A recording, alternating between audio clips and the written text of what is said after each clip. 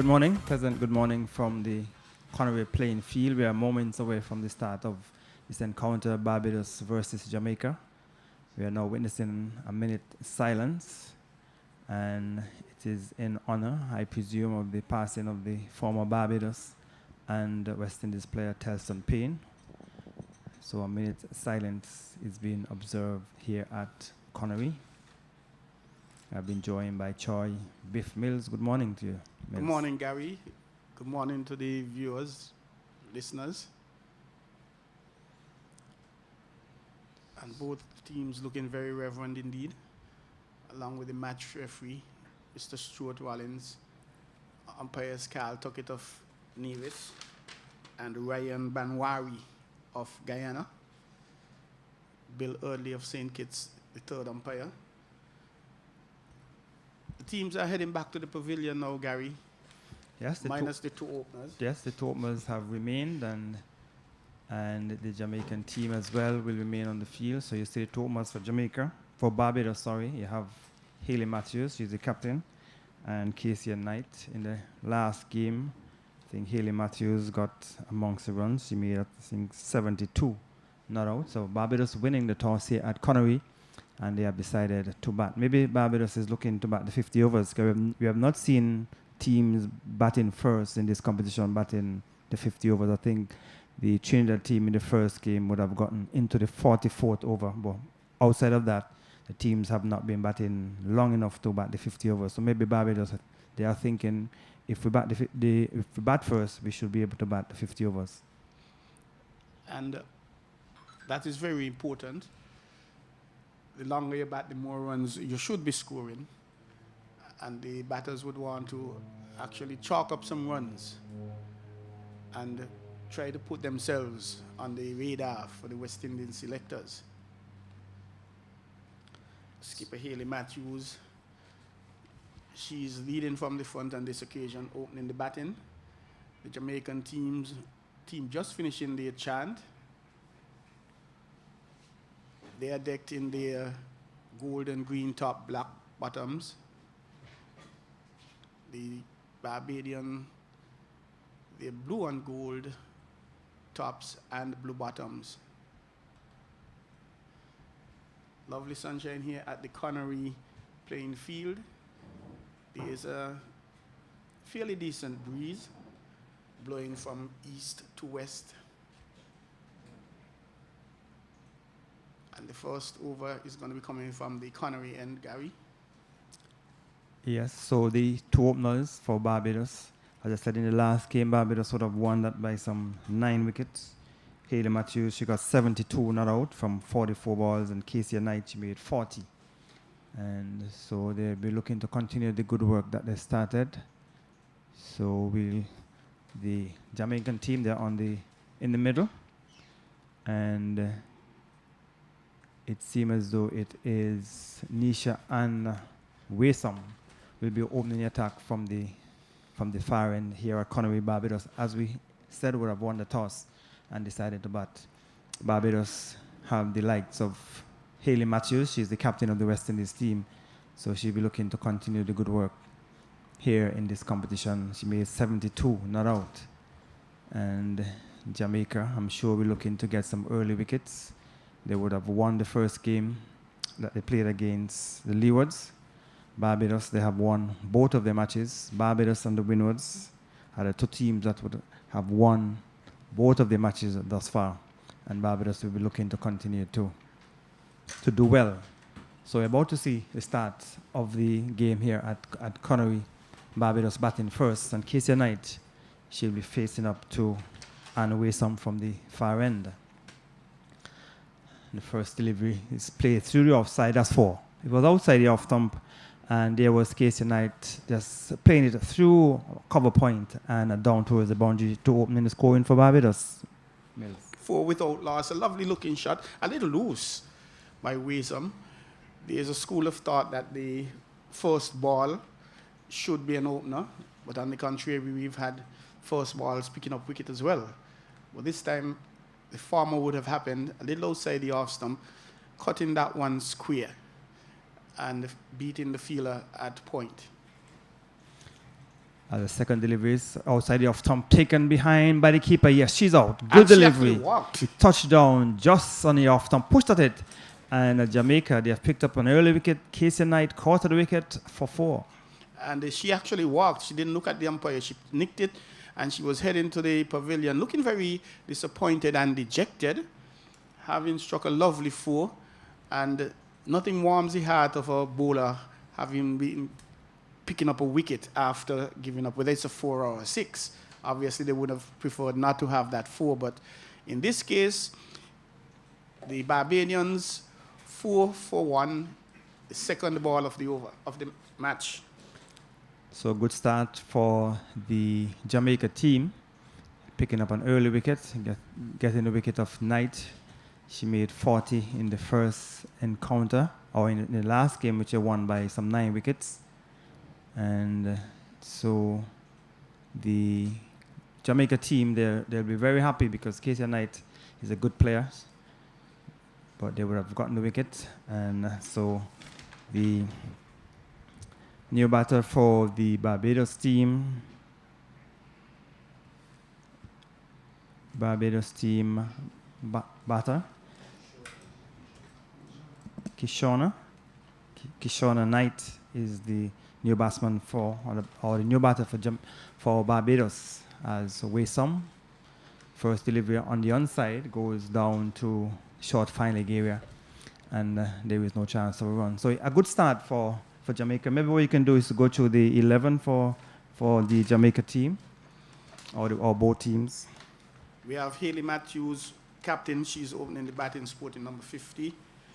And we've just seen Casey Knight headed back to the pavilion, court keeper, as Waysome is in once more to her Kyshona Knight. And she's playing it. It goes down towards fine leg, and it is vacant, so it will go into the boundary for 4. So a delivery which was on the center leg stump, and the batsman Battle Knight just got it down towards the fine leg area for 4. A lovely tickle around the corner indeed. A little loose from Waysome, picking up a wicket just now.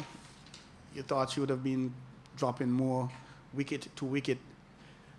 And a lovely tickle around the corner by Kyshona. She gets the second boundary of the match, takes the Barbadian score onto 8 for the loss of 1 wicket in the first over. As Waysome tonight, and Knight is coming forward, and driving goes down to mid-off, and there is no chance of a run. So Barbados losing an early wicket in the first over after winning the toss, and Waysome was happy. Good delivery outside the off stump and got the wicket of Casey Knight. Kyshona Knight is facing up. A delivery, the batter is pushing it, and he goes back down the strip. Over number 1 has been completed. Barbados winning toss. They are 8 for 1. Not a bad start for both teams, as it were. Save and except that Barbados losing that wicket, scoring 2 boundaries, and the Jamaicans pretty happy with picking up a wicket. And it is suggesting that we're going to be in for a good battle here. Lovely sunshine. The second over will be coming from the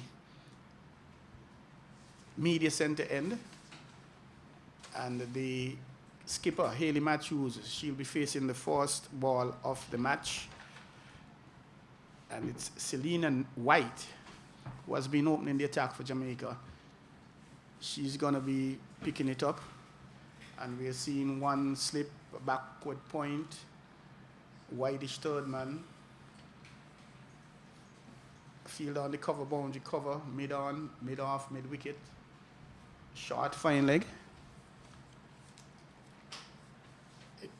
They were in the first power play. The fielding team, they're allowed to have a maximum of 2 players outside the circle. And they have the cover on the third man as White, full delivery batsman, is pushing into the offside. And we get an easy single as there was a tumbling effort by the field at extra cover. Couldn't stop the run.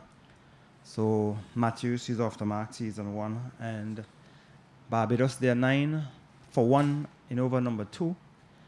captain Hayley Matthews, I'm sure, will be looking to play a long innings for her team and hoping that Kyshona Knight can give her some good support.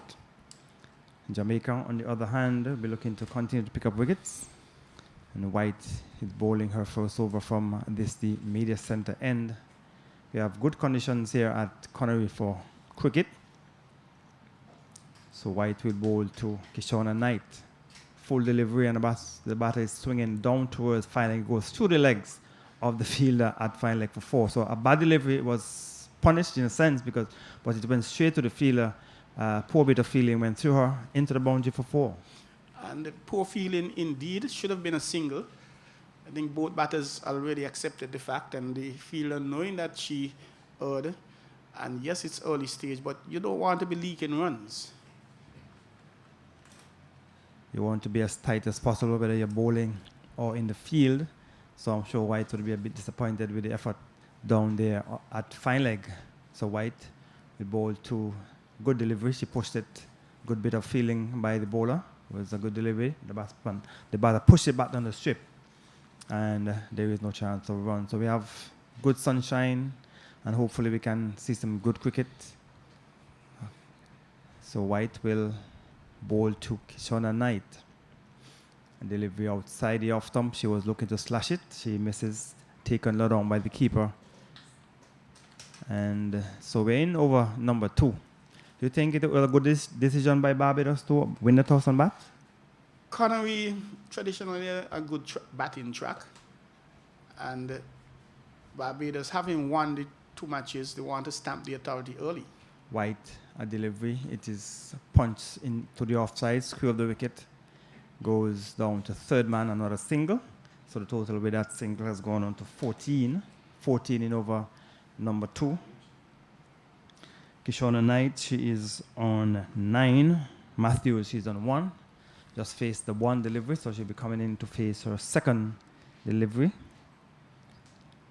The batsman out is Kyshona Knight. She was caught at the wicket. She shot the first ball for 4, and the second ball she was dismissed.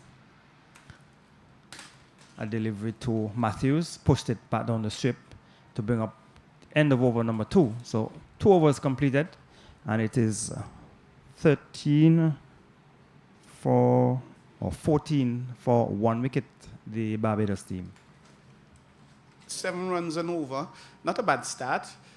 Question is, would they be able to continue that at this rate?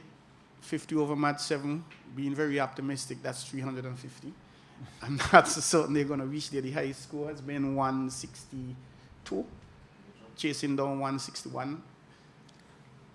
So West Ham will start her second over to Kyshona Knight. Delivery on the off stump is pushed into the offside. So we're hoping to see a much longer game here today. The game at Warner Park on Wednesday finished early. I think before 1 o'clock the game was over. And you want to see, even though the women's cricket, you need to see the batters batting long. They have 50 overs to bat. Waysome. A delivery which is push, goes down to cover deep on the boundary. So an easy single. So with that single, the total has gone on to 15. And Kyshona Knight, she is on 10. The captain, Hayley Matthews, will come into strike. So the field changes over for the left-handed or for the right-handed Hayley Matthews. And so Matthews, 72 not out in the win against Guyana. So we have 2 undefeated teams in the competition thus far. Windwards, who are playing Trinidad and Tobago in St. Paul's. They have won both of their matches. So Matthews will face up to Waysome.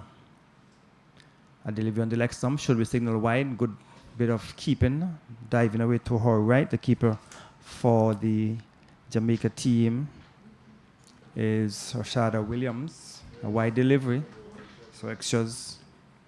We have the first extra of the Barbados innings. So the total has gone on to 16. 16 for 1. So bright sunshine at Connery. A delivery which is slashed down towards the back of the point area. Fielded, no chance of a run. So it was a delivery on the off stump, and Matthews was looking to pace the field but got it straight down to back of the point. No chance of a run, so the total remains on 16 for 1. Waysome got the wicket in the first over of Kyshona Knight. A bad delivery on the leg stump is swung down towards fine leg. The fielder comes across, makes a good tumbling save. And that's Jodie Ann Brown moving away to her right. But the batsman crossed for a single. So another single to the total. It has gone on to 16 or 17. I think the score should be 17. Yes, 17 for 1. With some delivery slash goes down to third man. Almost caught Brown wrong-footed as the ball dropped and spun away to her right, but she did well to recover, and they were able to cross for a single. With that single, total has gone on to 18. So another single to Kyshona Knight. She's on 11. Matthews, she's on 2. Kyshona Knight made 4. And the total is 18 for 1 in over number 3. The captain of the Barbados team, Matthews, will be facing up to Waysome from the far end. Delivery, the batter is pushing into the offside, goes through the hands of the cover fielder. She'll be a bit disappointed with that effort, and they will get 2 runs. So a delivery which was pushed into the offside down to the extra cover region, went through the fielder, and they were able to get 2. So 2 more to the total to bring up the end of over number 3. 20 for 1 after 3. A bit of misfeeling there. So far we've seen 2 occasions, one giving up an extra one, the first one giving up an extra 3 runs, going for the boundary. And the Jamaicans would want to tighten up that in the early stages. These leakages could actually amount to an extra 20, 30, 40 runs according to what they do. But 20 for the loss of 1 after the third over, and it's going to be white to continue. A delivery on the leg stump, turn around the corner because it needs a single. So with that single, Knight has progressed to 12, and the Captain Matthews will come in to strike. It is 21 at the start of over number 4. And Matthews right-handed. So there's a slip, a third man, there's a point, there's a cover on the boundary, extra cover. There's also a mid-off. White will bowl to Matthews coming forward. She opened the face of the bat, a bit of a hesitation initially as the ball went to the left or backward point, but they got a single in the end. So with that single, total has gone on to 22. 22 for 1 in over number 4, being bowled by White from the media center end. Kyshona Knight, she is on 12. So umpire Carly Tuckett is the presiding umpire. A delivery on the leg stump, looking to whip into the onside, and a bit of a hesitation as well. Return comes in, but misses the stump. It came off the pad. Signal now, and like by signal by umpire Tuckett. A delivery which was on the leg stump. Knight was looking to heave it into the onside, went too short fine leg. The captain was calling us through. She was ball watching, but there was a bit of a hesitation, but they got through in the end. So with that single, total has gone on to 23. 23 for 1. Short delivery. Swung away for 4. It was a bad delivery, and Matthews made no mistake, and he swung it over mid-wicket down towards the boundary for 4. A nice looking shot, a bit short, and getting the treatment it deserved. And a player of Hayley Matthews' standard, you can't afford to bowl those type of balls to her, West Indian player. and rehearsing the shot. It was aerial and very safe because there's no one deep on the onside. So very safe shot. Wondering perhaps maybe had she struck it a little more aerially, could have picked up a 6. It was one bounce into the boundary. A short delivery. Matthews onto the back foot, just forces into the offside for an easy single. The fielder coming off the boundary. One more to the total. It has gone to 28. So Kyshona Knight will come into strike. Barbados won the toss. On what appeared to be a good batting strip, it looked good on Monday, even though the match Guyana only made 78 when they came up against the Windwards. A short delivery, and it swung away for 4. It was another short and bad delivery. This time, it's Kyshona Knight who swung it down through back of the square for 4. And short again. This time the left-hander making no mistake about that. And Barbados glad to be picking up 2 boundaries there. And not bad going after some 4 overs 32. So actually stepping up to 8 runs per over at this stage, which is very good going for the start because there's a tendency to pick up a little increase the scoring rate after, but we haven't seen much of that so far for this tournament. So Wesam will continue. So she'll be bowling a 3rd over from the far end, and she'll be bowling to Hayley Matthews. On the leg stump, looking to flick it, misses. So no signal coming from the umpire. Maybe thought that it came off the pad. Matthews asking a polite question, but maybe the umpire estimation might have come off the pad of the batter. No signal of wide. Matthews seemed to be a bit surprised at the non-decision from the umpire. Indeed. But with the code of conduct in place, politely, softly, quietly, whatever adjective you want to use, asking a question, and umpire Bangwari not signaling. So Wesam fights again. So change in the field. A short mid-wicket has been installed. Delivery on the leg stump. Worked down towards the back of the square. They have hustled through for the first one. Thinking about the second, hesitation again. But they got it in the end. And I think Kyshona Knight has been guilty of ball watching. Her captain went through quickly for the first run and was looking for the second. And Knight was ball watching, but she hesitated. And they got through in the end. 2 more to the total. 34 for 1. And yes, you have to be better safe than sorry, but with the experience of Matthew, and really it was actually Casey's Knight's call. It's driven into the offside, goes down to the cover point area. No chance of run, so apart they would have lost a wicket in the first over. But things seem to be looking quite comfortable for the Barbados batters. We have Kyshona Knight. She has struck some 3 fours already. Wesam is in a 3rd over. Delivery on the off stump, guided down into the offside, down towards cover point. And there is no chance of a run. So you have 2 other matches in this competition being played today, one at Warner Park. Leewards and Guyana at Warner Park, and you have Trinidad and Tobago and the Windwards at St. Paul's. Wesam ball another short delivery, swung into the onside, and that will go into the boundary for 4 short. I don't think Matthew got hold of it as she would have wanted, but he got it through the straightest mid-wicket area, down towards the boundary for another boundary, 38 for 1.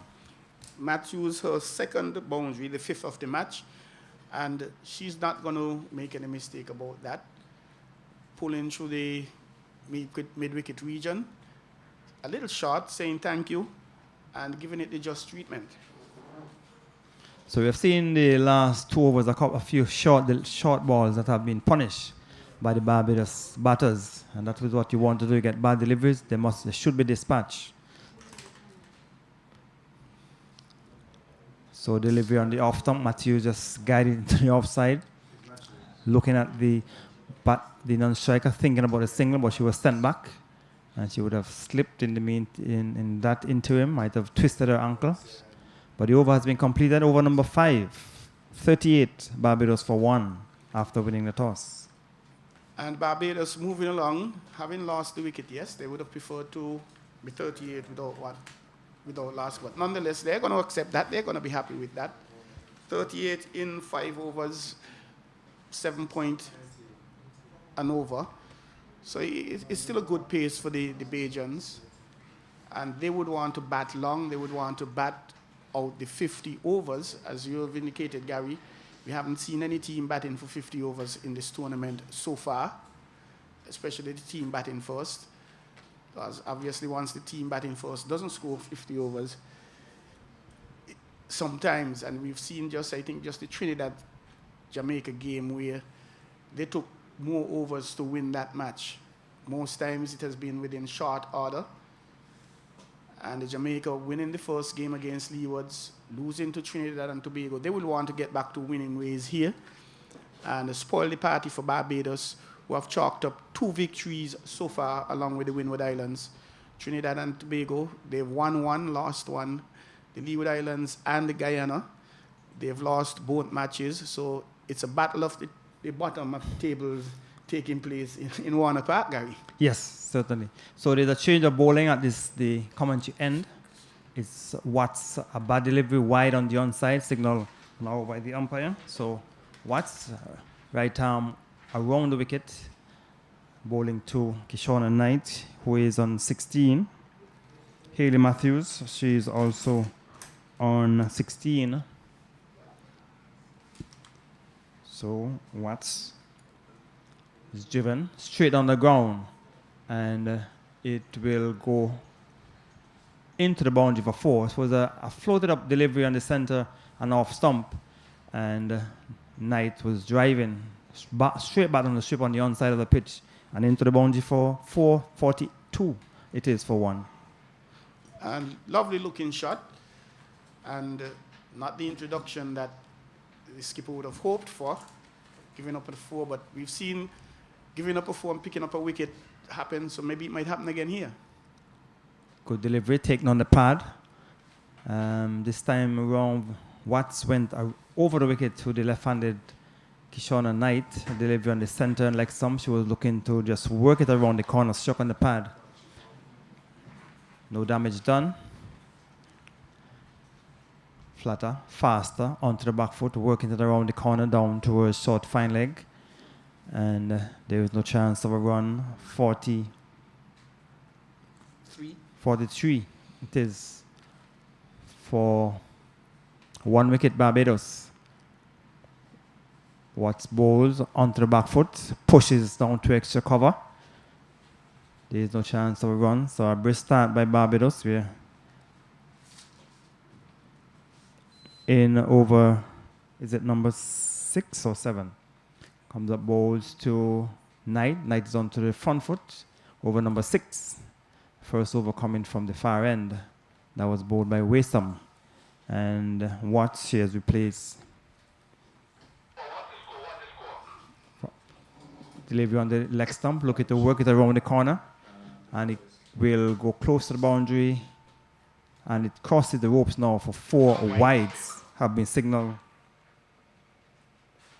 by umpire Tuckett. So 5 runs will be added to the total. So with those 5 runs, the total will go on to 48. And we're in over number 6. So they're scoring up just over 8 runs per over after winning the toss here and batting at the Connery Sporting Complex. Not a very good over thus far from the bowler Watts. A wide delivery. That's not the first wide she's delivered in this over. Another round arm action into the onside. They will get a single. Captain Matthews calling Knight through for the single to bring up the end of the 6th over. Barbados 44 for 1. After 6 overs, again stepping up to 849. That's a little over, slightly over 8 per. And the Barbadians, they've had a good pace going so far, good rate. And they would want to keep up this. They would like to keep it up. And the Jamaicans, of course, will be having other intentions. Would want to not only curtail the free-flowing runs that the Bajans are getting, but they would want to pick up a few more wickets going on. And no doubt they would have been very positive picking up a wicket on the second ball of the match, but they haven't been able to, as we say, touch a pad since. And they'll continue to fight Jamaicans. So Wesam will continue. So she will be bowling her fourth over from the far end. It's 49, is it? 49 for 1. Wesam, she would have picked up the wicket of Kyshona Knight for 4 in the first over. But since then, Matthews and Kyshona Knight, they have looked pretty comfortable. Left-handed Knight will be facing up to Wesam. Delivery right up, pushing to the onside. They have gone for a single, and they will come back for 2 runs. So a delivery up on the center and leg stump and just pushed into the deep mid-wicket area for 2. So with that 2, the 50 coming up for Barbados at the start of over number 7. A nice 50 indeed. And the Jamaicans, they will want to tighten up. And we'll get the stats just now on the 50. Short outside the off-stump batsman. Knight looking to slash it into the offside. Misses. Had a bit more pace on it as well. And then Knight saw a short delivery outside the off-stump, went after it. And she missed it. Taken behind by the keeper. That's Rashada Williams. He's the big keeper for Jamaica. And the short outside the off-stump is punching down to deep cover for a single. So another single to the total. It has gone on to 52. Is it 52? 52 for 1 wicket. We're in over number 7. The 50 coming up in 6.1 overs or 40 balls, 26 minutes, 7 fours. So good going by Barbados in spite of losing a wicket in the first over. Wesam would have been the bowler who picked up the wicket.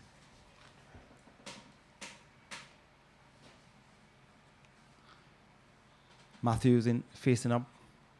Short delivery, she's swinging it over mid-wicket. 1 bounce into the boundary for 4. So with another short ball, and Matthews made no mistake, and she swung it over mid-wicket for 4. And the total has gone on to 56 in over number 7. And Matthews playing that shot, getting 3 fours from that pull, looking very good, looking confident, and coming off the middle of the bat so far. And the Jamaicans will no doubt love to see that, because they'll be thinking that they might be able to pick up an edge somewhere along the line. So Matthews continuing where she left off versus Guyana, 72 not out. She's batting well. She's getting a delivery, just working it into the onside. We get an easy single. And the fielder coming off the boundary. Cannot stop the run. 1 more to the total. Matthew got another single. So the total has gone on to 57. 57 in over number 7. So a healthy scoring rate by Barbados thus far.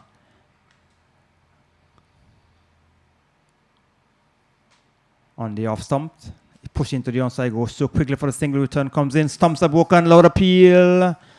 And the umpire, Vanuari, is uninterested. The Jamaican seems to be a bit disappointed, but a good bit of feeling. The return came in, struck the stump, and one of the players are indicating that he probably should go to the review, but he's not available. He's not available in this encounter. So over number 7 has been completed. At the end of it, Barbados 57 for 1. And not that going. I like the part about the review. And we're going to have a change in the commentary. As Norval McCall, he's going to be stepping into the ball-by-ball seat. And the Bajans moving ahead steadily. Having lost that first wicket on the second ball, they score 4 for 1. They are now 58 for the loss of 1 at the end of the 7th over. We say good morning to Norval McCall. Good morning to you, Troy Biff Mills, and good morning to the listeners to this broadcast and to listeners in the wider Caribbean, Jamaica, Barbados. And we'll have Watts, who will be picking up the attack here from the commentary end. And she's bowling to Knight. Knight is defensively forward. And one of my observations for the morning, Troy, thus far has been that the bowlers for Jamaica have just been a bit too short on this very placid pitch. They would want to think about adjusting that length a bit fuller. But here is Watts tonight, driving out to extra cover. There's no runs. And I think if Watts would maintain this length, she would be in a better position to either restrict some runs or even pick up a wicket. But Watts to continue to Knight, who is standing tall and pushing that one up into the mid-wicket region where there is no run. 58 for 1 in some 8 overs. It's fairly quick scoring, but Watts to bowl a little shorter, and Knight is compensating by pushing that one into the cover region for 1. She takes a tally on 25, and the total to 59. That would be 26 for Knight. It's 59 for 1. Barbados winning the toss and deciding to bat Troy.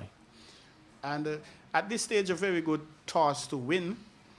Yes, they have lost their first wicket when the score was 4, but this pair, they have been progressing smoothly, picking up some ones and the occasional twos here with boundaries. They've had something like 6-7 boundaries so far, which is good going.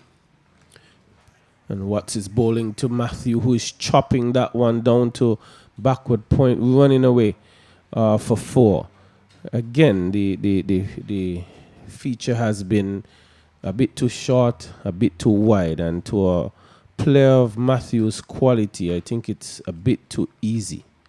Indeed, and that brings up her quarter century. She's on 25, and she's been looking very, very good indeed, very confident, very comfortable, and she has struck 4 fours so far. So too many boundary deliveries being bowled by Jamaica, but Watts will try to make amends, and she's a bit fuller, a lot fuller, and Matthew just easing that one up to mid-on where there is no run. It brings up the end of the over. The total here in Connery, Barbados batting, winning the toss, choosing to bat a 63 for 1. 63 for 1 after 8 overs, scoring at a run rate of about 8, a little above 8 per over. Not bad going at all. Very good, I would dare say, because we've seen matches they would score would have been 4 per over, 5 per over, a little over that. But this is a very good, and 2 per over as well. So this is very, very good going. The mathematicians will tell you if they were to continue this with 40 overs at a rate of 8, that's 400. But I think that's perhaps wishful thinking at this stage. We've seen 161 being made, and that was chased down successfully, 162. And those are the only scores that I think would have been high up. The others 120, 121. So this has the making of a very good score for the Bajans. But then again, the Jamaicans would have different ideas, as we're now seeing a change in bowling. Yes, so number 9, Wilmoth. Kate Wilmoth comes into the bowling attack. And for there to be some change in the pace of, it can't be this short, Troy. Wilmot deciding to test the track, and she got that one just about head height, but she almost ruptured her toe. And that one actually looping the height, not carrying through. It actually looped before it got to the batsman, and then Paya Banwari wondering if that should have been a no ball, but then again, because of the loop, just getting away from that. Yes, and Wilmot is into ball to Knight, and that one just about on the leg stump. She was looking to hike that one into the mid-wicket region, taking the pad where they got through for a leg by. And a fuller length is required, Troy. The length is a bit too short. The pitch is not very quick. So the short length bowling would not work. And as I said, players of the quality and pedigree of Matthews and Knight, that will be easy picking. So Wilmot will want to get that length fuller or just in between length. But here she is, definitely getting fuller, that one just about in the block hole. And Matthews adjusting and chopping it just about point region. And it just looks, Matthew looks so settled, so easy, so comfortable. Indeed, and she has been there since the start, and she is on 25, looking good, looking very comfortable, very untroubled. Wilmot is bowling again, a bit short. She's punching that into extra cover. A very good return by the fielder in extra cover. That was Watts, but they still got through for a run. Knight moving on to 26, the total 64 for 1. And not being troubled, the batters at this stage. So they're staying there, they're playing the balls on the merit, the bad balls come, they're picking up their boundaries. So this is indeed very good batting and a very good display of patience and respect. And Wilmot is in bowling. That's a full toss, hitting that one really hard to Nation. A slight misfeel and picking up 1. And there are too many boundary balls being bowled, too many bad deliveries by Jamaica. They need to consolidate, get some dot balls in, ask the Bajans to defend. They're just basically waiting for the bad ones. Make it a little more difficult. It's a touch too easy at the moment for Barbados. Most correct, McCall. And it's going to be Watts again to try. And Watts will be bowling to Captain Matthews. That one just on the leg stump. She's clipping it down behind backward square. They turn for 1. And they come back for a second. And they do so easily. And being again patient and running the first one hard as is prescribed, and being able to sneak that second run, and that takes her score on to 27, and it carries the Barbadian score on to 67 for the loss of 1, 68 for the loss of 1 at the end of the 9th over. So 68 for 1 from 9 overs. Barbados motoring along. Watts will be continuing the attack. And it's a pretty warm day here, Troy. I took a walk around the ground earlier. Here is Watts to bowl to Knight, who is just hitting that one behind backward square, and that will be 4 all along the ground. She's not going to make any mistake about that. No doubt opening the eyes and saying, thank you very much. It's going to be my birthday today. And I'll capitalize on that as a birthday gift. Yeah, it was easy pickings. Watts short down the leg side. No protection in backward square. And that would mean her line would need to be adjusted to the offside where she does have the protection. So poor delivery, short down the leg side, too easy for Knight. Watts will continue. A short of a length delivery. Knight just easing it up to mid-wicket where there is no run. And I was saying earlier, Troy, that it's a pretty warm day out there, and another half an hour with the run rate going like this could really put the Jamaican heads down. But Knight is easing that one out into deep mid wicket all along the ground, and they just trot for a single. 73 for the loss of 1. We're into over number 10. And the breeze has been going and come. As you were speaking, it wasn't as breezy then, but it's now we look at the flags, the Jamaican and Barbadian flags, wavering in the western corner of the field. Watts to Matthew, and she's just stroking it up to mid-on. Really easy player, good on the eye. She is pretty in her stroke play, very confident. Watts to Matthew, very well ball delivery, and Matthew is just stroking it back to the bowler. Very easy fashion. What would have been the main wicket taker for Jamaica in the previous game? And she'll be looking to get one here, but Matthew punching it up to mid-wicket, thinking about a run, but cut off by Nation. And that brings about the end of over number 10. And the score is 73 for 1. Very good going still.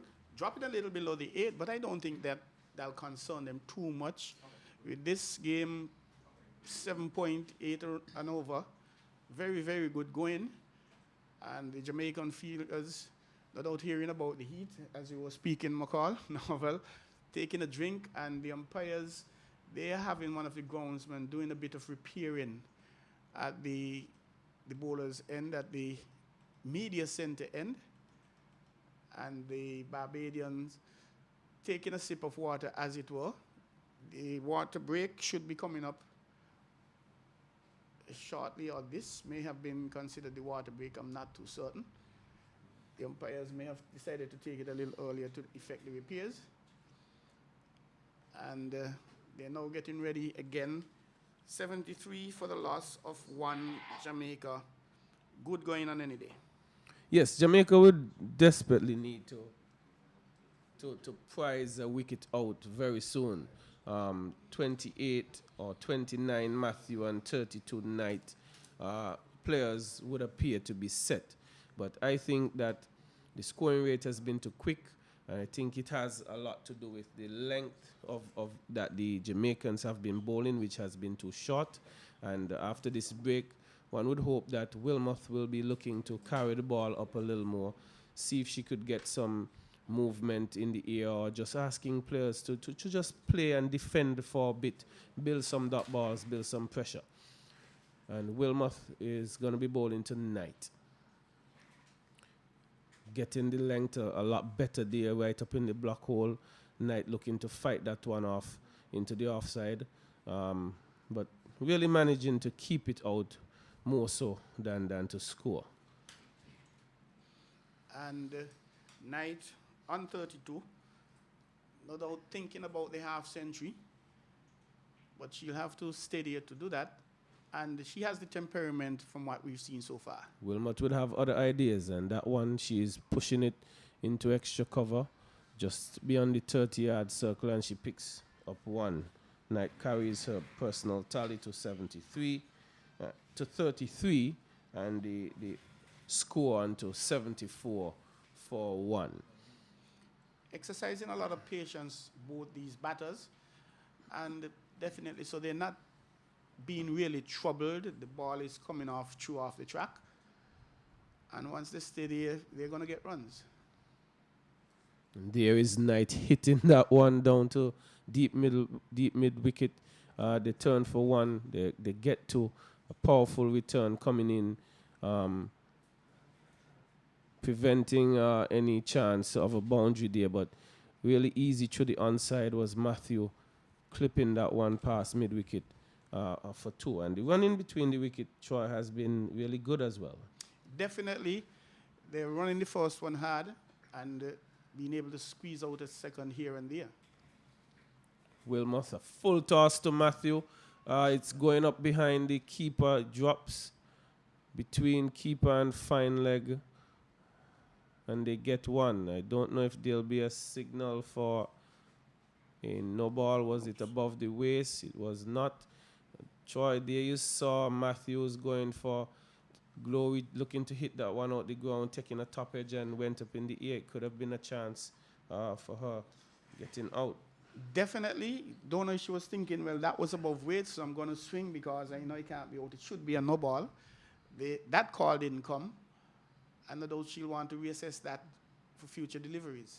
Wilmot bowls tonight, who's driving between extra cover and mid-off, and that is 4. Beautiful shot all along the carpet. Running away here at Connery, a ground that you get value for your shots. Lovely, lovely way to take the score into the 80s. 81 for the loss of 1. And that takes her personal tally onto 37, is it? And no doubt she's getting more confident, growing in confidence, and why shouldn't she? She came in when the score was 4-1, and then now a 77-run partnership, 81 for the loss of 1. Yes, Knight doing well. Full toss here, hitting that one up to mid-off. I think she would have missed out, really, Troy. Definitely saying, oh my, there goes 4, there go 4 runs walking through the door. And but it is said that a full ball is a good ball in these limited overs versions. Yes, full toss can be. We've seen many players get out to full tosses over the years, but I had a ploy years ago where I tried full tosses, but I tried them to new batsmen, new batters. Whenever they are not set, their feet are not moving, a full toss can sometimes catch you out. You get ahead of the ball and you could probably push it in an extra cover or mid-off hand. But to bowling those to set players on 37 and 31, Knight and Matthews, who are hitting the ball so well, so easily. Timing is good as well. That would not be the best idea. But we do have a change in bowling. It appears to be number 20, White, who will be replacing Watts from the commentary end here. And White, she would have opened the bowling, and she's now being brought back. The Jamaicans trying something. Oh! They didn't try something, Troy. She picked up a wicket. She bowled Matthews all ends up. She hit around that one. She was hitting across a delivery that was pitching just about center stump. And she missed looking to go to mid-wicket, and she was bowled all ends up. Very, very good ball indeed. And no doubt Matthews a little mad with herself, but once the skipper makes a change and first ball, you get a wicket. Hey, that change was the most successful thing since sliced bread. Yes, and Matthew would be disappointed with that one. She's been playing so well. She might have preferred to go with the full face of the bat, probably playing it down to mid-on or back past the bowler, but she went through mid-wicket, what we would call hitting across the line, and she missed. And there, the length, Troy, that I've been speaking about, the Jamaicans needing to get a little fuller. Give yourself a chance to effect probably a LBW. And in this case, it was bowling the captain, Haley Matthews, all ends up. And I think they're happy to see the back of that young woman. Definitely, she was looking comfortable. She wasn't being troubled, but she's back in the pavilion, and the Jamaicans picking up a second wicket, breaking the partnership of some 77 runs or thereabout. And no doubt they're going to be thinking, if we could sneak another wicket or two in, the match could very well be swinging in our favor. 81 for 2.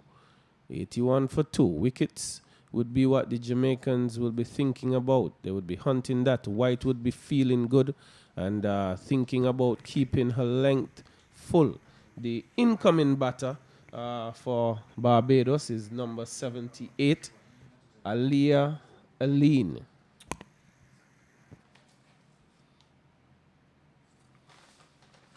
And she would want to continue where her skipper would have left, and obviously she'll have to steady her, and it's White pulling the length back to a lean, and I really thought it was an opportunity to pitch that one up. New batter, feet probably not moving just yet. You want to get the deliveries full, put the pressure on the batter. That was too easy for first delivery up. Definitely. Here's White again, pulling back the length again, and Aline just pushing that one out into forward, just in front of point, where she's able to pick up one. And she's off the mark. And it takes the score on to 82 for the loss of 2. The Jamaicans haven't just lost their captain, Haley Matthews, who went for 31. A very good-looking 31 with some 5 fours.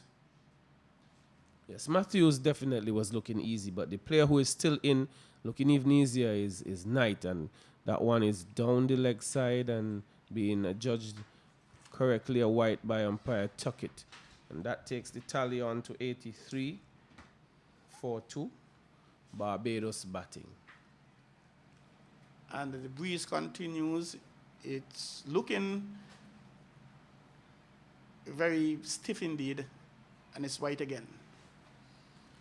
Getting that one full and Knight hitting it out to mid-wicket for 1.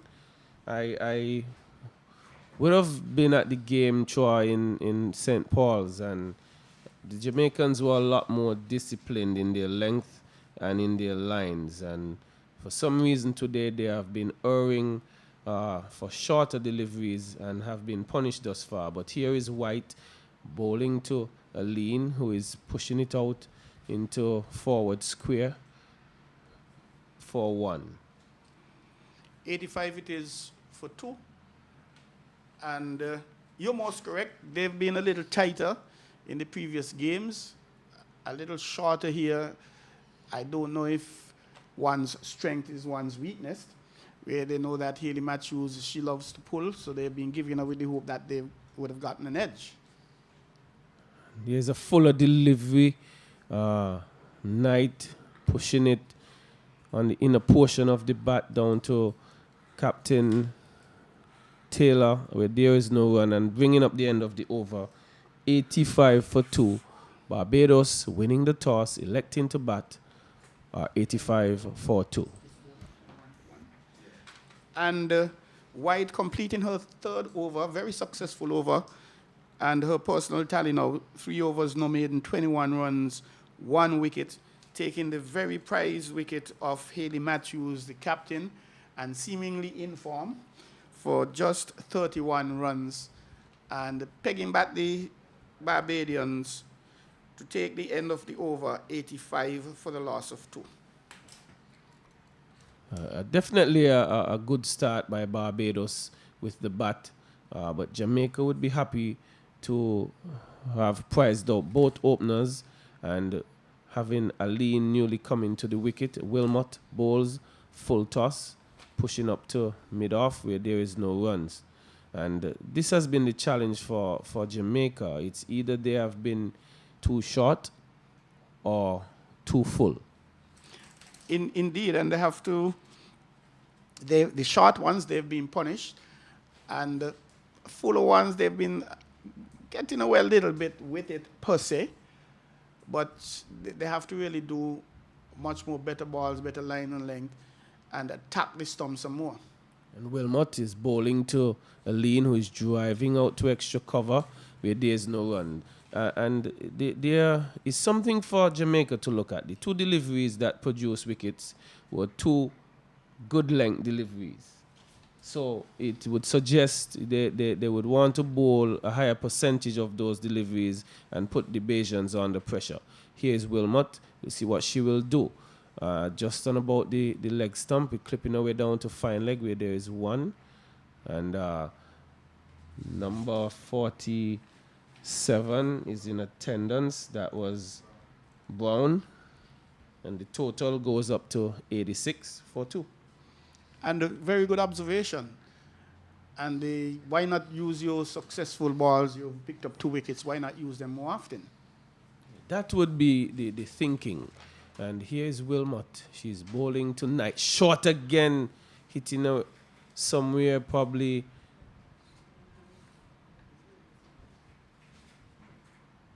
on the thigh area. She would have played a bit too early there, Troy, missing out on the pull shot. Leg by being signaled there. And I guess she felt that way because taking off for the run, yes, she was running, but you could see, hey, I just gave away a few extra runs. I didn't capitalize on that, but she's still there nonetheless. Yes, she is, and Aline will be facing Wilmot here.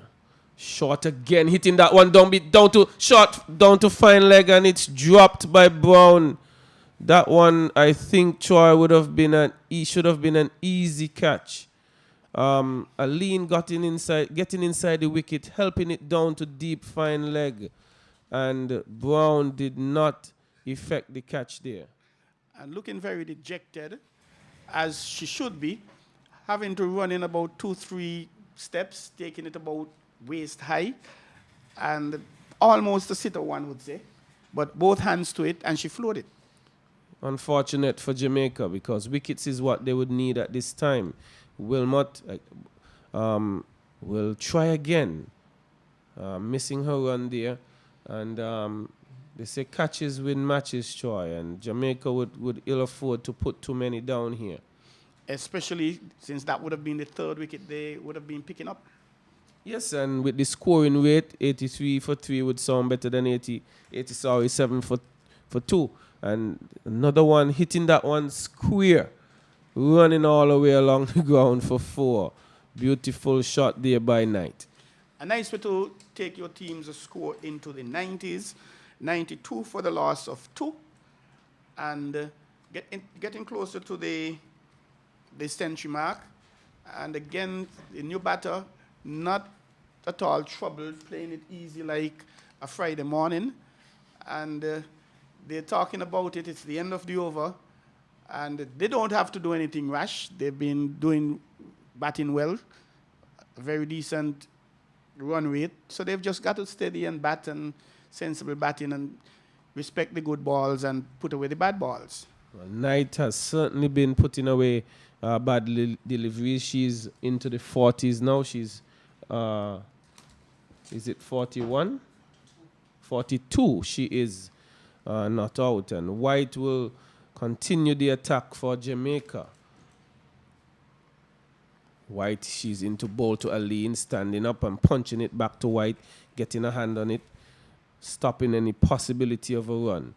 And Aline, who had a chance in the previous over, she'll be looking to put her head down and see if she could punish the Jamaicans for such an error. White, standing on the top of her mark. Short to Aline, who's backing away and punching out to the cover region for 1. 93 it is now for the loss of 2. And that takes Aline on to 5. 42 is Matthew. Very patient. Very good. Thinking about the half century. That one is down the leg side and would be adjudged a wide. Again, Knight may be thinking that she missed out on a foolish delivery down the leg side. Could have scored heavily there, but White would be looking to make amends. She picked up the prize wicket of Matthews, bowled with a full-length delivery, and it was on stump, and she would look to get more there. This one clipping down to backward square, where they trot through for a single. 95, and Knight, she goes up to 43. 95 for the loss of 2 wickets. We're into over number 14. And very easy going by the Barbadians. Yeah, and Jamaica would be looking to pick up wickets to try and stem the flow of runs. This one a better length delivery. Aline in behind it, pushing up to extra cover. Nation in attendance where there is no run. She relays to Captain Taylor, who is rubbing the ball in her flannels, passing it back to White, who has picked up, as I said earlier, the wicket of Matthew. and she'll be thinking about getting more wickets. And Aline, who's driving up to mid-wicket, well fielded, there's no run, Troy. And 95 for 2 in the 16th over. This is Troy. If batting continues as well as it has been, this could be a big total. But Jamaica with White looking to get another one. That's a better length delivery.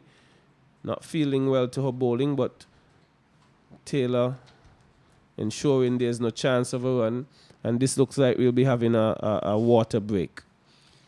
A very well-deserved water break. It's a little warm on the outside, especially from the report of Norval McCall. And the players very much in need of it. It gives the Jamaicans a chance to regroup, re-strategize.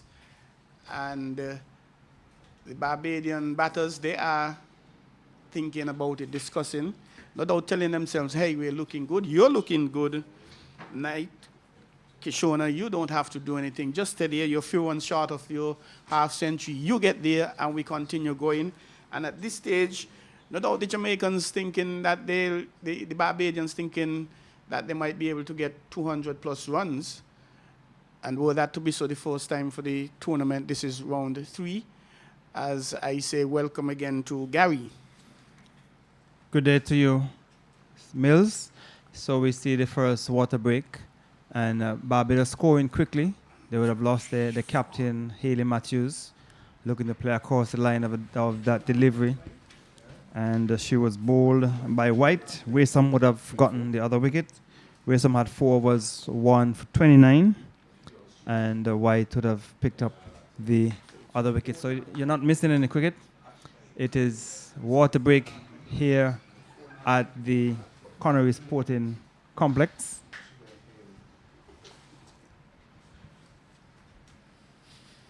So the umpires, the third umpire is on the field, and the Jamaicans are in a huddle just behind the stumps at the media center end. So it's water break, and the Barbadians are 95 for 2. And so far, Gary.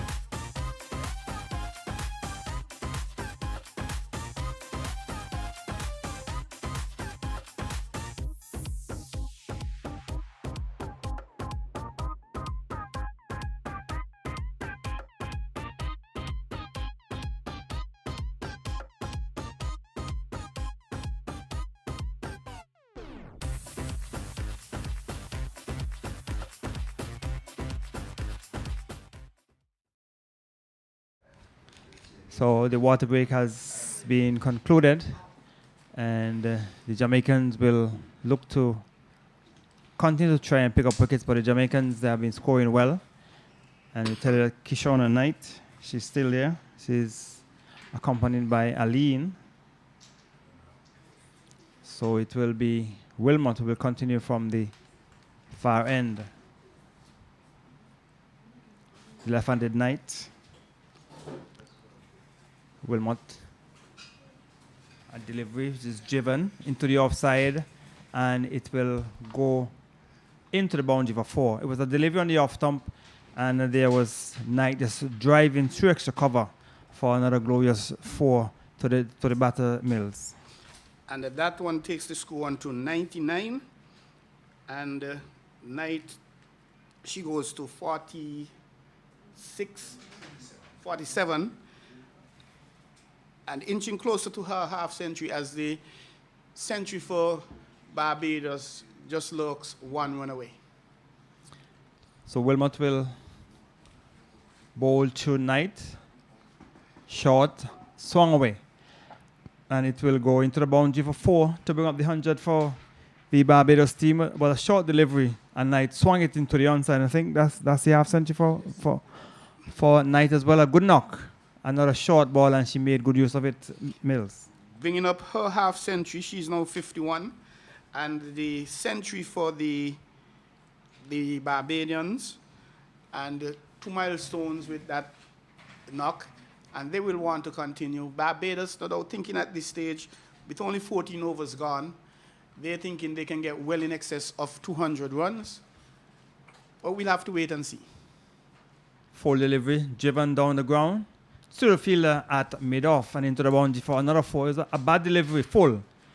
And Knight made good use of it and drove it through the offside. A tumbling effort by the fielder at mid-off. Couldn't stop it. Not a boundary.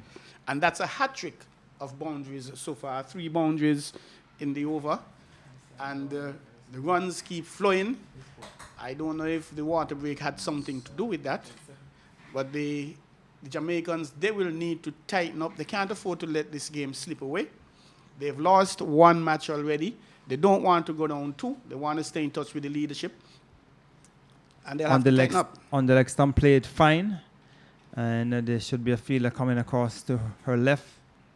2 more to the total. With those 2 runs, the total has gone on to 109 for 2 wickets. And we're in over number 17, is it? 15. Over number 15, been bowled by Wilmot from the far end. Kyshona Knight. Drive in, back down the strip, the bowler fields.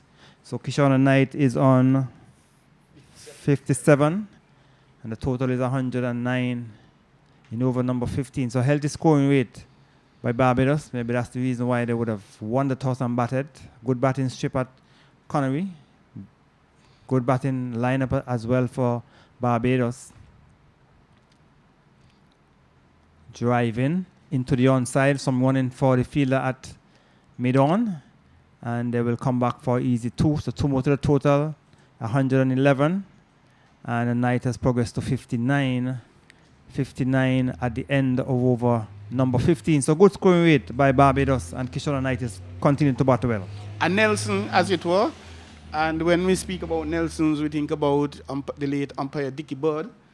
Were he to be umpiring, he would have been hopping from one leg to the other until the score moves off of the 111. 111, a very good looking 111 for the Bajans. 111 for 2 from 15 overs. And Kyshona Knight, she's looking good.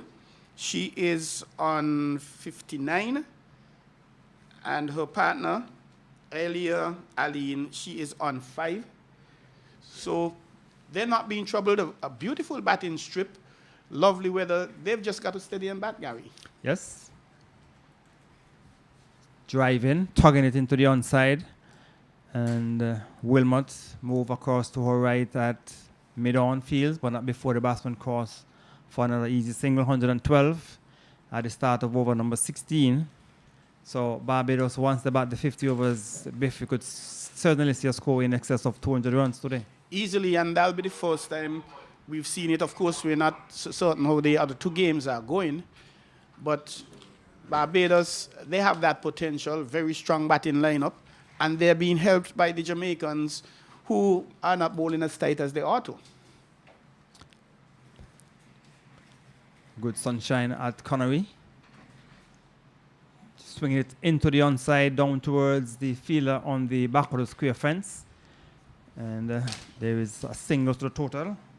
Moves on to 113. Knight has progressed to 60. And Barbados continue to score and score well. So we're in over number 16. And White will continue. Driven into the offside, but fielder at extra cover got a body in front of it and kept it close enough to her to prevent any possibility of a run. And total remains on 113 for 2 in over number 16. So Jamaica will want to try and keep things tight. Guided into the offside down towards back of the point. No chance of a run. So a fairly quiet over thus far, being bowled by White from this immediate center end. There's a third man. There is a backward point. There's a cover on the boundary, extra cover. There's also a mid-off. There's a long leg. Mid-wicket on the fence. Straight mid-wicket, mid-on. Drive in. 4 runs to the offside. A ball pitched up, and there was a lean driving to the right of extra cover and to the left of the fielder mid-off into the boundary for 417. And with that shot, Aline has progressed to 10. And good looking for the skipper, Stephanie Taylor, bending, perhaps just to, I don't know, say that she made an effort, but she could not have gotten it. Struck with some power away from her into the boundary. And it's Aline picking up 4 on that occasion. A delivery outside the off stump to bring up the end of over number 16. After 16 overs, the Barbados team, they're doing well, 117 for 2. 117 for 2, definitely a strong position. And they would be thinking, at this rate, they could easily get above 200. Would it be closer to 250? Perhaps, but we'll have to wait and see. And the Jamaicans, they will have to pull something out of the bag to pull this game back, because at this stage, it is slipping away from them. But cricket, you can never tell what the next ball is going to do what's the situation in the next over, and there's going to be a change in bowling. So it looks like Brown will be coming into the attack from the far end. So Jamaica looking to break this partnership, even though they have just been together for some 36 runs. So it's going to be Brown. That's Jodianne Brown. And left arm orthodox. She'll be going between the umpire and the stumps, and she'll be bowling to the left-handed Kyshona Knight, who is on 60. And Brown will be bowling to Knight, the non-striker. Is Aline, she's on 10. So Brown will go over the wicket, as a matter of fact.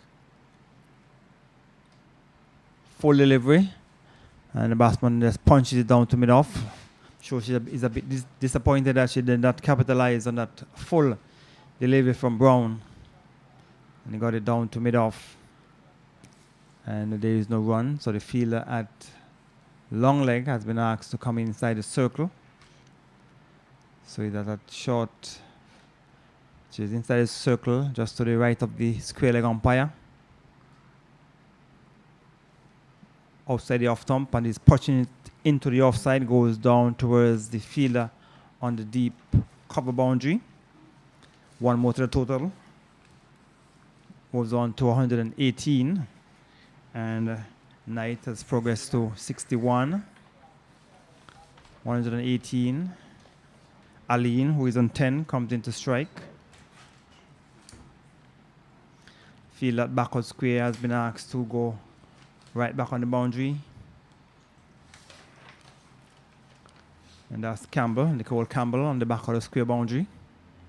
So Brown, she will go between the umpire and the stumps, left arm orthodox. Short delivery on the onside, wide to be signaled by umpire Bonwari. So extras moves on by 1. Total 219 in over number 17. Outside the off thumb, batsman looking to force into the offside, came from the inner portion of the bat, and the bowler move across to a right. So in over number 17, Barbados won the toss and batted. Delivery, the batsman, the bat is driving, came off the outer portion of the bat, goes down to short third man. White cannot stop a single, one more to the total. 120. Aline has progressed to 11, but in over number 17. So Barbados will be looking to bat the 50 overs. Barbados, they have a few players who have represented the West Indies. So they should be very confident of batting the 50 overs. Brown, full delivery, swung into the onside, out of the reach of the fielder at mid-wicket, but it should be a no ball because they're well above the waist of the left-handed batsman who pull it for 4. So 5 runs have been added to the total. 4 will go to Knight. She has gone on to 65, and the total has gone on to 124 for 2. First no ball of the day, and they've been doing very good, the Jamaicans, in that department. However, another boundary, so they have got to not only cut the flow of the boundaries, but cut the score, the 1s and the 2s, if they really want to be in with a fighting chance. Brown, another full delivery, swung into the onside. This time the fielder moved across to her right or to her left. That's Waysam, and the batsman just ambled through for a single. Thought they had enough time to come back for 2, but it's very hot and steamy out there in the middle. So maybe the batsman is trying to conserve some energy. 1 more to the total, 125. Jivan into the offside, so it's 127, so it was 126 with a single. It's gone on to 127 for 2 wickets. Over number 17 have been completed, and the Barbados doing well, 127 for 2 with Kyshona Knight. She is on 60. Kyshona Knight is on 66, and Aline is on 12. Easy going here for the Barbadians, and not being troubled at the end of the 17th over, 127 for the loss of 2. A very good position, and with a lot of overs left, strong batting lineup. 250 is not really beyond them. However, they'll have to work, and the Jamaicans definitely would have different ideas about that. And the Jamaicans, they will have to tighten up in the bowling department. The good thing is they've only had 1 no ball for the day. Watts over the wicket. Jivan easily into the offside for another easy single. Aline with a single has gone on to 13, 128. 128 for 2 at the start of over number 18. So Watts will continue. So some adjustment to the field. The Jamaicans making some adjustment. That's Stephanie Taylor. She's the captain of the Jamaica team. As Watts, round arm, into the offside. We're getting a single down towards back of the point. 1 more to Aline. She has gone to 14. And the total has gone on to 129 in over number 18. So good start, good foundation being laid here for the other batters. Forces into the offside, goes through the fielder. That's a White, but the fielding is completed by Captain Stephanie Taylor at mid-off, and there is no run. So Watts, batsman, guided into the offside down to back of the point. No chance of a run. So over number 17, has been not as yet. Over number 18 still have a delivery remaining. Outside the off stump, guiding it into the offside. We get a single, good bit of fielding. Diving away to her left that's Nicole Campbell at backward point or to her right. And the batsmen or the batters had enough time to cross for a single. And with a single, total has progressed to 130 in over number 18. Short, swung away, down towards the fielder on the back of the square fence. She has been patrolling that area all morning. And that's McLean, Natasha McLean. And to bring up the end of the 18th over. And it's 131 for 2. Very good batting. They continue. The Bajans not being troubled really by the Jamaicans. Yes, they're bowling, they're putting it there. We're not seeing any turning to speak about. And the skipper continuing with spin, leg spin from the distant end and or spin from the media center end. Perhaps we'll need to try something else. Brown on the onside, wide, signaled by the umpire, 132 without extra. 132 for 2. Over number 19 has just commenced.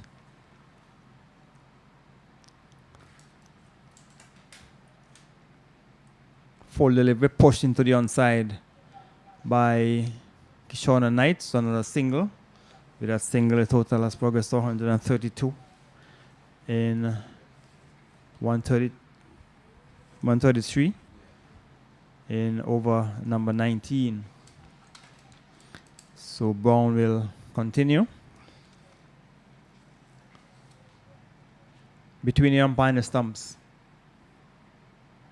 Easily forward, just dropping it down in front of her. And the bowler came down the strip to pick up. 133 in over number 19. Barbados won the toss and decided to bat. They have won both of the matches so far. Flatter, faster in the air, over extra cover, or over cover. The fielder on the cover boundary. That's Waysome. One more to the total, 134. 134 for 2 in over number 19. Waysome will go over the wicket to the left-handed Kyshona Knight. Onto the back foot, forces back on the strip on the offside, the bowler fields. 134 for 2. Right. Over number 19.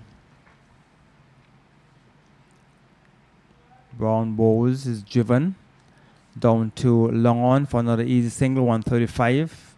Knight with a single has progressed to 70. 70 is Knight. She has batted well. She came in at number 3. And the first wicket went down in the first over. Onto the back foot, forced it into the offside. That's Aline. Cannot pace the offside field to bring up the end of over number 19. So Kyshona Knight continues to bat well on 70. Very, very intelligent batting, not really taking any chances. And very patient, I must add. Respecting the good balls, putting away the bad balls. And at this stage, she is not only thinking about seeing it through to the end for Barbados, but she has enough time to get to the century. That'll be the first century for the tournament. And she shouldn't really be concentrating on that. Just picking up the ones and the twos, play cricket, intelligent cricket, as she has been doing. And she will not only get Barbados closer to the 250, but she'll be able to get her century, no doubt. But it's easier said than done. So what will continue? On the onside, it's going down towards fine leg. Fielder giving chase, should pull it back. They have crossed for 2. Let us wait and see if there's going to be any signal from umpire Carly Tuckett. No signal, so 2 more runs to Kyshona Knight. So she has gone on to 72. And the total has progressed to 137 37. for 2. Driven into the onside down to Captain Stephanie Taylor. And there is no chance of a run. Knight, I'm sure, as you would have indicated, would have her eyes set on a century. She has more than enough time. And the bowling is not threatening. Easily forward, push it into the onside. In over number 20, Captain Taylor, indicating to our fielder down on the long leg fence to warm up. So obviously there'll be a change of bowling soon. Watts, flat, fast delivery, whipped into the onside down towards the long leg area. And one more to the total. It has gone on 138. to 138. 138 for 2 wickets. So Watts will continue from the media center end. Outside the off stump, guiding it down towards the back of the point. Brown is in the way. She feels, and no damage done. So Barbados would have won the toss this morning, and they would have elected to bat, and they're looking good. Over the wicket, in behind a good delivery to bring up the end of over number 20. Barbados looking very good. Mills. 138 for the loss of 2 after 20 overs. Dropping a little bit on the 7. They were a little over 8 at one point. But no need to worry, 7 runs and over. On any given day, that's a decent score, decent run rate. And no doubt they'll be thinking that they will want to pick it up later on. But they don't have to exercise any discretion. Continue playing intelligent cricket as they've been doing. They're not at all troubled by the bowlers at all coming from either end. So they'll just have to steady and bat, and they will get through. So it's Brown will continue from the far end. And she'll be bowling to Kyshona Knight. Kyshona Knight forces into the offside. Fielder at extra cover, cannot stop it cleanly, so it ricochets from her leg, went down to Captain Taylor at mid-off. One more to Kyshona Knight. She has gone on to 74, and a total 139. 139 for 2 wickets in over number 21. Wide outside the off-stump signal now by the umpire, so extras moved on by 1, and the total has progressed to 140 in over number 21. So Brown forces into the offside. That's Aline. Fielder down deep on the boundary. That's Waysome. Cannot stop a single. With that single, total has gone on to 141. And Aline has progressed to 16, is it? 16. 141. Knight faces a flatter, faster delivery. Back of the point. Fielder cannot stop it. It's gone into the boundary for 4. It was not a very good bit of feeling at back of the point. The ball was clear of the wicket, and the fielder at backward point, Naomi Campbell, couldn't pull it in, went through her hands and into the boundary for 4. And with that boundary, the total has gone on to 145. And Kyshona Knight continued to bat well. She's on 78.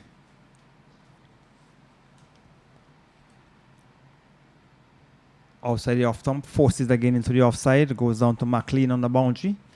She feels the batter's cross for another single. Another single to Knight, who I'm sure will have our eyes set on a century here at Conway. A good, placid, good batting strip. Barbados winning the toss and batting. Flatter fast, short, swung away, down towards back of the square. This time Campbell came around, feels well, preventing any possibility of a second run. So one more to the total. Takes it on to 147 for 2 wickets in over number 21. So at the end of this over, you hear McCall over the wicket, onto the back foot, swung it into the onside. That's Kyshona Knight, a single to Knight. And with that single, total has gone on to 148. With Kyshona Knight is on 80. And Aline is on 17. So at the end of over number 21, it's 148 for 2. And Gary now makes way for McCall, 148 for 2. Easy pickings by the Barbadians. They continue. They're now thinking, obviously, about the 150 at this stage, but more so going at a target perhaps of about 250. Yes, 148 for 2 from 21 overs. Barbados motoring along. They have been making this look really easy, and Jamaica would be thinking we need to prize one out as soon as possible. But Knight, who is on 80, well set. I think there is a change in bowling. Number 13, Nicole Campbell, will be joining the attack, and she will be bowling to the well set Knight, who is on 80. She'll be bowling left arm leg spin. That one is short. She's standing tall and hitting it into extra cover where there's no run. And I continue to say that the length has been the challenge for Jamaica more than anything else, just being a touch too short for most of these 21 overs, and they have been punished for it. That one a lot fuller. There is some turn there for her. That one was clipped down to fine leg. Will it run away into the boundary? No, it's pulled up just inside the rope, where Knight comes back for 2. And that brings up the 150 for Barbados. Easy score, 150 for 2. Easy going. And Campbell, the left arm spinner, left arm over. Not a great deal of turn from our vantage point, but she tries again for Jamaica. Much better delivery. Brings Knight forward and pushes it back up the track to Campbell, the bowler. It's 150 for 2 in some 21.2 overs. Campbell bowls short, and Knight is hitting that one in between mid-wicket and forward square for 4. Powerfully struck. Just a couple of bounces and it raced away into the boundary for 4. Again, the error is touch too short. Indeed, and that has been a trademark of generally of the Jamaican bowlers. The short ball here and there, and they've been getting the treatment that they deserve. Being put away most times for 4, and especially with the in-form Matthew, who is on 86. That would be Knight. Sorry, Knight on 86. Yes, Knight just 14 away from a possible century. And Campbell is short again, and she's hitting this one straight to backward square, and they jog for a single. She moves on to 87. The total 155 for 2. Campbell bowling her first over would want to adjust that length some, because Knight, who is well set, will be punishing those delivery, but this time she'll be bowling to Aline. Aline is standing, looking to hit it out into extra cover where there is no runs. That brings the end of the over. The total 155 for 2, Troy. 155 for 2. And the captains, Stephanie Taylor, actually trying something, needing to pick up some wickets, needing to slow down, if not stop, the flow of runs, the fluent flow of runs, I should add, and bringing on Campbell, the left-hander, to try and do that. Well, there are two left-arm leg spinners in the attack at this time. Brown, who would have bowled a few overs before. And from my observation, she too, being a touch short, but she'll be bowling to the well-set Knight, who has batted well up to this point. Brown to Knight, short again. It's pulling, taking the foot of Wilmot and running away into the boundary for 4. And this is good batting by Knight, but I think some ordinary bowling by Brown as well. She just needs to touch that length a bit fuller. The pace is okay, but I think she just needs to get it a bit fuller here. Make it a bit tougher for Knight. She moves into the 90. She's 91, Troy. Very much the case. Looking at it, very easy, very comfortable, looking very confident. Knight, that one is wide of the off stump and adjudged so by the umpire. It almost appeared she tried something from the back of the hand as well. I'm not sure. But here's Brown. She's bowling to Knight. And she's dabbing that one just there to point. A quick single taken. And Aline is home safely. Easy going and no need to take any risks because the bowling has not been penetrative, for want of a better word. No, it really hasn't been. And 2-3 bad deliveries in an over. Batters as competent as Knight and Aline, they have been cashing in. This one just outside the leg stump and Aline sweeping may have come off the pad. We'll await the signal from the umpire. Did it?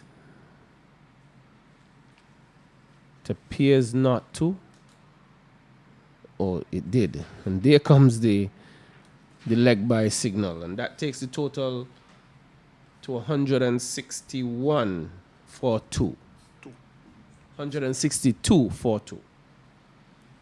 And the Jamaicans doing some fielding, sending the backward square deep on the boundary.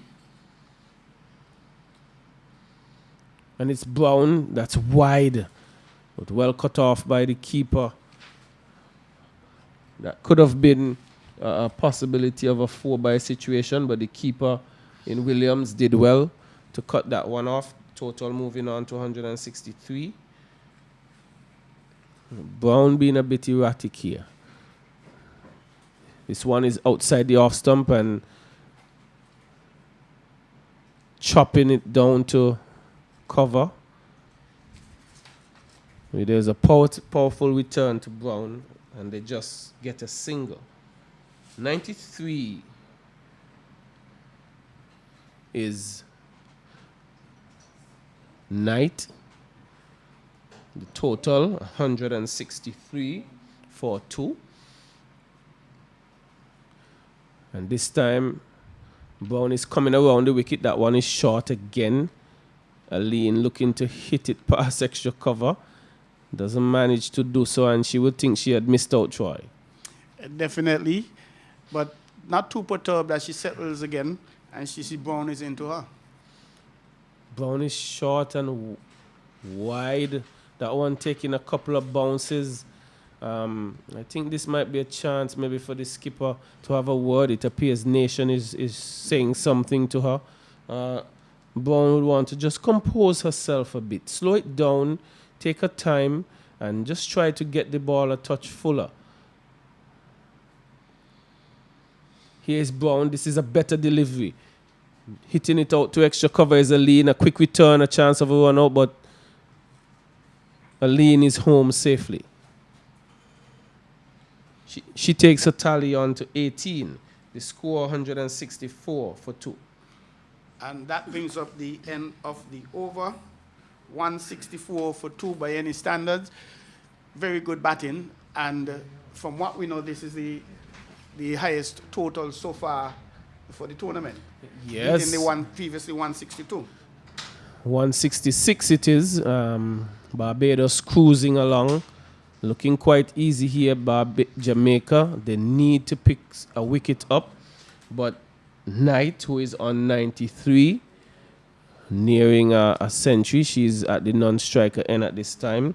Aline just building her innings away, supporting Knight.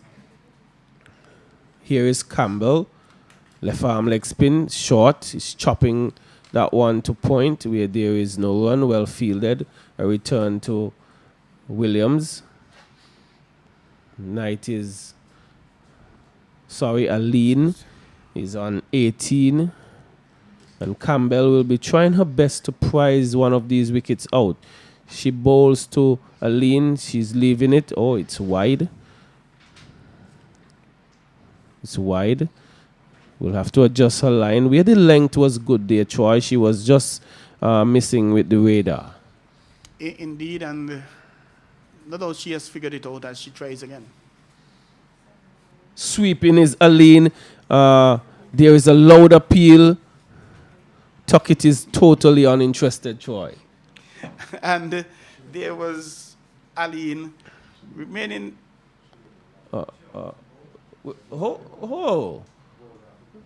Actually, McCall. She's bowled around her legs. Yes. I saw her. She was there in her position. I'm thinking that she was trying to tell the fielders, you got to be crazy to appeal for this. You don't see where I am. But she was actually mad with herself for allowing that one to sneak through. Well, I didn't even notice that the bails fell. I thought that one would have missed. The fielders didn't seem elated either. And that I'm surprised about because it's a wicket that they really desperately needed. And there was Aline seeking to sweep that one missing or may have come off the pad. But from our vantage point and from the umpire's vantage point, she went bold. And I think she's gone for 18. Indeed, McCall. And the Jamaicans, they are huddling up. Very happy with the success. And Campbell into her second over. And obviously, once a skipper makes a change and picks up a wicket, beautiful captaincy. Well, I've been saying that the bowlers need to be getting fuller. And that brings about the entrance of Trishan Holder. She sports number 10. Campbell would be seeking to build on her success here. We'll be hoping to bowl fuller. We'll be hoping to continue to try and prize wickets out. But that's another batter that goes by the bold route. And again, anytime the Jamaicans put the ball generally in a good area, they have been successful, but they have not been consistent enough in doing so, Troy. Definitely not. And Campbell, she would be very elated for that. She had 1 over 7 runs before this as she goes into the batter. Yes, we're just steering that one down to a short third man position where there is no run. We're into the 24th over. 167 for 3. The Barbadians, having just lost earlier, Aline bowled Campbell for 18. Yes, we are almost at the halfway mark of this inning at 166 for 3. Barbados, that one is... she's trying to flick that one. It takes the edge. Well, Campbell seems to be creating some problems here, Troy. Definitely, perhaps she's doing a little more than we're thinking. She's coming left arm round the wicket. And there's a thinking that left arm bowlers are a little more troublesome than right arm. I'm not certain if that is the case. Well, can be troublesome to right-hand batters more often than not if they're pitching well. And she may be getting a slight hint of turn off the wicket, Troy. But I think one of the challenges is that the right-handed batters here are seemingly looking to go across the turn of the ball. Indeed. And that here she is again pitching just outside leg stump. That one is being worked away down to backward square leg, where the fielder comes in off the boundary, and they manage to get one, and Holder gets off the mark. 168 it is for 3. The Barbadians still in a very strong position, a very powerful batting lineup, and they're going to work and try to get 200 in the first instance. Knight is on 93. She's chopping that just out to cover. There is a quick return, but she gets home safely. Had the return been better, there may have been a chance of a run out. But Campbell completing a successful over 169 Barbados. It is for 3, Holder and 1, Knight 94. And no need for a run out. The Bajans, they're not under any pressure whatsoever. So they could afford to stay and take the singles, no need to force it. And were that a direct hit, then that would have been a little interesting. Could have been. And it appears to be a change in bowling from the far end. Waysome is coming back into the attack. Number 11. Knight is well set on 94, possibly closing in on what could be the first century of this women's Super 50 tournament here in St. Kitts. Being sponsored by CG Insurance, and Skipper Taylor would hope that her opening bowler, who has had 4 overs, no made in 29 runs, and picked up the very vital early wicket of Kyshona Knight after giving away 4, would do the trick. Here is Waysome bowling to Knight, who is just punching it out to extra cover where there is no run, fielded by Captain Taylor. And Taylor would want to be ringing the changes, the field placement, to do everything to prize this well-set Knight here, who is on 94, who has batted very, very well up to this point. Here's Waysome into ball to Knight. She's driving beautifully out to deep cover. Coming off the boundary there appears to be McLean. They get 1. She rolls her tally on to 95 Troy. 5 away from the century. No doubt she is thinking about that, but the nervous 90s, as we are told, perhaps the most pressurized part of a batter's inning. It can be, and Jamaica would want to try and hoist even more pressure on her, but for the moment, it will be Holder, who has just gotten to the crease. She's on 1. Waysome is into ball to her. She's hitting that out to point, standing on the back foot. Again, the length, not the length that I think Jamaica would want to bowl, especially to a new batter. Definitely not. You want to play on wicket to wicket, and you don't want to give her a chance to settle in, and she has a platform in which to build. Yes, Waysome running away into ball to Holder, who is standing and just punching it out to cover where there is no run. And a beautiful platform, indeed, 170 for the loss of only 3 wickets in the 25th over. Yes, it's 170 for 3. Barbados winning the toss, electing to bat. Waysome is running away. Bowling to Holder, who is what we call French cutting that one down to fine leg. A very beautiful French cutting, wondering where that ball went to. Could have gone anywhere. She could have chopped it onto her stumps. But they say if you do that, you're in form, Troy. Definitely. And picking up a single as she did. She did that. It's now 171 for the loss of 3. Bringing the left-handed Knight back into strike.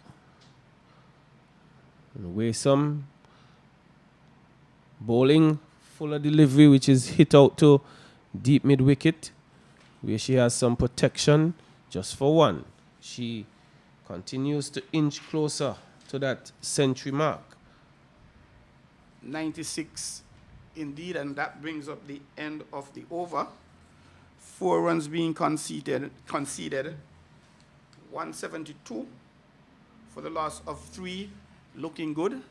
And the informed Kyshona Knight on 96, she will face, not seem to be troubled about that century getting there because the bowling hasn't been so containing and so pressurizing.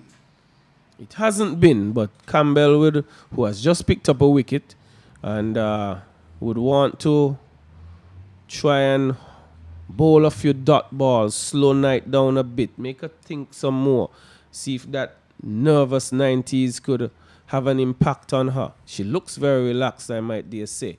Hasn't been playing any. This is Campbell floating that one up. She's driving all along the ground to mid-off, maybe hoping to force some indiscretion. I like the flight, as a former a spinner. That is something that we tend to like to do just to entice some error. Here is she flighting again, and Knight, with all the experience and comfort in the world, just stroking it down to long on for a single.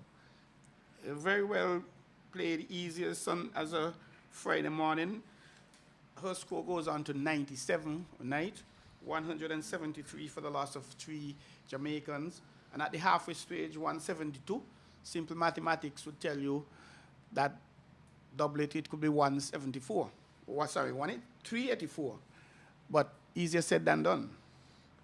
All right. The delivery just now was just about middle and leg, and Holder was working it to mid-wicket. It's the area, just about the area where she would have gotten a lean. So it might be a ploy to the right-handers, Troy. Definitely, if it worked for you, why stop? You keep on doing it. Here's Campbell again, about the same length, taking the outer portion of the bat. Campbell's seemingly starting to create some problems here for the left-handers, and there is an adjustment, Troy, that she has made, and that has been in the length. Definitely. Bit fuller. And picking up a wicket the previous over, and her tail is on her back. Yes, Campbell again bowling that one right up. Holder is driving. I might dare say Captain Taylor may want to support her a little bit more. Maybe thinking to put in a slip. You're thinking about picking up wickets. You want to apply pressure. Holder is new to the wicket. Here's Campbell again. Holder was kind of playing with that one outside the off stump, but left it eventually. It's 172 it is. 3 for 3. Barbados batting at the halfway mark. There is Kyshona Knight, who is on 97. And Holder, she's on 1. Campbell just completing her third overs. She has figures of 3 overs, no maiden, 11 runs, 1 wicket, just conceding 1 run of that over. And she has been doing the job that her skipper wants her to do. It's going to be Waysome, who is continuing. She has had 5 overs, no maiden, 33 runs, and she has picked up 1 wicket as well. So it's a well-spread field here for Waysome. She's bowling to Knight, who is just pushing that one all along the ground back past the bowler down to long off for 1. And it seems Knight has made her mind up, Troy. I'm going to get here by the singles. I'm going to take 1, and they say 1-1 fills the basket. Well, there's a song, Get Here How You Can, so no doubt she's getting to the century how she can, and obviously without taking any risk. No need to take any risk. She's on 98, but Holder, who will be facing Waysome, she's on 2. This one is short. She's taking the outer portion of the bat, running away down to third man. Did she get 4? There is no protection there. And that one runs away into the third man boundary for 4. Holder. 178 for the loss of 3 Jamaicans. As the key moment right now is Kyshona Knight, who is on 98, searching for her century, searching for the first century of this tournament. A well-deserved century. She came in at number 3. Oh, no, Troy. That was Holder facing. Indeed. And that was a wide delivery there by Waysome. Troy, very anxious to get Knight onto that century But there is Waysome a bit short, a bit wide, a bit wayward here. Waysome, who did a good job down in St. Paul's against Trinidad. She's already picked up a wicket here. Just need to get herself together, be a little more accurate. And there she is, a fuller delivery on the off stump. Holder is equal to the task, driving up to mid-off where there is no opportunity for a run. Waysome will be thinking after she would have had a slight loose drive by Holder earlier that she might be able to prize this wicket out. Here she is again. Better delivery. Holder is in behind it, just pushing it back up the track. No opportunity for a run shot. 179 for 3. And the batter Holder, she's on 6. Just as her previous colleagues, not really being troubled by the bowling. Waysome runs away. A shorter delivery, it beats. It keeps a little low there, Troy, getting past Holder. There seems to be something happening out there for Waysome at this moment. If she can just get her areas consistent, she may be into some business. 178 for 3, Barbados.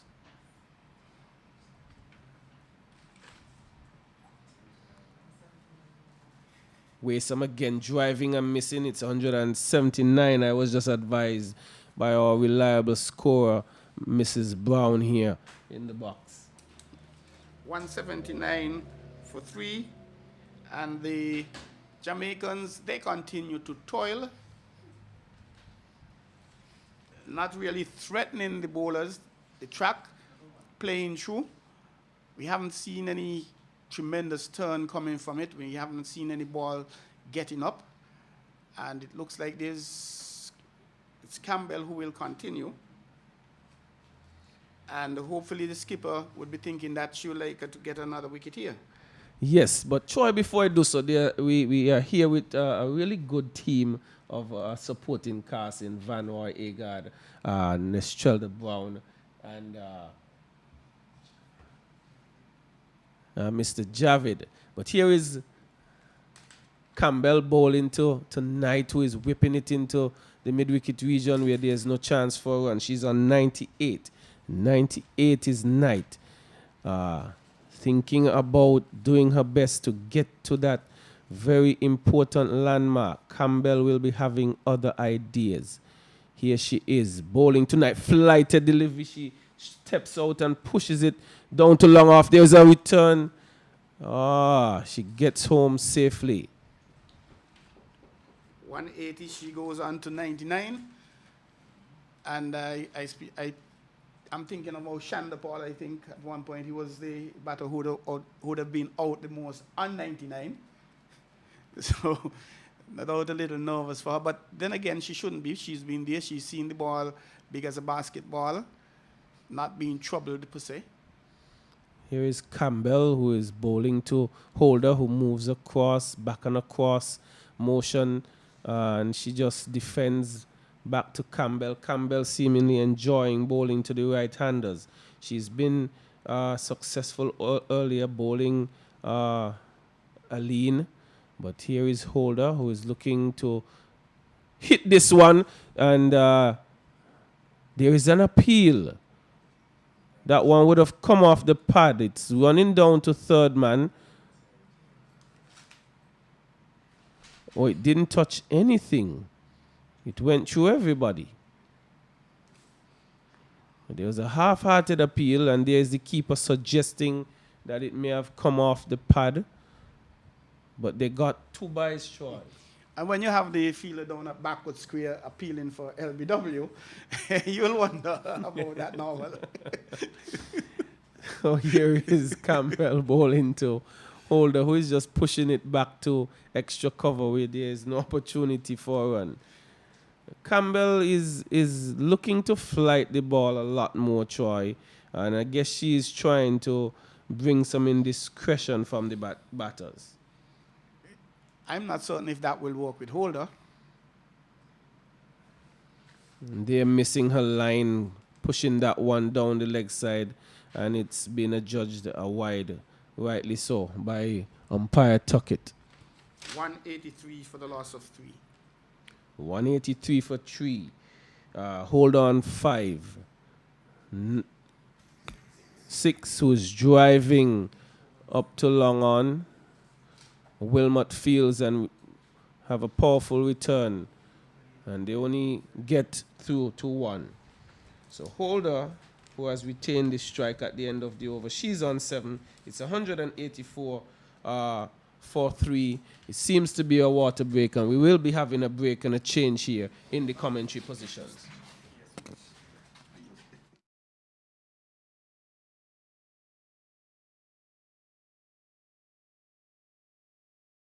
So it's a water break here at Connery, and Barbados 184 for 3 after some 28 overs. And we see that Kyshona Knight, she's there on 99, is it? Kyshona Knight is on 99.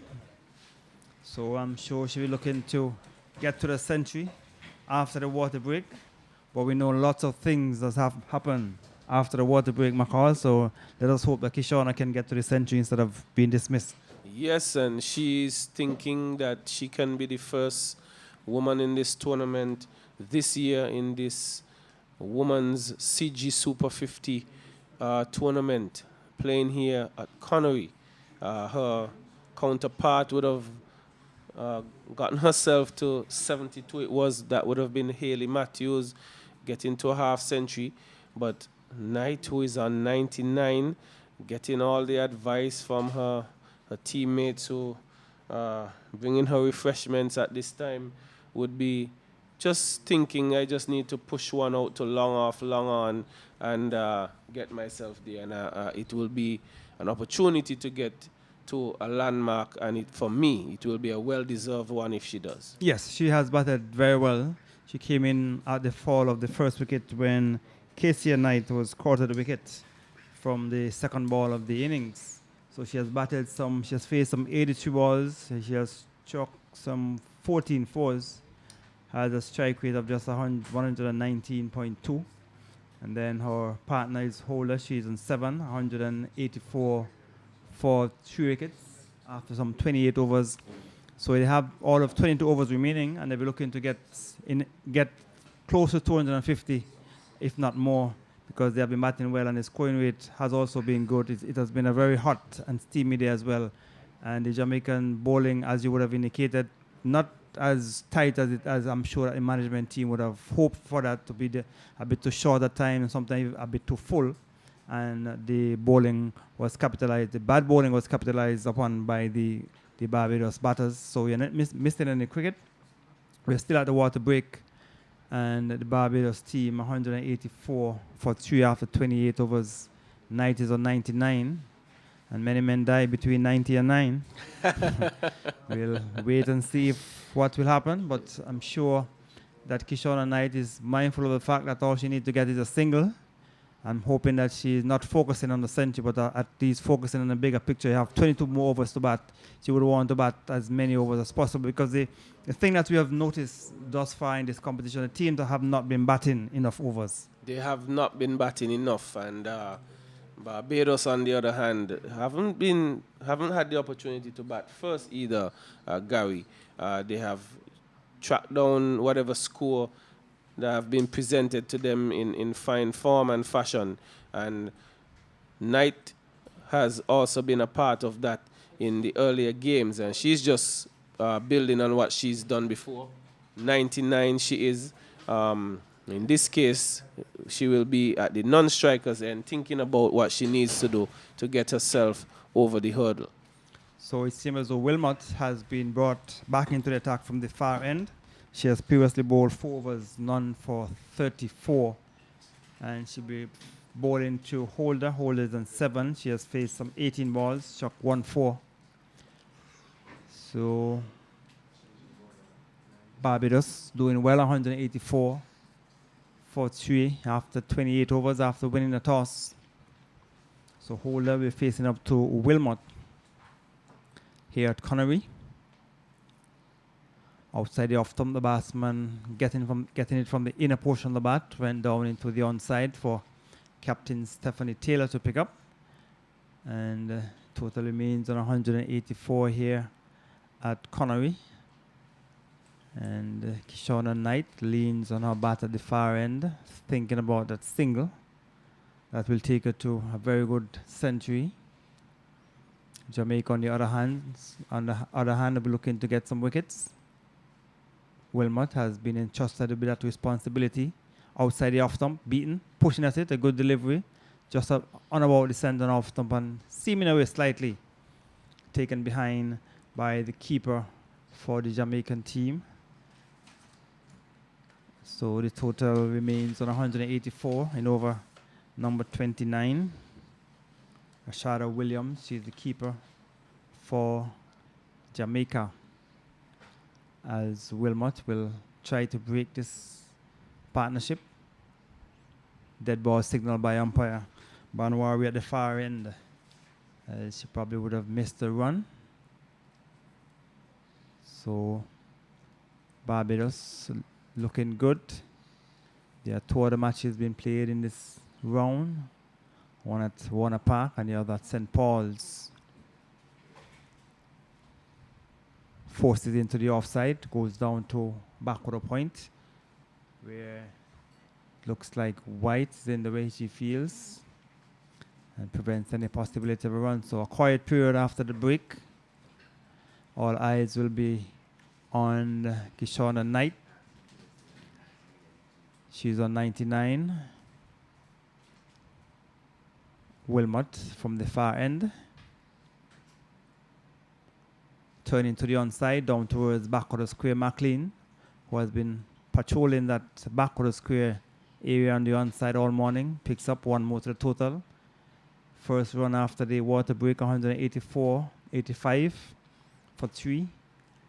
And the holder has progressed to 8 with that single. So, all eyes will be on Kyshona Knight. She's on 99. From some 84 balls, struck some 14 fours. There's no change in the field in terms of bringing in the field to prevent the single. Still widely spread. Closest fielder on the offside is extra cover. A bit deep. You have a backward point cover on the boundary. Wilmot driving into the offside. Down to long off, one easy single to bring up the century for Kyshona Knight. Well played. Good innings by the left-handed Kyshona Knight. She came in early when Barbados would have lost the first wicket in the first over, and she has progressed to an excellent 100 not out. Excellent knock from Kyshona Knight. Yes, Kyshona, who has dominated the bowling here, going at a strike rate of well over 100 for most of her inning, not being tempted into any discretion at any point in time. Bad balls presented, she's put them away with grace and class during most of her innings, and she has moved to 100. Congratulations to her. Wilmot to holder, clip it into the onside. We get a single, thinking about the second. McLean came in quickly, one more to the total. It has gone on to 187 for 3. And the over has been completed. So over number 29 has been completed, 187 for 3. Barbados looking good. Some 21 overs. I'm sure they were looking to score at least from those 21 overs. If they can get 100 runs from those 21 overs, it will take them close to 300. Yes, it would, Gary. And I have a concern for the Jamaicans. Kyshona, she took her helmet off. She raised her bat. She got it back on very quickly. And it seems like she's just looking to get back to business. Right. She's thinking not just 100. She's seemingly thinking she wants to get a very big 100. Right. She wants to bat for the remainder of the innings. You have some 21 overs remaining. So it's going to be Campbell who will continue from the media center end. Holder is on 9. She is the striker. Onto the back foot, looking to force into the offside, taken by the keeper. So Kyshona Knight, 100, 84 balls, 14 fours. Excellent knock. Yesterday, Wednesday, Captain Matthews made 72 not out. Onto the back foot, forced it into the offside, down towards back of the point. Fielding completed by Brown. No chance of a run. So the total remains at 187 at the start of over number 30. Yeah, and Campbell seemingly getting some bounce from those first two deliveries, Gary. Round the wicket, onto the back foot, looking to force into the offside, came from the inner half of the bat and went back down the strip to bowler Campbell. Feels well. So she has been giving it a little bit more loop, allowing it to stay a little longer in the air. Yes, she is, and she's been doing so predominantly to the right-handers as well. Driving down to the Stephanie Taylor. She is the captain of the Jamaican team. Going over number 30, 187 for 3. Barbados winning the toss and did not hesitate. They decided to bat. Onto the back foot once more, looking to force into the offside. She has to be a bit careful with that shot. It's a bit too close to her for that shot. And she is quite fortunate. She has not given a catch to the wicket keeper. I've seen it about 3 times in this over. Onto the back foot, looking to force into the offside. Flighted on the leg stump, clipping into the onside. We'll get an easy single as holder. So with that single, she will progress to 10. And the total will move on to 188 to bring up the end of over number 30. I feel it quiet over there. And Barbados 188 for 3 from 30. Yes, 188 for 3 from 30 overs. That would be Barbados. Quiet over indeed. A couple of dot balls being bowled by Campbell. And it's something that I've been asking for from the Jamaicans for the most of these 30 overs. There have been too many boundary balls bowled, and that would be shown by the 14 boundaries struck by Knight. And if Jamaica wants to make this a contest, they would want to try and start building some pressure somewhere, somehow. Wilmot, holder is forward, push it into the offside. 188 at the start of over number 31. And Wilmot is bowling from the far end. She's in a 6th over before this 5 overs, none for 37.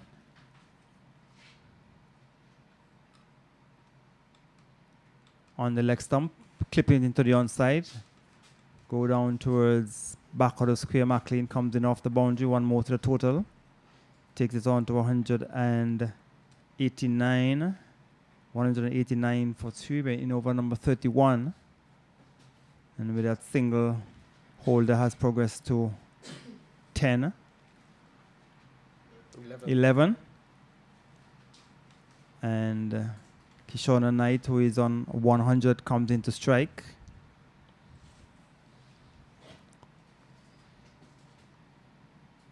Drive into the offside. Stephanie coming across to her left, cannot stop it. Goes down to long off for another easy single to Knight. She will move on to 101. So excellent knock from the left-hander Kyshona Knight. 101, and the total is 190. 190 for 3. Win over number 31. Right-handed holder faces up to Wilmot. Looking to clip it into the onside. An appeal. The ball came off the pad, but obviously going on the onside. Keeper Williams diving away to her left and prevented any possibility or any chance of a leg by. So it remains on 190 for 2 wickets in over number 31. So good batting from the Barbados team, showing the experience. Wilmot from the far end, hitting it in the air down towards the back of the square area where McLean is coming in off the boundary. She takes it on the bounce. There was a short delivery. She just helped it into the onside, went high in the air. And McLean coming in from the fence couldn't take the catch, took it on the bounce. One more to the total. He moves on to 191 with a single. Holder progressed to 12. And Kyshona Knight, who is on 101, she comes back into strike. One delivery remaining in the over. Slashes into the offside, goes down to Stephanie Taylor. Right, a shocker somewhere on the leg or on the knee. She's down. The over has been completed. Let us hope that she's okay. But it was punched into the offside. To bring up the end of the 31st over. Stephanie Taylor is still on the ground. And the FC has signal for the physiotherapist. She's making her way onto the field. So she was struck somewhere maybe on the knee or just on the lower part of the leg at the end of that over, McCall. Yes, and Jamaica could ill afford to have their captain down or injured at this time, as she would be, if not their best batsman, one of the better batters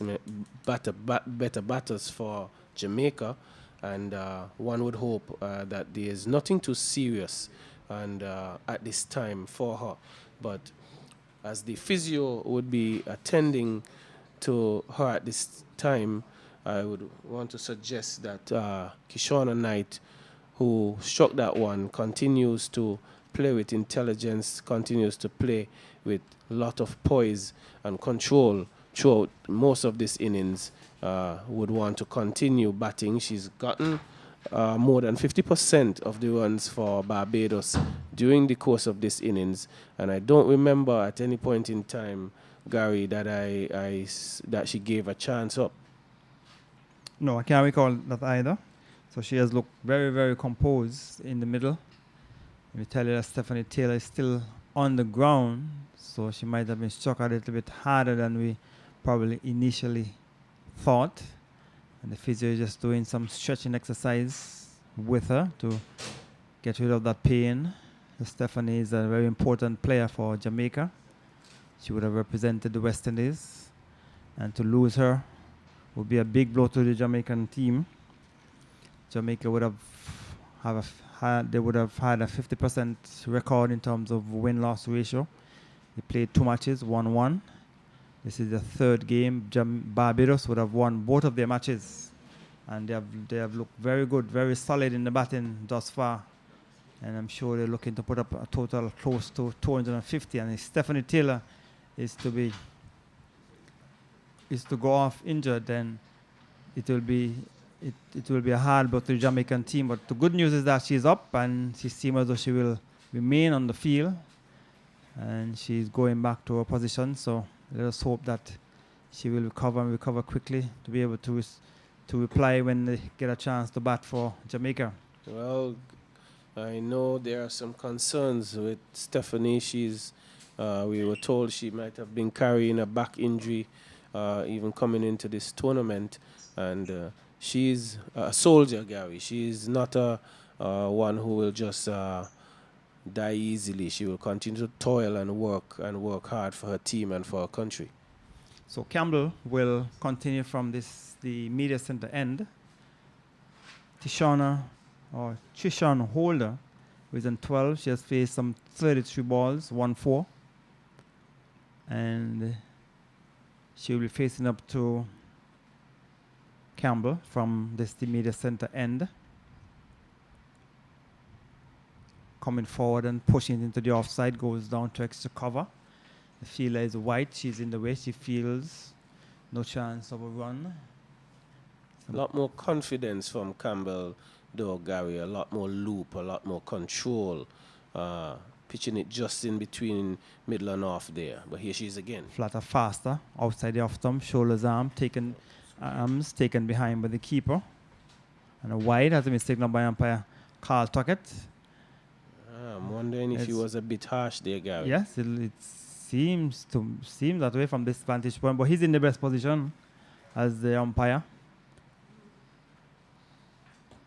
Flatter, fast on the onside, clipped away, down towards back of the square. The fielder on the boundary collects. And there's a single to the total, takes it on to 192, 193. 193 for 3 in over number 32, been bowled by Campbell from the media center end, the left-handed Knight, Kyshona Knight, who is on 101, swinging to the onside, down through mid-wicket and down to McLean on the boundary. She feels well on the bounce, short, and was swung away, went quickly, but McLean got behind of it. One more to the total, 194, and Knight has progressed to 102. Flighted outside, and the batsman onto the back foot, fishing at it outside the off stump, taken behind by the keeper. We have seen that shot being played on numerous occasions by Holder to the bowling of Campbell. Round the wicket, outside the off stump, forces, goes down to extra cover. White is in the way. And a cloud cover here at Connery. Yes, there's some clouds coming in from the southeastern area. Some dark, heavy clouds rolling in. Onto the back foot, forces into the offside, goes down to mid-off. And Burnett, Shireen Burnett is at mid-off fields. Over has been completed, over number 32. And at the end of it, Barbados 194 for 3. 194 for 3, another quiet over by Campbell. No damage done by Barbados in that over. No heavy scoring, just rotating the strike. And it could be the ploy. I think it's a wise approach by Barbados. Just tick it around, knock it around, pick up the singles, twos. If they are bad deliveries, put them away, but they're not taking any risk at this time. Just continue to keep the scoreboard ticking in the middle overs. So Wilmot will continue from the far end. I've been observing, though, it seems that the over rate seems to be a bit slow. The cutoff point, I think, is 110? And you have some 18 overs remaining. And normally the average is about 15 overs per hour. Drive in, down to long off, one easy single to Kyshona Knight. With that single, she will move on to 103. And the total will go to 194. So the over rate by Jamaica seem to be a bit on the slower side. Yeah, that is accurate, Gary, and I think that has to do with the fact that they generally bowl a lot more pace than they do spin. In the recent overs, they have bowled, at one point they were 2 spinners on, but not for very long.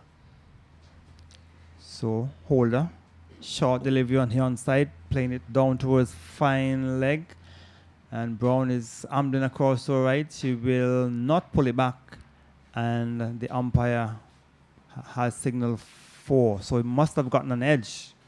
And went down to fine leg. So 4 more to the total.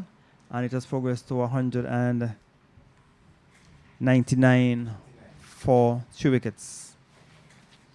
199 it is. There was Holder just getting inside the line of the ball and I would say working it fine, and the keeper was unable to get glove or anything to it, and it ran away for 4. The bowler would again want to try and get those delivery just fuller, create a little more problems for the batters. It's a little too easy when it's short.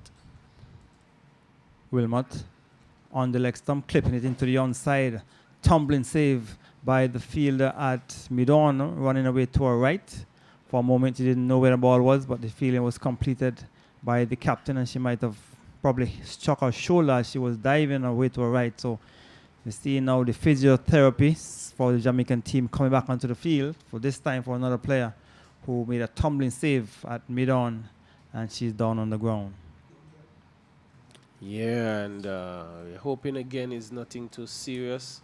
And in this instance, the physio is attending to the player. I'm uncertain as to which player it is. I don't know if it's the captain again. No, he's not the captain. It's not the captain. But we tell you with that single, the 200 has come up for the Barbados team. 200 in 32.3 overs, so good weight. And with 18 overs remaining, they can get up to 300 runs, and that certainly will be some pressure on the Jamaican team. So it appears to be number 23, Gary, who is Kinesia Farron. Appears to be the player who is down at this time. All right, so the physiotherapist has made her way back onto the field, and when she made a tumbling save, she might have fell awkwardly, maybe on her right shoulder. She's still on the ground sitting, so we have had some interruptions in the last few minutes. First was Stephanie Taylor, the captain of the Jamaican team, and now it's Farron, who was at mid-on or mid-off, was making a tumbling save to her right. So she is now on her feet, so she probably will stay on the field. She would have been... It seems as though she might be coming off because she's with the physio, and she probably will be coming off the field. So the substitute for Jamaica will come onto the field, and an injury to Farron is now going off the field. Let us hope it's not too serious. She's one of the opening batters for Jamaica. So she's making her way off the field. So we are in over number 33, and Jamaica have been only able to get 3 wickets so far. 200 it is for 3. Kyshona Knight has been the standout batter for Barbados, 103, and she has faced some 87 balls, 14 fours. Hayley Matthews made 31. Kyshona Knight, she was out in the first over for 4. And Holder, she is the partner with Kyshona Knight, is on 18. And so it's going to be Kyshona Knight will be facing up to Wilmot from the far end. It's slightly overcast here at Connery. And right up, coming on hard it into the offside.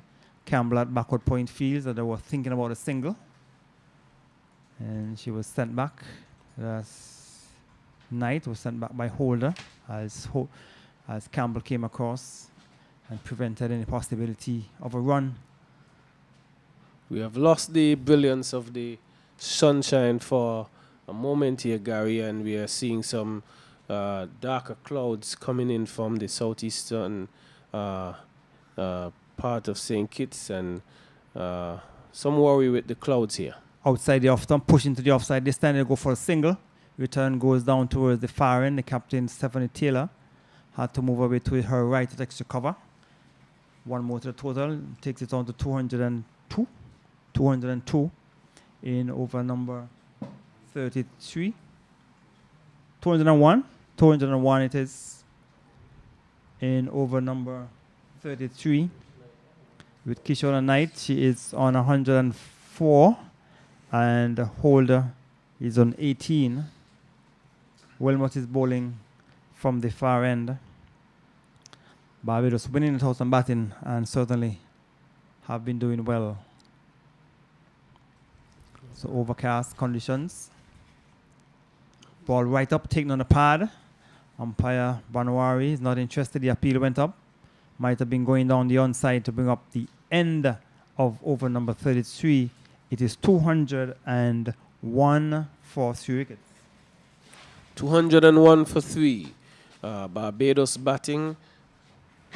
Kyshona Knight, 104 not out.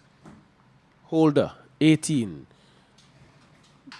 Barbados asserting themselves and the dominance on the Jamaicans here with their batting thus far. Batting really well, utilizing the rotation of the strike here in the middle overs, but early on they were very aggressive on anything that was poorly delivered to them, be it short or be it full. They took advantage and they have put themselves in a very strong position here.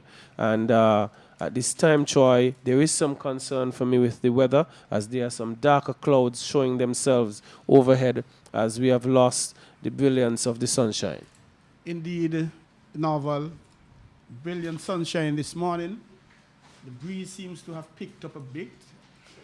And we're going to see Campbell, who's coming in from the media center end, and she's bowling to Knight, who comes forward, kills it, plays it into the offside, and the score remains 201 for the loss of 3. Campbell, the most economical bowler, having had 6 overs, no maiden, 18 runs, 1 wicket. And her confidence seems to have grown. And here she's tossing that one Knight, getting back, punches it to the mid-wicket region. And they ambush for a single. The score goes on to 202 for the loss of 3. 202 for 3, and Campbell, her confidence for me seems to be to the right-hand batter. She flights a bit more, and she looks more confident to them. And she would want to not be afraid to give it a little ear and to entice Holder to some indiscretion. And here she is to Holder. Holder goes back, and she dabs it into the offside, and it's going to be a run out, and there's a misfield. Bad return, actually a little high. Had she taken it, it could have been interesting novel. Well, the truth is, Holder was stuck in her crease, and Kyshona ran down on her. And had there been a better return, there would have been a run out. But the return was poor, it was high. It wasn't collected by Campbell. It was parried more or less to Stephanie Taylor there at mid-hour at the time, and there was Holder getting home safely. And here's Campbell into Knight. She goes back and she pulls that one through mid-wicket, 1 bounce. And there's McLean jumping, moving initially to the right, but then to the left, and limiting the batters to just 1 run. We thought it was a really good piece of work by McLean out there. It was a powerfully struck shot. It bounced and it was going over her head. She jumped and was able to pull it in and save 4 runs, really. 204 for the loss of 3. And that one full, and here is Holder going straight back over the bowler's head, and there's a chase to the boundary. Will it get there? No, it doesn't. So the batters just crossing for 2 runs. A lovely looking shot nonetheless, not a lot of power. And a couple for Holder. She goes on to 20. A well-timed shot. It was a full toss, hit over the top. It ran close to the boundary. It was Stephanie Taylor who pulled it in close to the rope, and she's down again. We're uncertain what might be the situation in this instance. But she's down, and the physio is attending to her at this time. Indeed. And there's Shelton. She's going on. And Jamaican players obviously very concerned. They wouldn't want to have injuries. They want to have all of their key players available. And Ferron, she's moving on as well. She's still off the field, Ferron. And the skipper seems to be off still. Shelton has replaced Taylor at this time. And it's going to be Campbell again from the media center end. A little outside the off stump, and Holder gets back, tickles it around the corner, but doesn't pick up a run. It's the end of the over. 206 it is for 3, the Barbadians. 206 for 3, Barbados. Knight is on 106 or 105 it is, and Stephanie Taylor to the bottom of the commentary position here. She's walking off really gingerly, holding her back, and there are some concerns with the Jamaicans as it pertains to their captain at this time, Troy.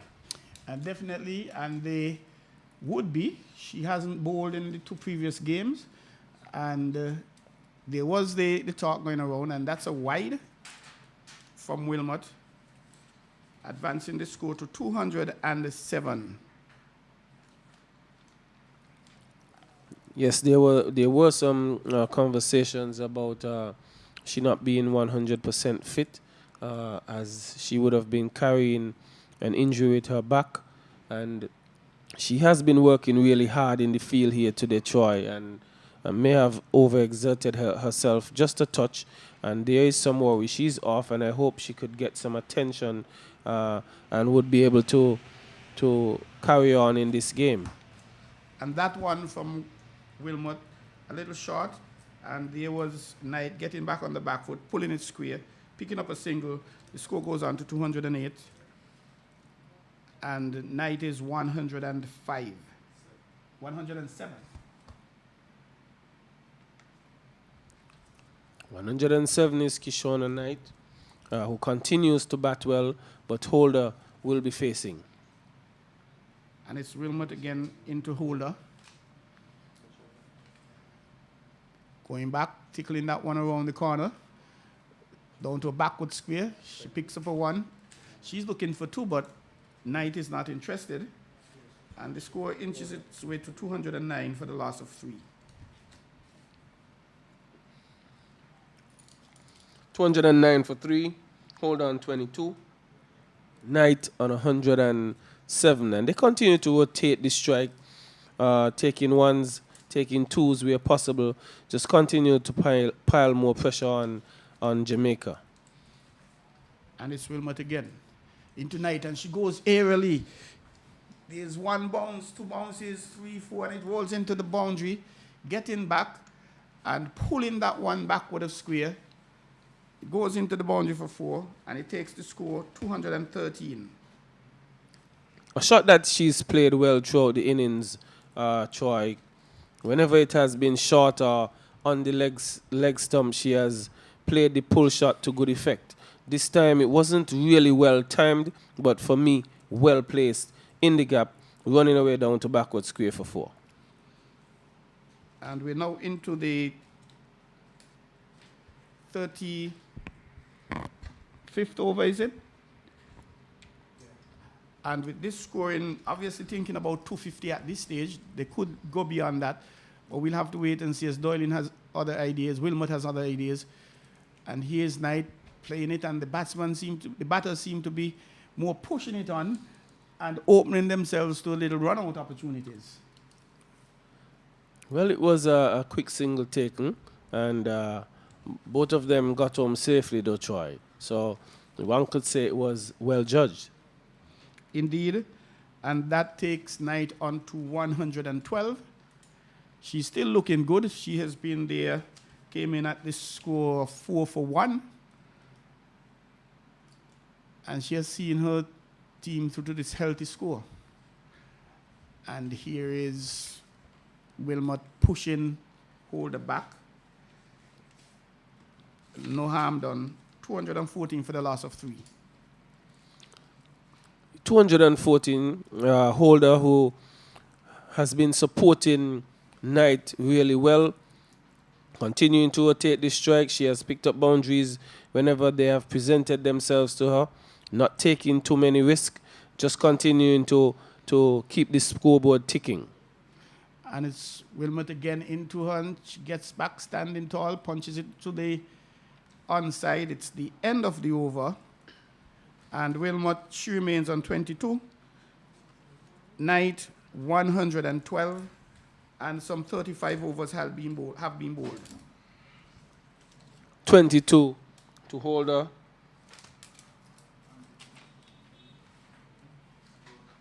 112 to Knight, who has done the bulk of the scoring here for Barbados, dominating the Jamaican bowling has been Knight. She continues to look good. She continues to be intelligent in her approach, continue to be controlled with her stroke play. And she will be facing up to Campbell, the left arm leg spinner. 7 overs, no maiden, 23 runs, 1 wicket Campbell. Very tight. And here is Knight kneeling and pulling that one, sweeping actually. And she's getting a couple. The ball going down to the fine leg boundary. And she moves on to 114. And the score, 216 for the loss of 3.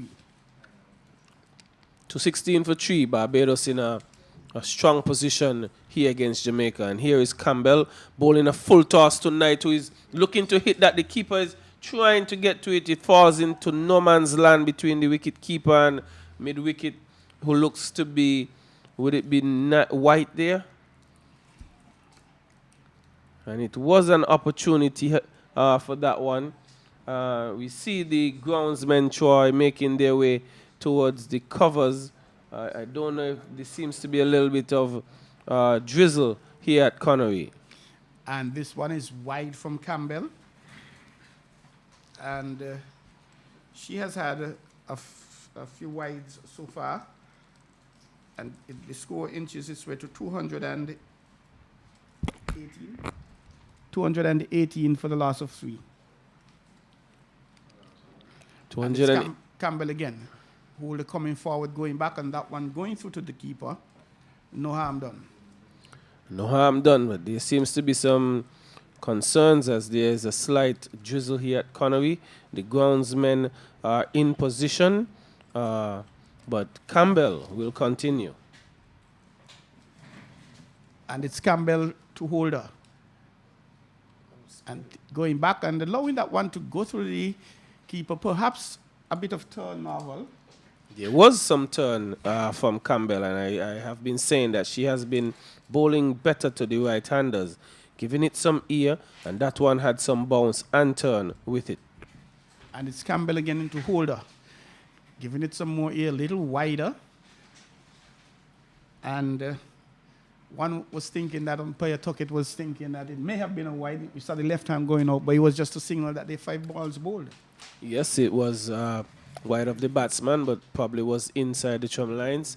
And here's Campbell flighting this one to Holder, who was driving, missing, may have pitched outside leg. So even there was an appeal, she was adjudged not out by the umpire. Indeed, and the groundsmen, they have the covers in hand, and it looks like it's going to be time for the moment, is it? Or the umpires are saying, well, let us give another over and see how it looks. And the groundsmen, they are on the ready. And we're going to have another over coming from Wilmot at the far end. Yes, groundsmen are in position. They're still seemingly a slight drizzle. There was some really dark clouds a few moments ago, but they have lifted. But here is Wilmot. And in tonight, walking that one around the corner, getting a single.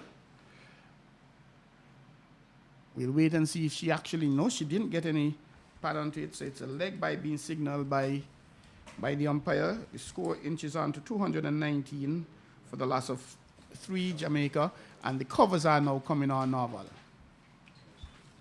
Yes, the covers are coming on. There has been a slight drizzle for a while, and what is interesting here, the really dark clouds appear to have been lifted, but the rains are coming down here at Connery.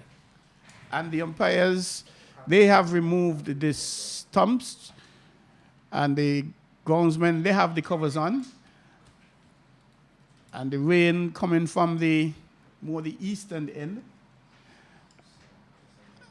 And the covers, they are being brought on. Time now 12:46. And the players are into the field, into the pavilion. The umpires, as they leave, are now discussing, and it gives both teams a very good opportunity to re-strategize, as it were, especially Jamaicans. The first score over 200 for this tournament so far against Jamaica. They've won 1. They've lost 1. They defeated the Leewards. Leewards making 120, 123. They went on to make 124, Jamaica. And they themselves, they made 123, was it? And the Trinidadians went on to win it by 1 wicket. A very close game down at St. Paul's. And here at Connery, the covers are in place. They are being staked at the moment.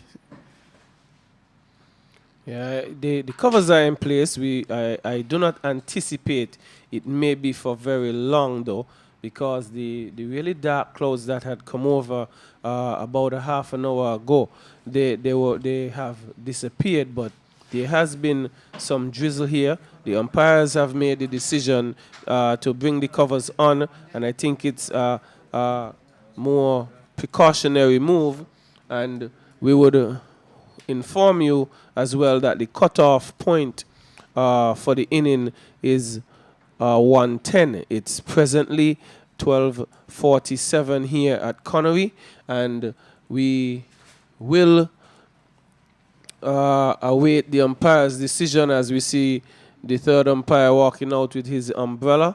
But the covers are in place, and Troy, the star of the show so far though, has been Miss Kyshona Knight. Easily. She came in when the score was 4-1.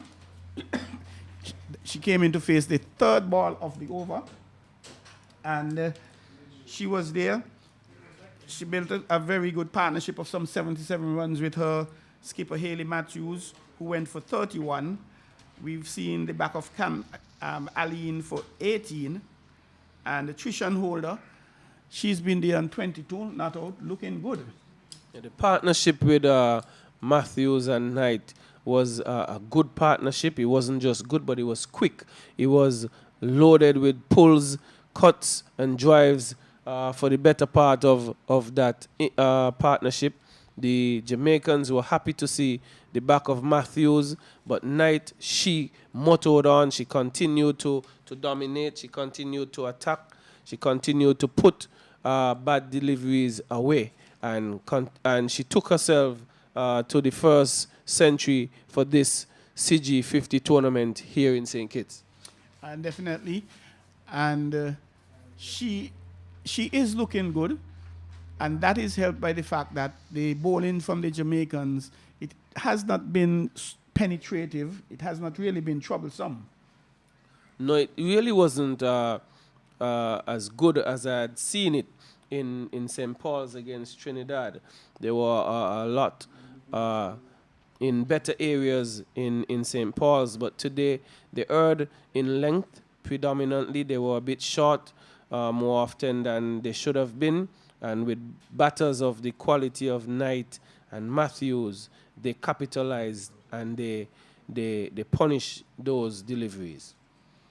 Well, the good thing you can say about the Jamaicans, they've pulled back the run rate to just a little over 6. At one point it was 8. It started round about 8 and over, wavered 7 a little below, but at 6, that is some positive the Jamaicans could look at, tightening up the bowling a bit. Yes, they were able to pull the scoring rate down just a touch, and I think that really was with Campbell coming into the attack, and she also was able to pick up the wicket of Aline, and since then Holder coming into the wicket, and I think that also had a lot to do with Knight being in the 90s and ensuring that she got herself to that important landmark. And then Holder and Knight in the middle overs, in the 30s there, they started to rotate the strike more than taking any risk. And Campbell, 8 overs, no maiden, 25 runs, 1 wicket. Easily the best bowler on show for the day. Yes, Campbell has been the pick of the bowlers, the left arm leg spinner. She has been inclined to carry the ball up a little more, and she was also using some craft, some guile, a little bit of skill by flighting more to the right-handers in particular. When she bowled to Knight, she tended to be a bit flatter, as Knight, who had been well set, might have been inclined to take on those flighted deliveries, Troy. So she took the chance to the right-handers, where she was getting some spin, and Campbell did well for her team in terms of pulling the run rate back and has been the pick of the bowlers. And definitely her confidence continues to grow. She is getting some turn. And we've seen Waysome picking up a wicket on her second ball, giving away 4 on the first ball, coming back, getting a second wicket. She has had 6 overs, no maiden 38 runs, 1 wicket. Yes, Waysome picked up an early wicket. But I think generally, Troy, the seamers for Jamaica, they have not done the captain the service that I think she wanted in bowling a more containing length and line, which would be fuller and on the off stump.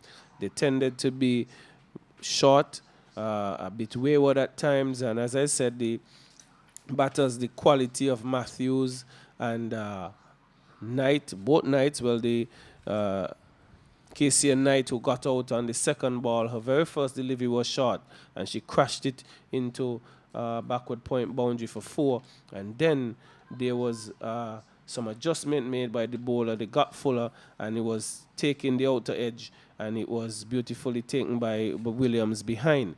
And for the rest of the inning, the Pacers for Jamaica were too short. Putting on a 77-run partnership, the skipper Hayley Matthews seemed to be in fine nick, coming from a 62 not out in her previous game. 72. And 72. However, the other opener, Selena White, 6 overs, no maiden 34 runs, and the prize wicket of Hayley Matthews.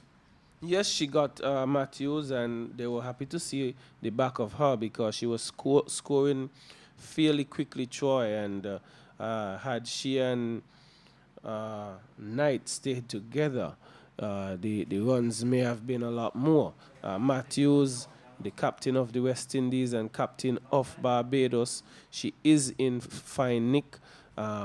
She is a class player. She played some beautiful shots for her 31, but she got out. And Knight, she continued to take the attack to the Jamaicans, and she is still here on 112. 115, sorry, is Knight not out. And we're getting word that Guyana, a bottom of the table clash between Guyana and the Leewards, they are 149 for 9. Well, Guyana is 149 for 9. And I think against the Leeward Troy, that may be a challenge in total, but it's left to be seen. But that's a very good comeback novel because at one point they were 55 for 6. So there was a partnership there that bolstered the Guyanese effort.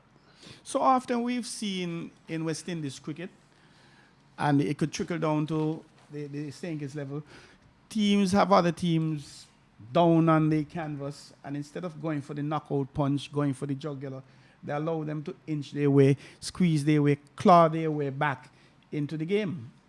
Well, we would tend to say that they allow. I also would say to persons, you're not playing against yourself, you're playing against another team, and they would have some rearguard action, they would fight, and we saw it in St. Paul's. The Jamaicans at one point were 19-4-4, and Nation and McLean got together, and they built a substantial partnership, and they fought themselves out of that hole. And I wouldn't say the Trinidadians in that case allowed them.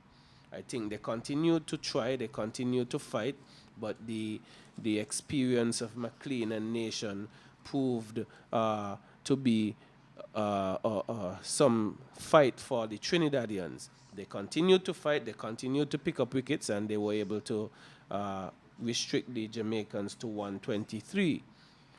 Trinidad also found themselves in a similar situation.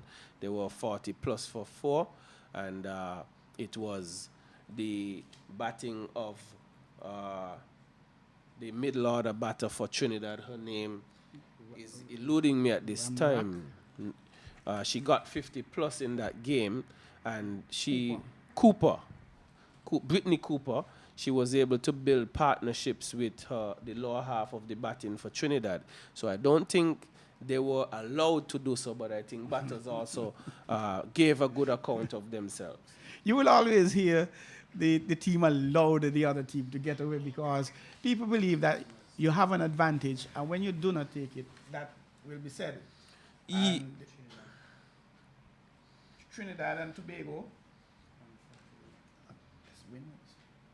the Windward Islands 148 for 9 versus Trinidad and Tobago, and the Windward Islands, having won both matches so far, along with Barbados, they would want to be staying on the winning ways because they won't want that lead to really escape them. The Windwards, they defeated Trinidad and Tobago, Guyana and Leewards. So they have the heavyweights, the Barbados and the Jamaicans. So they would want to come into those games with 3 victories under their belts. Well, the Windward would want to they would try to defeat the Trinidad team at 149.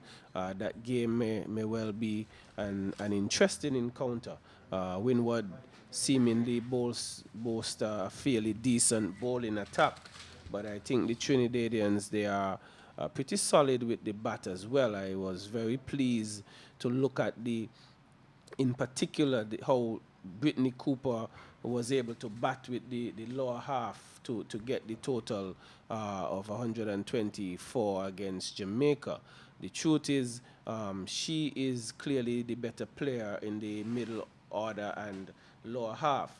But the Trinidadians, for me, what I liked about them is that everybody between 6 and 11 are able to hold their own. They can defend, they can work the ball, they can pick up runs where necessary. So I think that encounter would be very interesting at St. Paul's with the Windward Islands. Definitely. And the covers are now being removed. And we'll have to find out from the umpires what adjustments, if any, would have been made. And so far, we've lost. The covers went on at 12:26.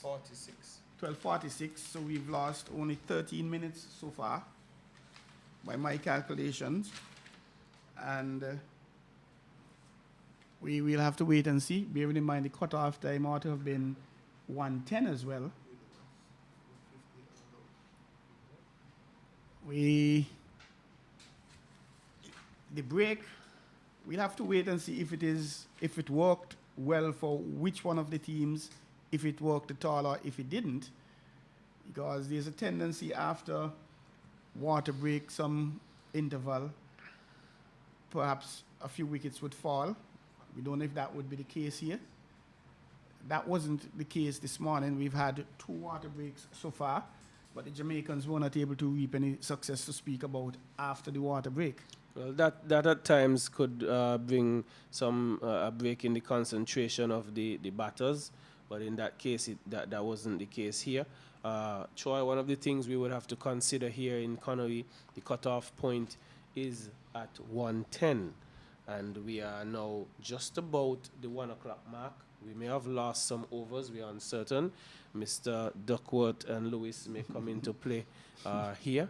We would wait to hear what the decision of the umpires would be in terms of overs being deducted, if any, or if we will carry on until the 1:10 point and see how many more overs we get in. We have bowled thus far, I think, 35 overs. 36 overs have been bowled. So there are some 14 more overs to complete the 50 overs, but I strongly doubt that we would be able to get those 14 overs in, having lost thus far about 14, 15 minutes here.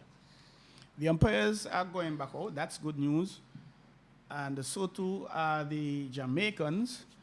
We are seeing the Duckworth Lewis calculator for our end here at Connery, Van Roy Agard. He is speaking to the match referee. So we're not certain if they're actually discussing how it will proceed. We'll have to wait and see. Yes, we will. And one of the talking points here at Connery as well, Troy, would be the injury to the Jamaican captain Stephanie Taylor.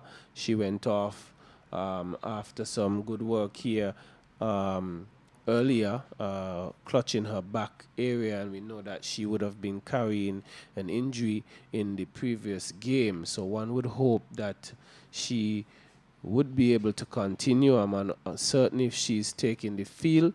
We're looking at the team. Doesn't appear so at this time.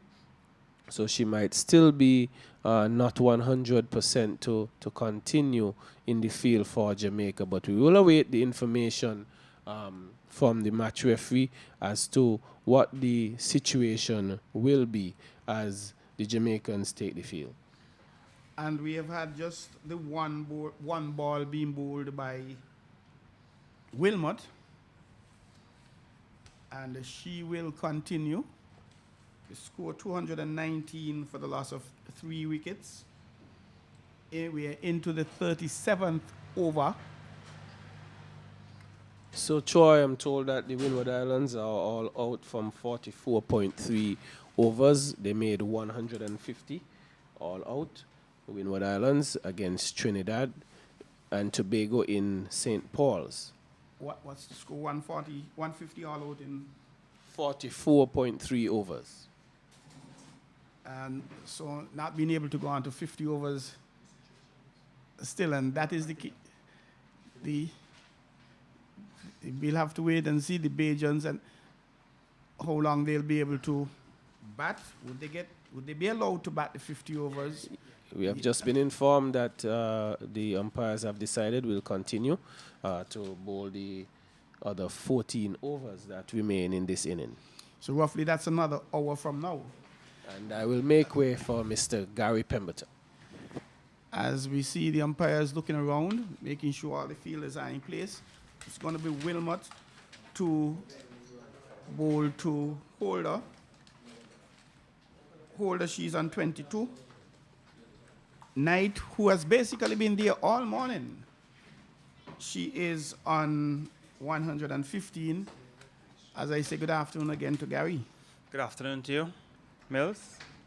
And it's Wilmot continuing from the far end and Holder coming forward, thinking about a single change in their mind and going for it at the end of the day.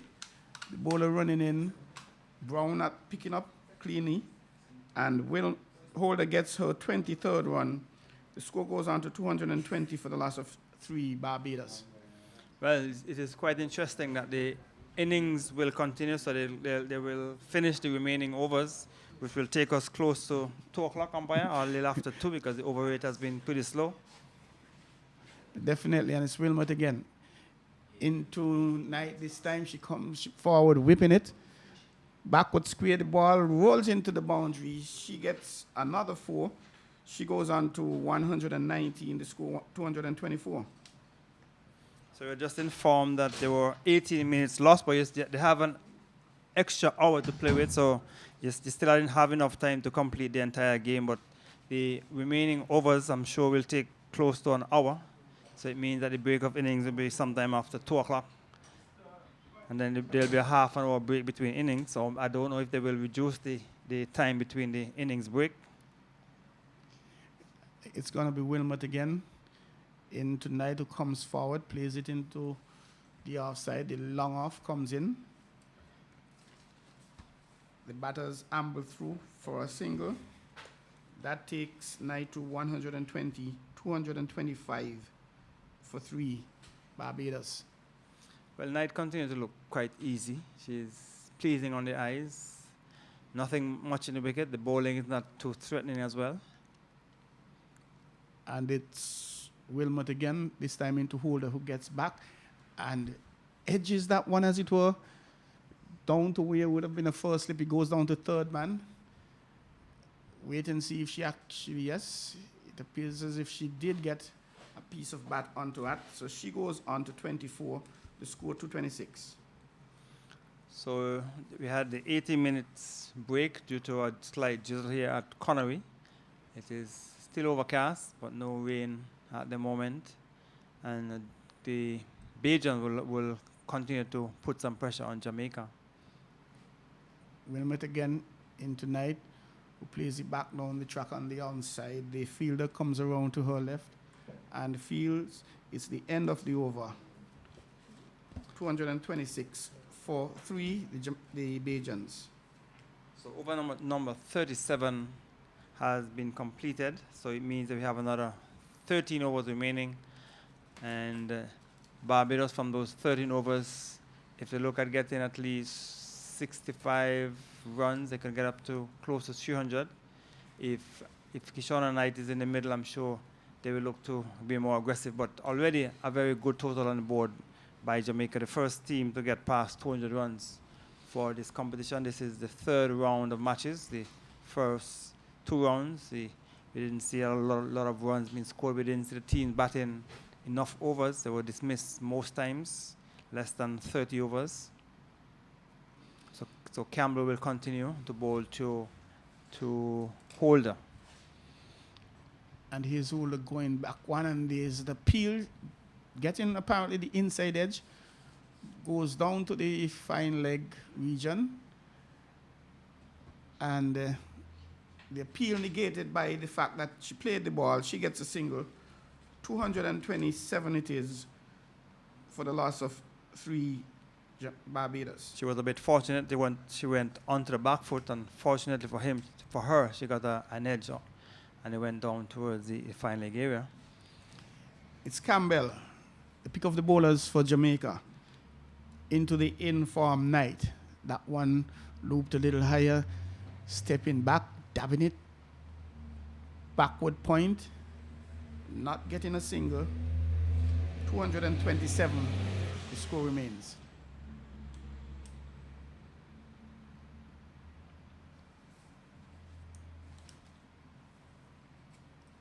Campbell once more tonight. Outside the off stump, no, getting back and cutting it, getting 1.1 run square off the wicket is Knight. She goes on to 121, 228, the score for 3. So I'm sure you're going to see Knight trying to be more aggressive to see how quickly they can score and see how close they can get to 300 runs, because Jamaicans have been in the field all day. And at this point here is Campbell. Holder lofting that one into the long on boundary, picking up a boundary, and she goes on to 29. The score goes on to 232. It was a full delivery and was punished by Holder, a delivery which was full, and she played it straight back over the bowler head and into the boundary for 4. So I'm sure the Barbados batters will be looking to increase the run rate. And the healthy run rate it is at the time, and this one looped and going back is Holder. Plays it square on the offside. No run. 232. Initially they were scoring Gary at 7. It went up to 8, but for the last few overs it dropped a tad above 6 runs and over. And that's still a good healthy scoring rate. And here's Campbell looping that one. Holder going outside the off stump, dabs it, back with a square, it goes down to the third man. They get 1. They'll get 2. That's all they'll have. The score goes to 234 for the loss of 3 at the end of the 38 over. But it was not very good fielding by, looks like, Brown, who was at the short third man area, allowing the batters to come back for a second run. And as I would have indicated before, that the Jamaicans have been in the field all day. It has been a hot morning. The afternoon has been a bit cooler because of the presence of some clouds, and so certainly the Jamaicans would be a bit tired in the field, and that was a tired effort by Brown.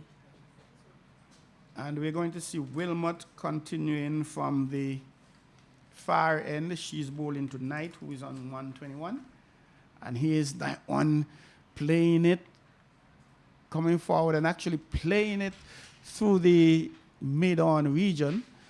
The fielder allowing waiting it to come, perhaps goes into the boundary. 4 for Knight.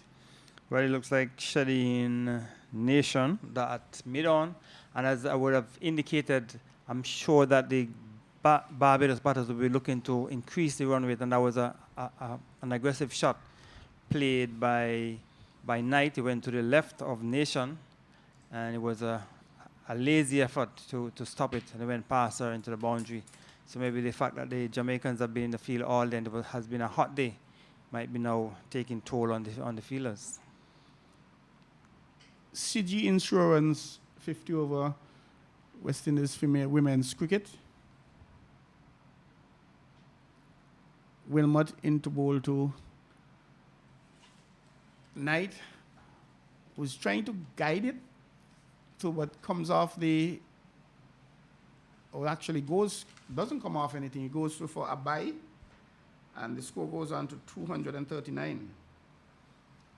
So Barbados looking good, and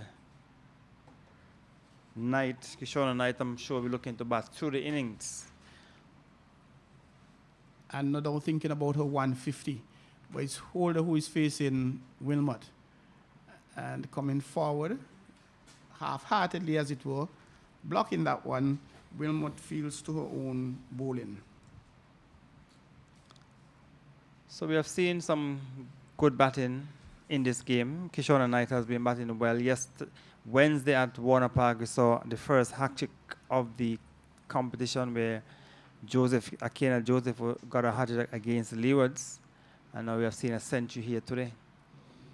It's Wilmot again, and coming forward plays it square on the offside, and picking up a single is Holder. She goes into the 30s, 30 actually, and the score 240 for the loss of 3.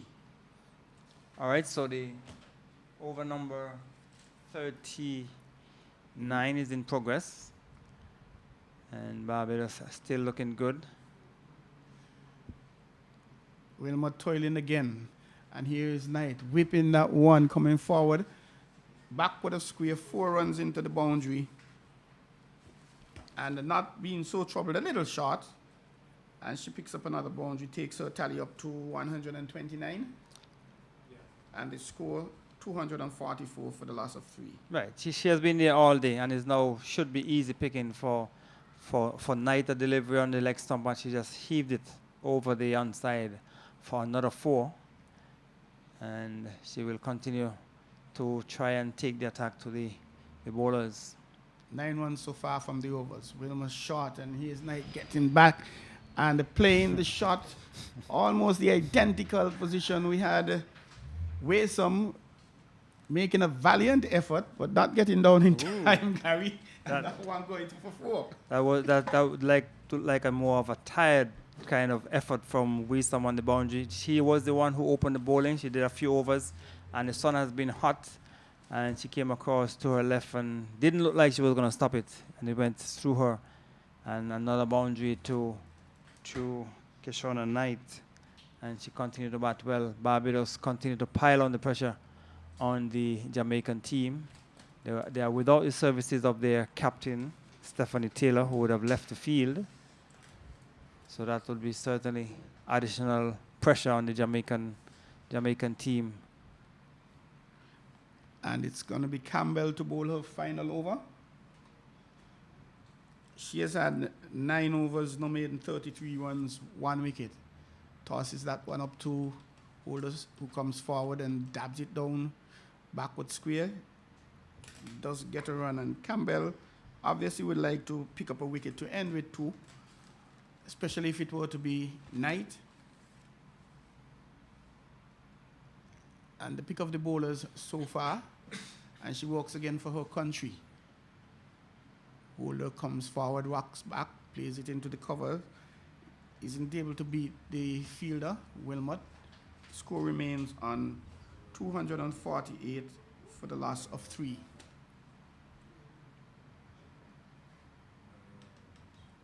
Campbell again into Holder, who's working it. Squarish on the outside. Goes into the boundary for 4. She goes into the 30s. She is 34. She continues in the 30s. She's 34. 252 coming up for the Barbadians. Right, so another landmark for Barbados, 250. And Holder is actually on 36.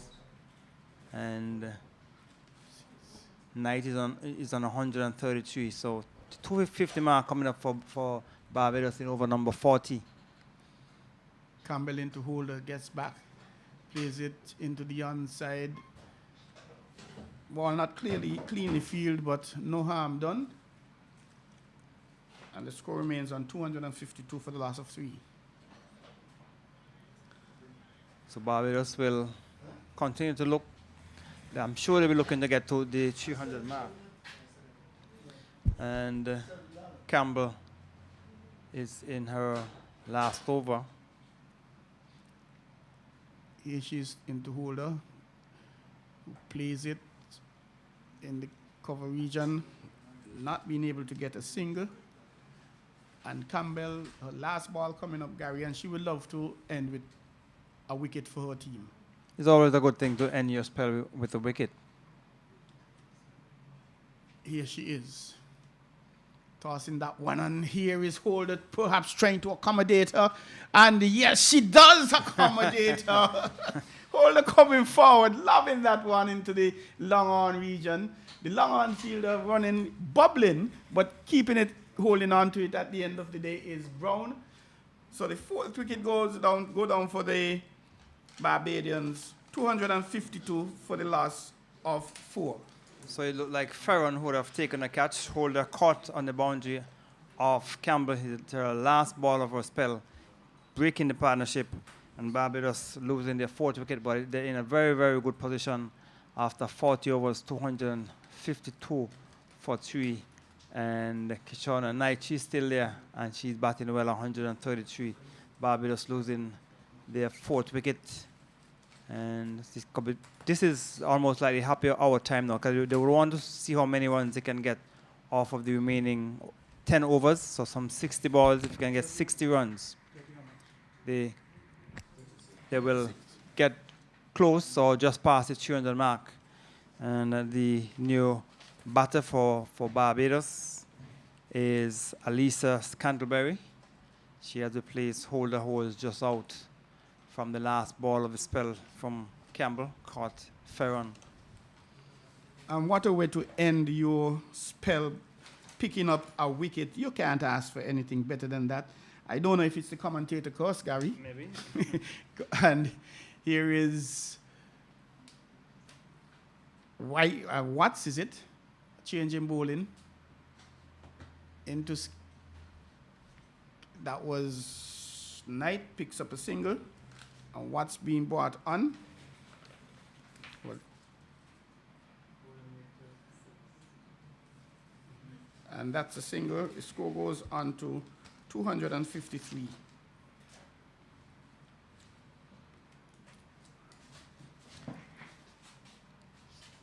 So overcast conditions here at Connery. And it's Watts again. And Canterbury getting back, trying to beat the cover fielder, not being able to do so. Score remains on 253 for 4.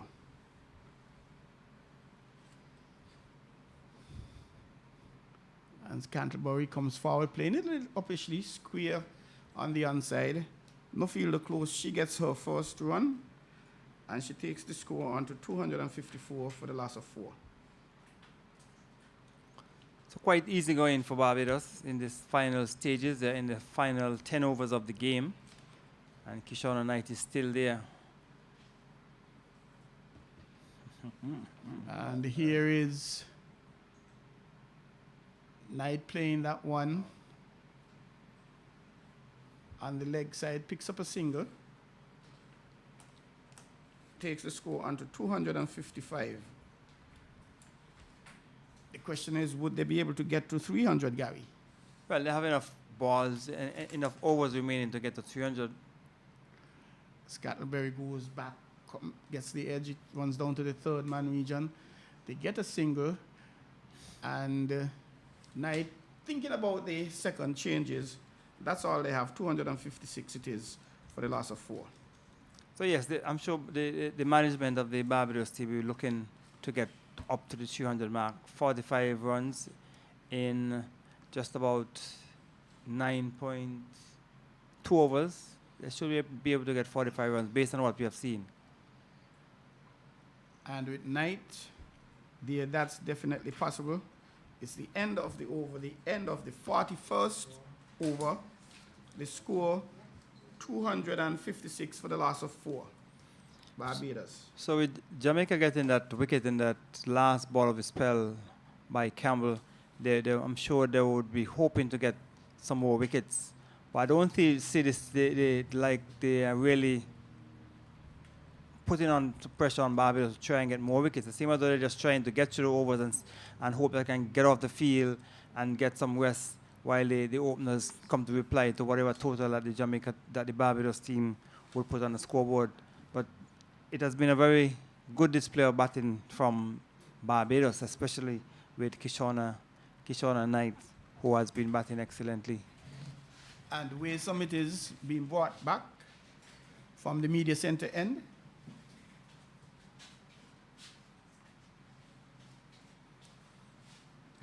She goes into Scatterbury, comes forward, walks it onto the onside, picks up a single.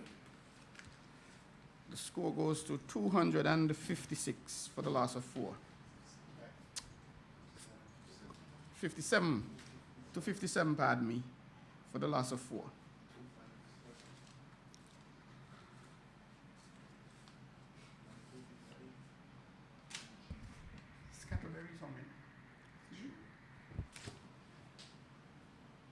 White into the very informed Knight, whipping that one to the mid-wicket region, picking up a single. Is White, taking the score to 258.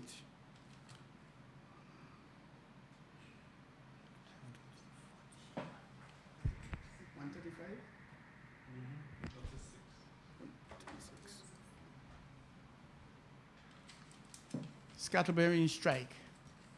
She plays that one down to the third man boundary. Fielder comes off. She gets her 4th run, Scatterbury.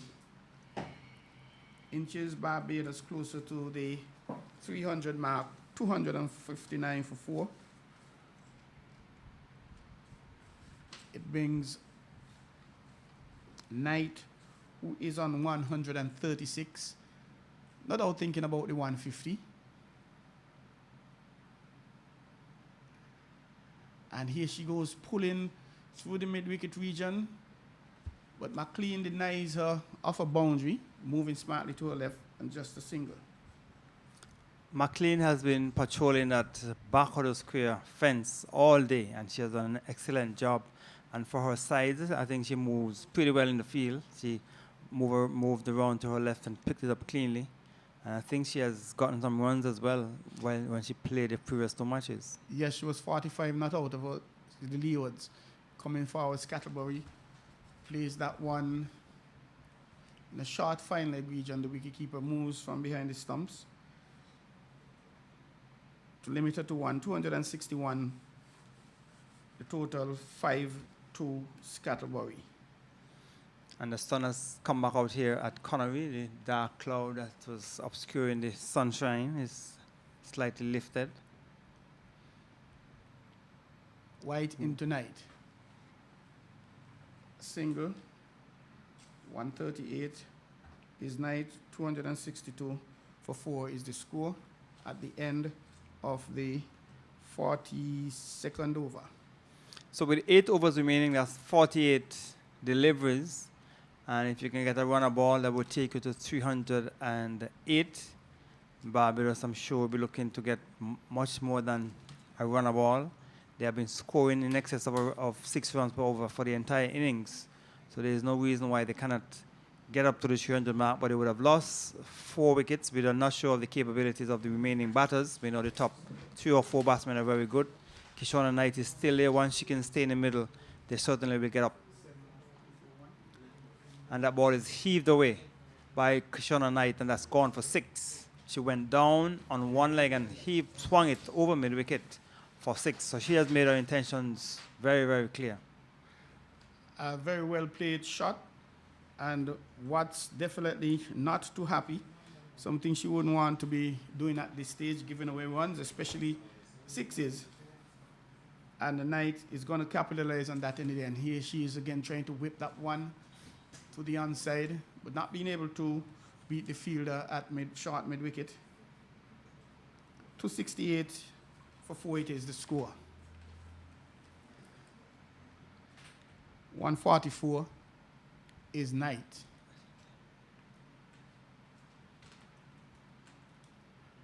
Here she is kneeling, pulling that one through the mid-wicket.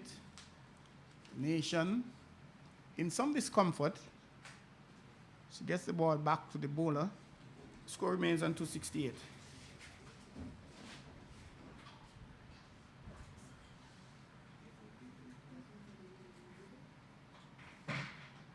Settles again, does Knight.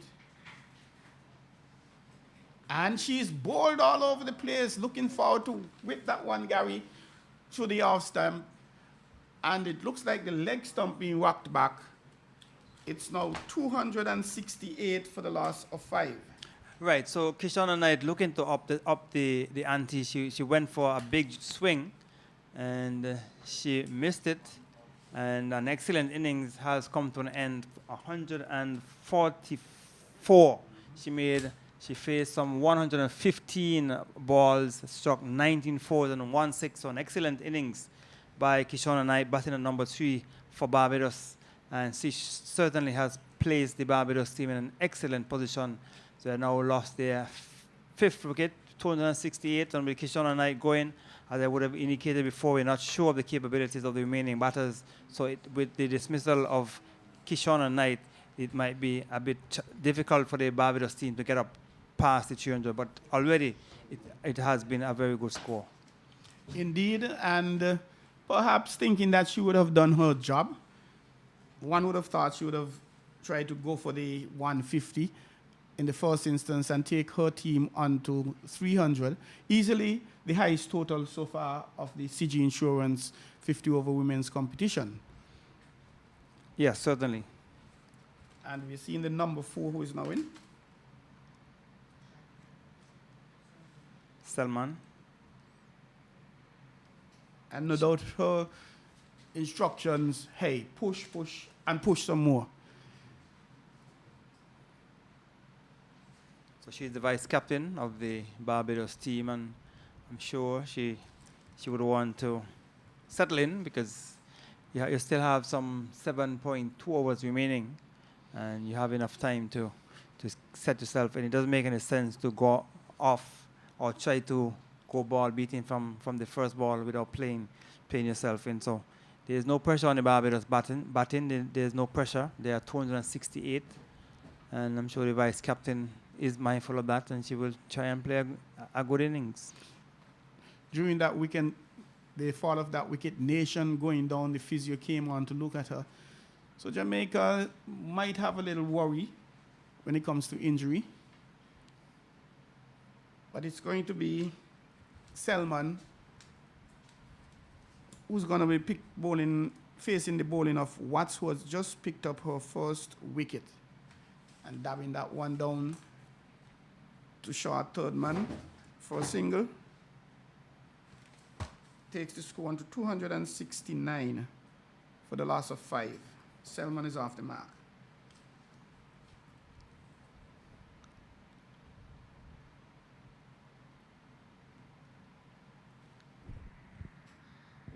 And here is Cattlebury guiding that one down to the third man region. They get one. Are they going to come back for 2? Yes, they do. And they're going to try to get everyone they can at this stage. The over ends 271 for 5 Barbados. Okay, so Jamaica, when they played against Trinidad and Tobago batted and they faced some 42 overs. And Barbados has now faced 43 overs, so this is the longest time that the Jamaican team has been in the field. When they batted, Jamaica only batted faced 39.4 overs. They were dismissed in the 40th over. And so Jamaica has been kept in the field for a very long time by the Barbados team. And when Jamaica played against the Leewards, Leewards only batted 28 overs. And we've just seen Waysome into Selman, who played that one into the short mid-wicket region. No run. 271 it is for the loss of 5 Barbados. And here is Selman, a little more aggressive, beating the bowler but not being able to beat the mid-off running around to her right. Score remains on 271.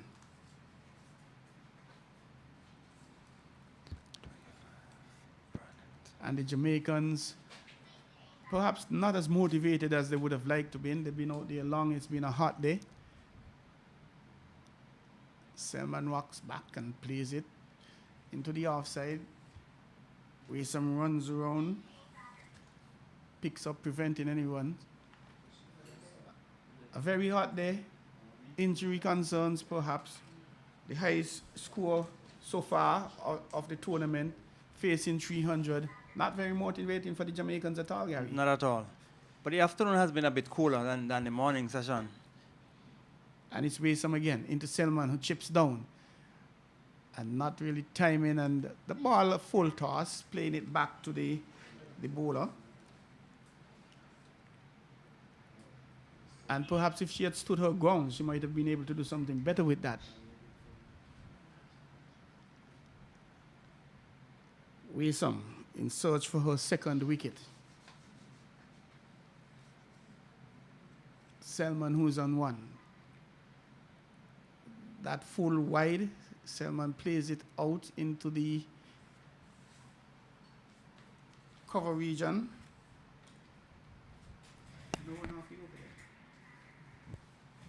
5 dot balls for Waysome, which is what her captain wants. Nothing would be better, Gary, except picking up a wicket.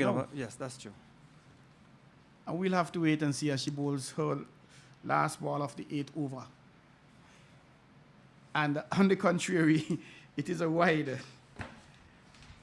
I guess she didn't hear us when we were speaking, Gary. 272 it is for 5 Barbados after winning the toss and batting.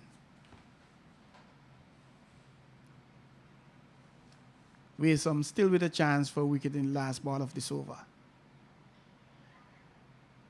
And they're trying to work that one in the offside and looking for a single. Very energetic. But Scantlebury, she's not going to have any of that. And it's now 272 for the loss of 5 at the end of the 43rd over. So with just a few overs remaining, over number 44 overs have been completed. 44, so 6 overs remaining, 36 balls. 36 balls remaining, still can get up to 300. But Jamaica will want to pick up the remaining wickets or to restrict them, already facing a huge total. And based on what we have seen in this competition so far, this will be a huge target, a huge task for Jamaica to overhaul whatever the final total will be. That is turning to the onside. They have crossed for a single, and thinking about the second they will get it, and should be able to get it quite easily, as Brown was running back from the back of the square area to move to the total. Total has gone on to 274 for 5 wickets at the start of over number 45.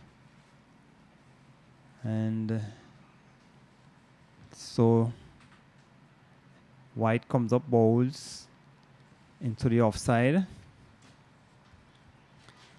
There is no chance of a run.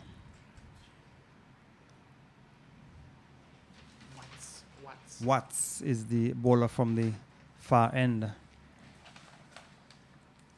down the wicket and swung it into the onside, will go into the boundary for 4. And there was Canterbury just came down the track and swung it through mid-wicket down towards the boundary for 4. And with that shot, the total has gone on to 278. But with when the rain came and interrupted play, and I know the scheduled cut-off time would have been 1:10 based on information.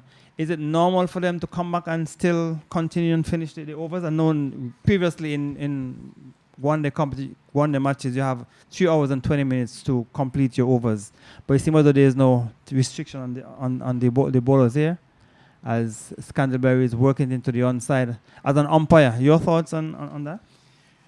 Obviously, it depends on the conditions, and the conditions have changed over the years, especially when it comes to the cut-off time. In some cases, you would only bat the number of overs you would have bowled at the cut-off.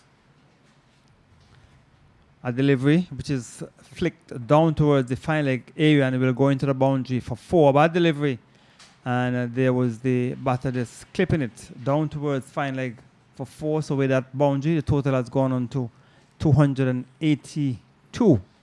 We're in over number 45, so they're getting close to the 300 Biff or Mills. I'm sure they'll get past the 300 with the way things have gone in the last couple of overs. And a very mammoth total, were you to ask me. Wide and full on the onside signal now by umpire Bonwary. And extra moves on by 1. Total has gone to 283. 283 in over number 45. Looking to guide it into the offside. So Barbados certainly putting up a good total. Over number 45 has been completed. And the Jamaicans are just looking to complete the overs so they can go in and get some rest. And hope that their openers can put up a good total, a good start, get them a good start. But it's already challenging for the Jamaican team, and with the hot and steamy conditions out there, certainly will put more pressure on the batters. They'll be a bit tired, and you have to be fit to be able to field for 50 overs and then come out as an opener in this day and age when the sun is very, very hot. So it's wearsome. Drive straight down the ground, good bit of feeling as the fielder moves across to her left. And one more to the total. Fielder at mid-on is Ferron. One more to the total, takes it on to 284 in over number 46. The start of over number 46. Where some bowling from this the immediate center end. She would have opened the attack from the far end. So the sun, the dark cloud has disappeared. And there is Canterbury working it down past the fielder inside the circle at long leg, and it will go maybe a good bit of feeling to pull it back just inside the boundary. And the batsman have enough time to cross for 3. So 3 more runs to the total. And with those 3 runs, the total has gone on to 287. 287 for 5 in over number 46. And that's actually the first 3, if I'm not mistaken, of the inning.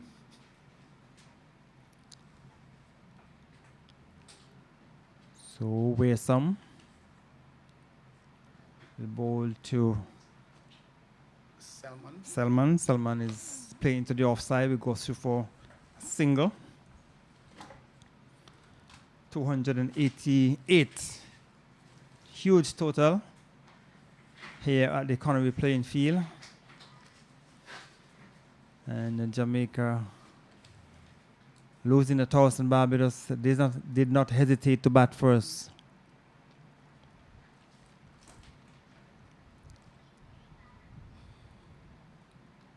In the air onto the onside, the field is coming off the boundary, the ball dropping in front of her and spun away, and it has gone into the boundary, but it seems as though she might have just pulled it back. But she was coming in quickly, the ball dropped in front of her and then spun away to her right. And she recovered and prevented the boundary, so the batters got 2.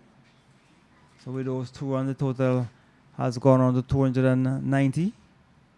290, so 10 runs away from the 300 mark. I still have some overs remaining, 4 overs remaining after this. Down the wicket, and she's tugging it into the onside. Farron has some running to do across to her right. Is she going to pull it back? No, it has gone into the boundary for 4. So 294 with that shot, a short delivery. And Scantlebury swung it into the onside. And you're seeing the emergency fielders for Barbados probably looking to come onto the field, give some water. It has been a hot day. But the umpire might be saying you have to wait until the over is completed. So 294. Canterbury is driving straight on the ground. Farron at long on. She moves to her left fields. Another single to the total. It has gone on to 295. 295 at the end of over number 46. So 4 overs remaining, and Barbados, they're in sight of the 300. And looking at the body language for the Jamaicans, if one were to make a guess, it doesn't appear that they're too enthused about it. And mentally, they don't seem to be in the right place to chase that type of total. They're just waiting for the 4 overs to be completed so they can go inside and relax. But it has been a good display in terms of batting from Knight, who would have made the 100, I think 144. And then we had the captain, Matthews, he made 31. Holder made 36.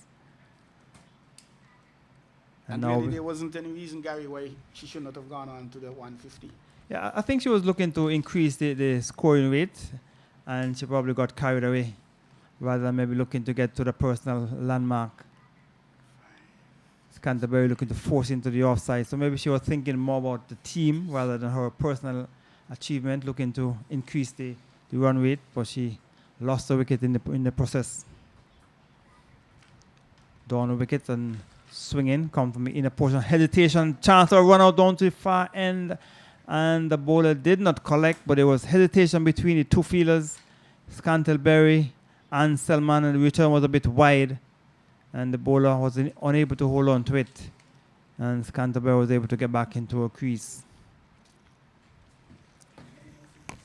So Watts, Canterbury looking to play it fine, misses, taken behind by the keeper. Weighing over number 47 of 50, so 3 overs remaining. And Barbados will be the first team of the competition to bat through or bat out the 50 overs. Canterbury is driving, bat on the strip. And the bowler did not stop it cleanly. Went behind her. Not sure if it was a chance, but they went back. I don't know if it bounced as it left the bat, but she did not hold on to it. Full delivery, driving straight on the ground. And long on will come into play with that single.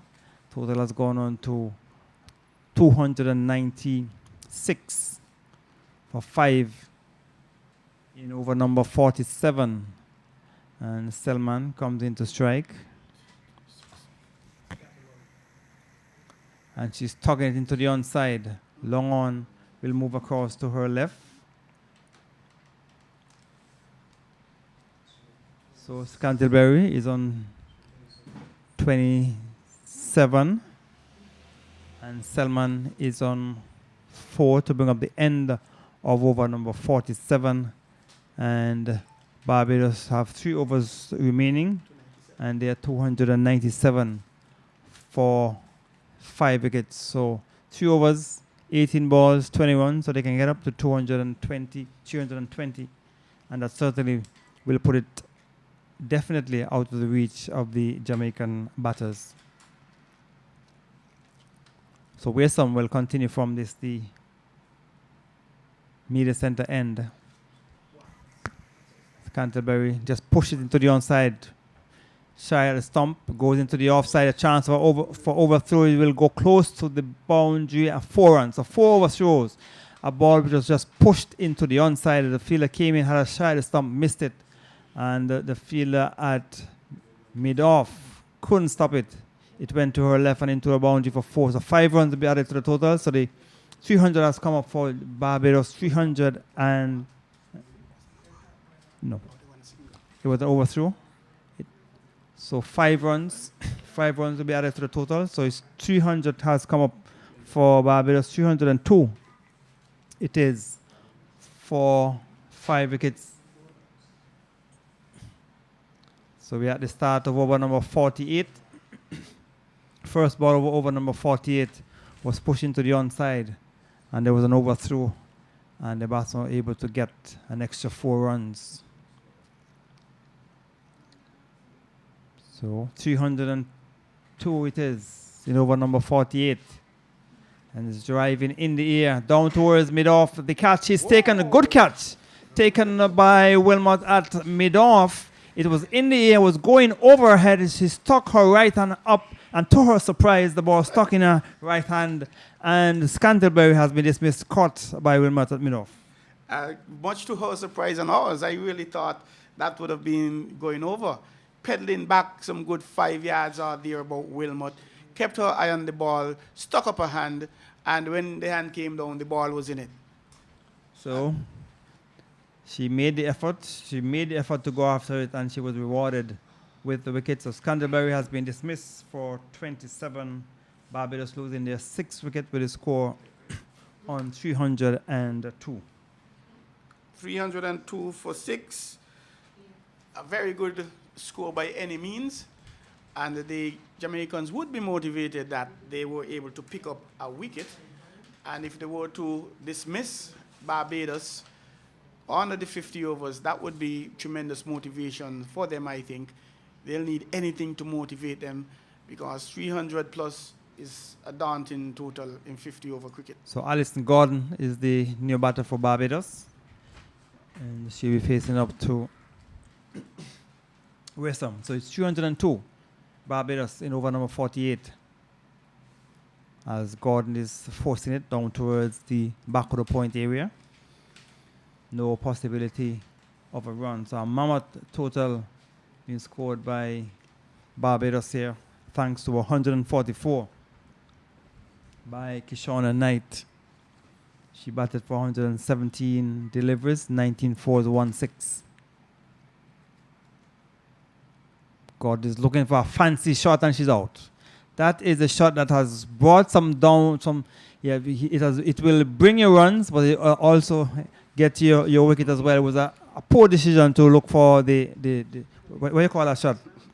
But he's out. The scoop. She missed it, struck on the pad, and Gordon is LBW to Westham for duck. Well, I didn't mention any wickets. The additional wickets they'll get would motivate them. All they have to do is put the ball on the wicket, and she'll say thank you any day for that wicket. 302 for 6, moved on to 302 for 7. So the innings coming to an end in terms of both the overs and the wickets. So Barbados losing another wicket with a score on 302. Gordon looking for a fancy scoop shot, missed it, struck on the pad, and she was given out. So the 303 for 7. 302 for 7. The Barbados team.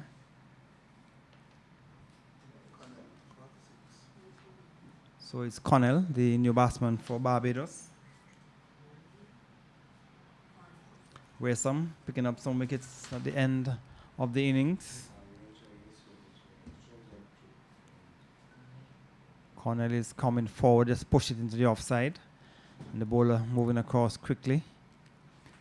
And Barbados certainly has done well, reaching in 302. This is over number 48, so 2 more overs remaining in the Barbados innings. Connell is swinging into the onside. She will get a single as it goes through the legs of the fielder. That's Ferron at mid-on, and it has gone into the boundary. So the tiredness is now showing on the Jamaican fielders. The fielder came in, went down, and the ball went through her legs and into the boundary for 4. 306 306 it is for 7 at the end of over number 48. And it has been a long day for the Jamaican team. The fielder on the boundary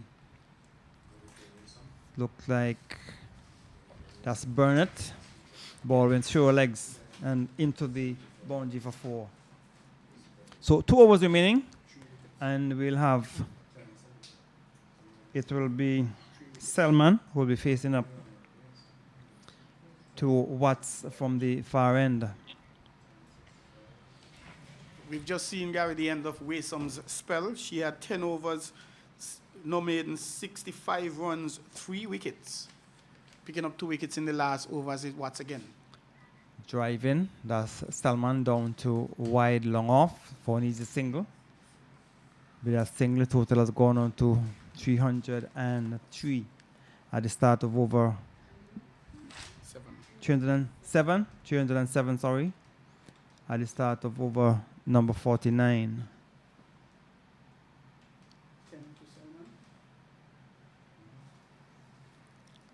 Driving straight back on the ground, struck the chip, and she's out. Actually, the bowler, Watts, would have gotten a hand onto it. It was driven straight back on the ground, and what a way to be dismissed without even facing the ball. I was driven straight back on the ground, and the bowler got her hand to it. She was out of the ground, the stumps were broken, the appeal went up, and she has been run out.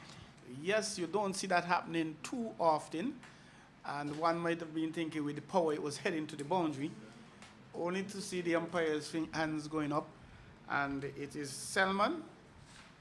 She is run out, scored 10, and the score is now 307 for the loss of 8. All right, so it's not Gordon who is out. It is actually, well, it's not. It's Cornell. It was the batter, and so the new batsman for Barbados has gone into the middle. Williams, and Cornell looking to play it into the onside.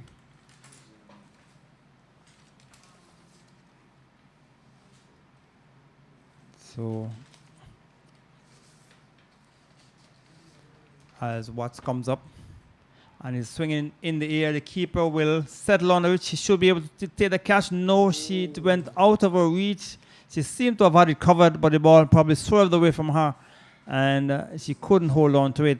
So another single to the total. So with that single, total has gone on to 309. 309 it is for 8 wickets. As Watts, and she's coming forward, just push it down on the onside. So we're in over number 49 here at Connery. 309 for 8, a mammoth totals by the Barbados team. Flatter, faster, Connell onto the back foot, just force it into the offside down to cover to bring up the end of over number 49. So there's 1 over remaining in the innings for Barbados. 309 for 8, and a very good position, and no doubt the Jamaicans will want to get those 2 wickets to give them some motivation that they would have bowled out Barbados. We have to wait and see if that will be the case. But the Bajans, they are now trying to squeeze any run they could get. They're stepping it up a bit. And 2 relatively new batters at the crease, 1 definitely new. And Connell, who was there a few balls, she's on 6. And it's going to be So White has been White, who has had 6 overs, no maidens, 34 runs, 1 wicket. 5 overs, that is. So White will be bowling the final over of the Jamaican innings, or the Barbados innings. 308 for 8, a full delivery. And she has swung it away for 4. Will you wait to see there's be a signal and no ball by the umpire? Yes. Also being signal and no ball, so 5 runs will be added to the total. So it has gone on to 313. First ball full and swung away. And it will be a free hit Free hit for the batter Williams. 14, So it is 314. 314.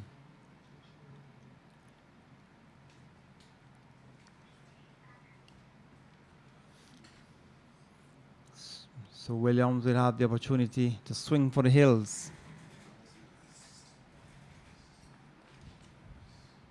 And she's bowled looking to swing, but it's not going to count because it was a free hit. She came down the pitch looking to hit it out of the ground, missed it. She lost the stumps, but it was a free hit, so no damage done. The total remains on 314 for 9 in the final over.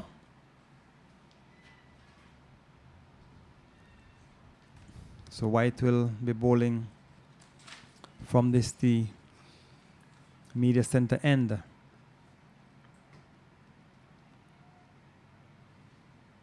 Williams is taking the pad, loud appeal, a chance for a run out, but the batsman got home as the fielder was a bit slow coming in from the offside. Leg by has been signaled by umpire Tuckett, so it moves on by 1.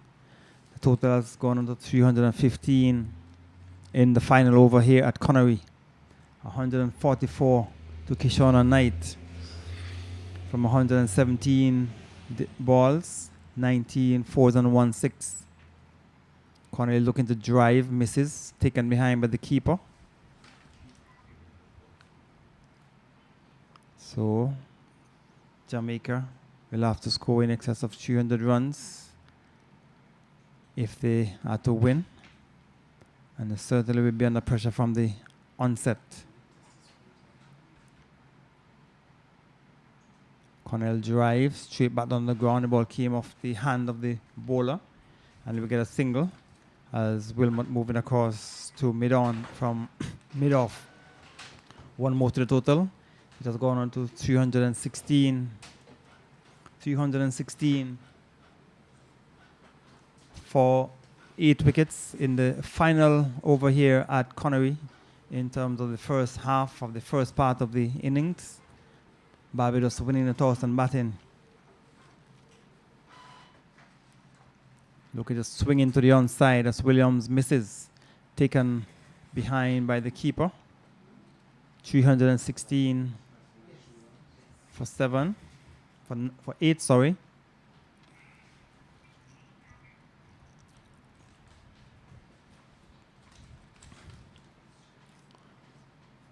So White. Williams down the wicket and tugging it into the onside. And the fielder coming in off the bounce. Just burn it, come back for the second run. Return comes in and they are quickly home for the second run to bring up the end of the Barbados innings. And they close the innings on 318 for 8 wickets after 50 overs. Excellent performance by the Barbados team. 144 to Kyshona Knight, 31 to the captain Matthews, and we also had 36 to Holder, 27 went to Scantlebury, 10 to Selman, and Alyssa Gordon made a duck. She will able W to wear some. Cornell not out on 5, Alyssa Williams not out on 0, it looked like. So the end of the 50 overs, Barbados 318 for 8 from the 50 overs. An excellent performance by Barbados. Definitely, they should be in a very confident place right now. The Jamaicans, they'll have a lot of work to do. Runs on the board are always runs on the board. And this is just over 6 runs and over. Quite gettable a run a ball. Easier said than done. But with some application, with patience, we could probably be in for a good game. We'll have to wait and see nonetheless, Gary. So 318 for the loss of 8 wickets. And there was a point that with the scoring, one may have thought that the score would have been maybe much greater, in excess of 300, maybe closer to 350. But the Jamaicans, they were able to pull a few back.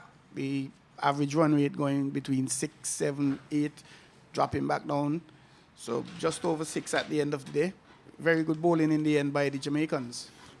So we tell you that Casey Knight, she was caught Williams bowl Waysome for 4. Haley Matthews, she was bowl White for 31. Kyshona Knight, she was bowled by Watts for 144. She faced 117 balls, 19 fours, 1 6. Aline,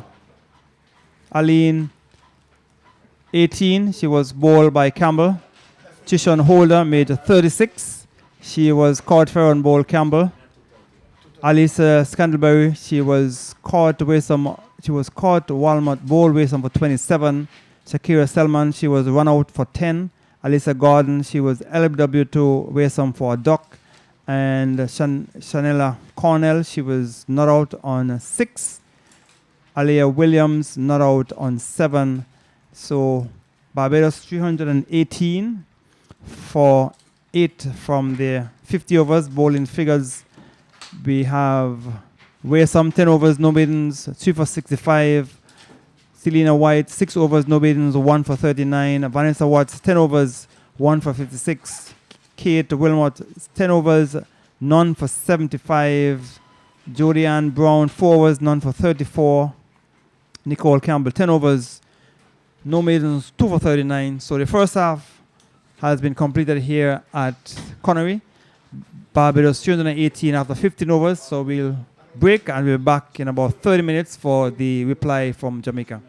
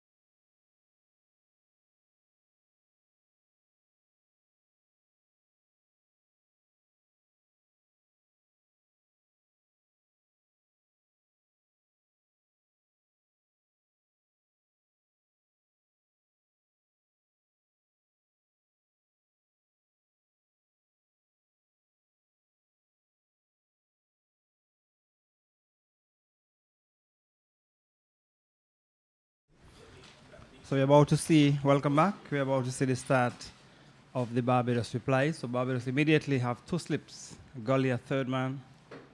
There's the point, cover, and the mid-off. So for Barbados, the opening bowler for Barbados is Shamila Cornell. And she'll be bowling to Williams. Williams is the wicketkeeper batter for the Jamaica team. The target is 319 from 50 overs. So already they'll have to be scoring in excess of 6 runs per over. So it's going to be Cornell. Goes over the wicket. And the batsman's shoulder's arm wide has been signaled. So the Jamaican reply is on its way. 1 without loss at the start of the first over. And McCall has joined me. McCall, good afternoon. Welcome. Good afternoon, Gary. It's a mammoth total for the Jamaicans to chase down. But here's Cornell. And just pushed into the offside as Williams. And there is no chance of a run. So we tell you that Kyshona Knight made 144 from 117 balls.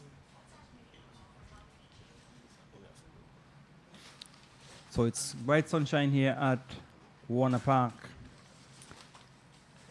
Cornell, and the batsman Williams is in behind it and pushed it down on the offside. And there is no chance of a run. So Jamaica will have to score in excess of 6 runs per over from the onset. Barbados, when they batted, they were always scoring in excess of 6 runs per over. That's why they were able to reach up, get to the 300 mark. So Cornell, Williams is slashing, caught a slip. It was a short ball and Williams looking to slash it back to the point, came off the outer portion of that, went straight down to the first slip where Captain Matthews took the catch, and the Jamaicans, they are off to a bad start, losing the first wicket. Yes, they are. And Williams, seemingly her eyes lit up. The ball was more short of a length than short and too close for cutting.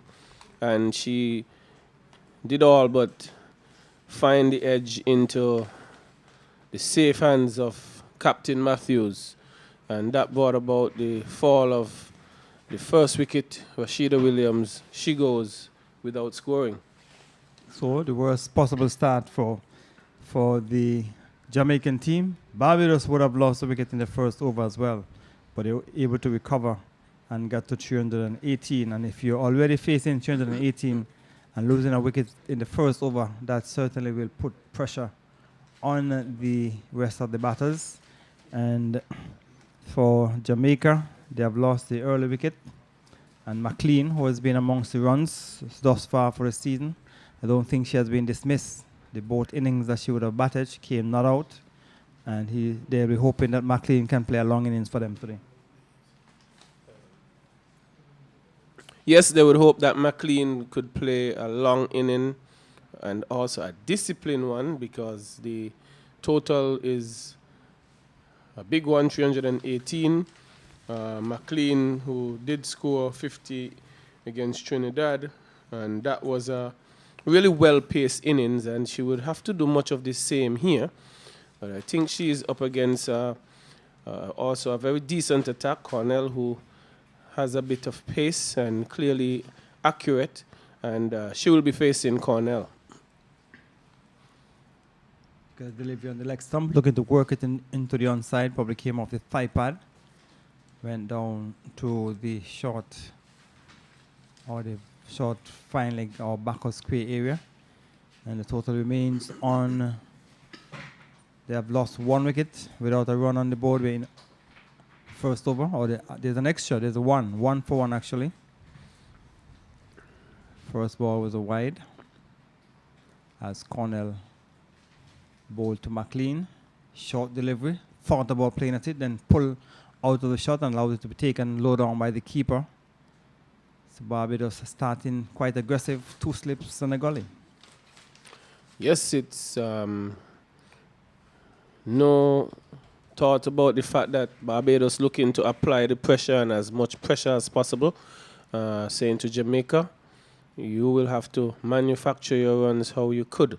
We are going to be tight. We are going to look to be accurate. 318, you'll have to work your way to it. McLean outside the off stump. She was to go through to be taken behind by the keeper to bring up the end of a successful over from Cornell. She would have gotten the wicket of Williams, caught at first slip. And Jamaica, they are 1 for 1. The target is 319. So the sun has come back out here at Connery. So hopefully there will be no further interruption before the end of this play. Yes, so a big total posted by Barbados. And we see the move for McLean to come at 3. Usually, Captain Stephanie Taylor would be the one probably at the crease at this time, but using McLean, and she's a powerful player. I saw some blows that she hit in St. Paul's, really lofty, powerful blows, strong, broad shoulders, and can belt the leather off the ball, but would be advised to play each one on its merit here, Gary, as opposed to being overly aggressive. And we see the other opening bowler for Barbados. So it's going to be Ferron who will be facing up to from the far end. 1 for 1. And the keeper is up to the stumps. So a ball outside the off stump. And Gordon is the opening bowler for Barbados. So we're in over number 2. And it is 1 for 1. Batsman out. Williams caught in the first over.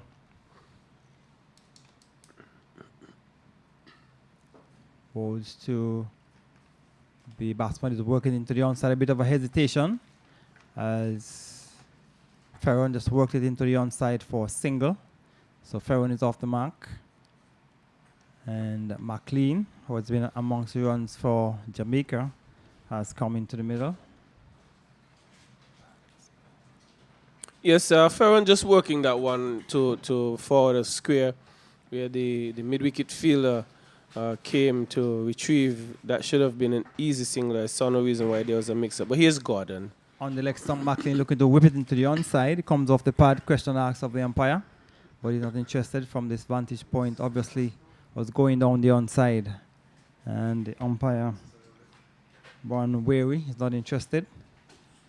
So for McLean, there is a fielder down at backward square. And so on the onside, we have mid-on and mid-wicket. There's a slip. And McLean is looking to drive into the offside. Misses, taken behind by the keeper. McLean is a big player, big in stature. So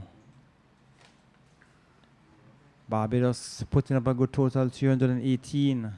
Kyshona Knight made 144. Gordon. McLean is coming forward, pushed it back down the strip on the onside. No chance of a run. So with this huge total and Jamaica losing a wicket in the first over, will put pressure on the Jamaicans. McLean would want to stick around and play a long innings. But she was in the field for 50 overs. McLean is coming forward and driving, goes down to cover. A ball pitched up, looking to drive, got it down to cover to bring up the end of the second over. Jamaica, they are 2 for 1. It's 2 for 1. McLean, as you rightly said, would need to play a long innings. One of the better players, one with some international pedigree, some West Indies pedigree. She has the experience. She also has the talent. She's shown the ability. But as I said, she's up against a very strong and solid Barbadian bowling attack as well, and would have to keep her head and be wise, be selective in her approach to playing against this team. She's alongside Farron. She got a bit of a start in St. Paul's, but she gave it away. But she's facing Cornell. So Cornell will bowl to Farron. Short delivery, and she's out caught behind. A good, sharp, short delivery. The batsman was hustled. The ball probably came from the glove and taken behind by the keeper. So Jamaica has lost the second wicket with the score run to Farron, caught the wicket of Cornell. A beautiful delivery. That one short of a good length, Gary, more than short in my view. Farron was on the back foot, but wasn't able to drop her hands early enough, and I think was beaten for pace there. Took the glove to keeper Knight, and she goes for one. And Jamaica find themselves in early trouble, Gary. A lot of trouble they're in, because if Barbados made in excess of 300 runs, and you have now lost 2 wickets, and a strong possibility that the captain may not be batting because she would have left the field injured, and that is another worry for the Jamaican batting. So Jamaica certainly are up against it, and Jamaica, you have Shadeen Nation. She is the new batter for Jamaica. 2 wickets down, and Jamaica, they're only on 2 runs. So yes, Nation is another one of those players, Gary, who has that experience, and they both McLean and Nation came together in St. Paul's when the score was 19 for 4. So I guess recovery work is nothing new for them, but they have some serious work to do here this afternoon in Connery. Because they're not chasing 150, they're chasing 319, and that is a huge total in the women's game.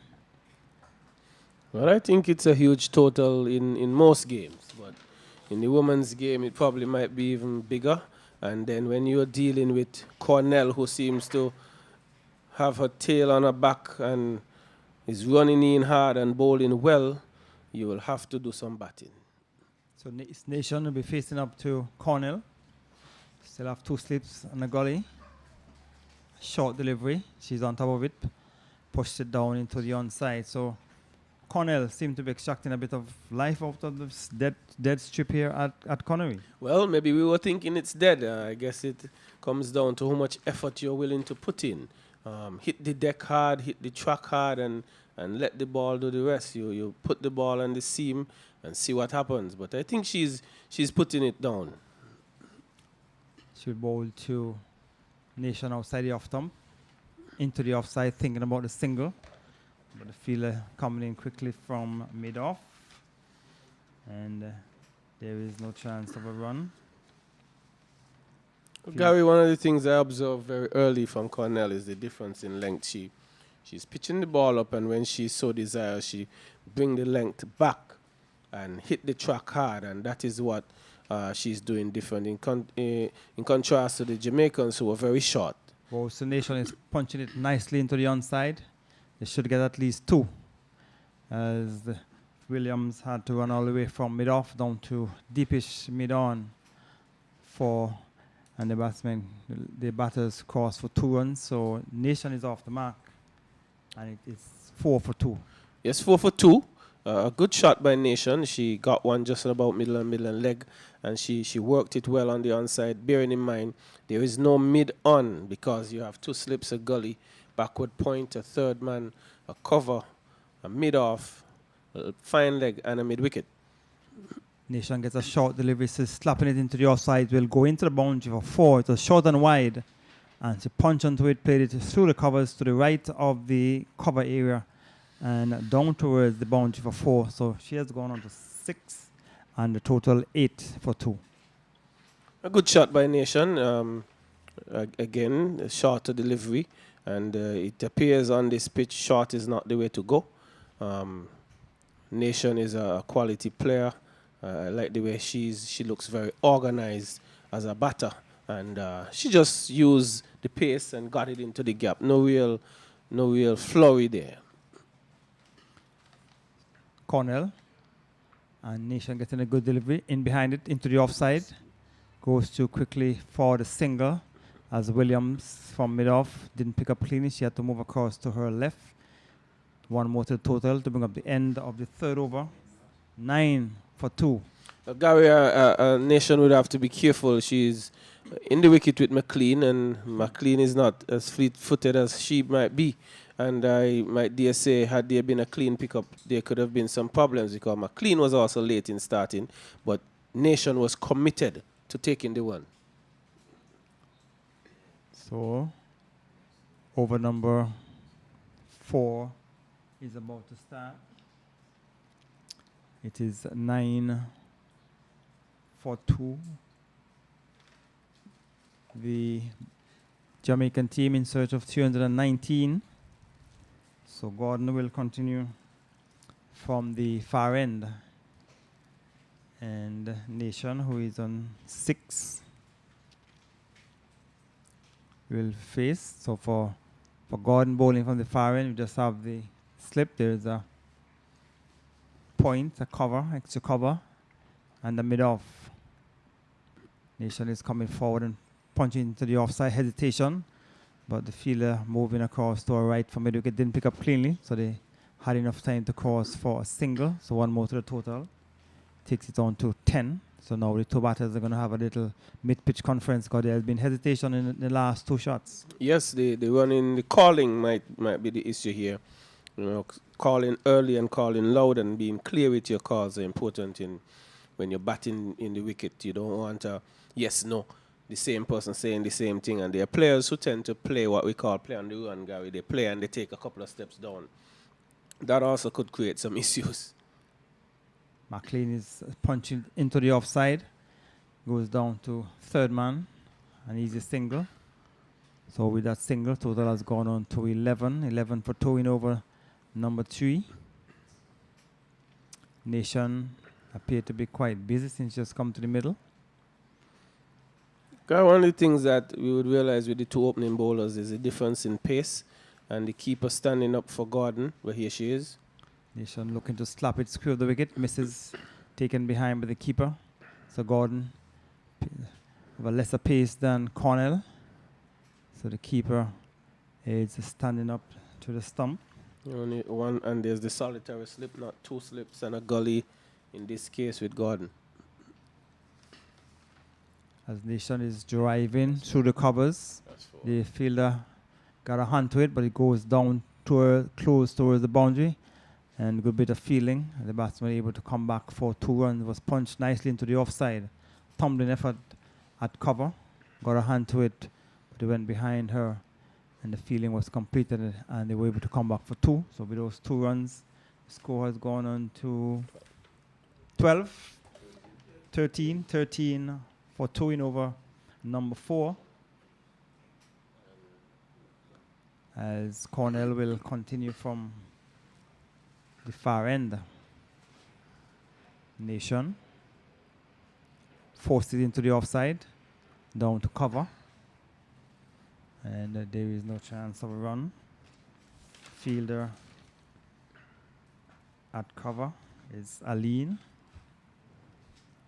as Gordon goes back to the top of her mark at the far end. Nation onto the back foot, forces into the offside, down to cover. Ali move across to her right fields. Over has been completed, so after 3 overs, the total 13 for 2. 4 overs. 4 overs completed, 13 for 2. Jamaica with their reply to 318. Not the best of starts, but the recovery effort has begun. Nation and McLean seeking to do the rebuilding, and Nation looking the more aggressive of the two. She has been looking to get on her front foot and looking to score runs. McLean hasn't faced as many deliveries, but she will be facing up to Cornell, who has the 2 wickets already. So Nation is on 10. McLean is on 1.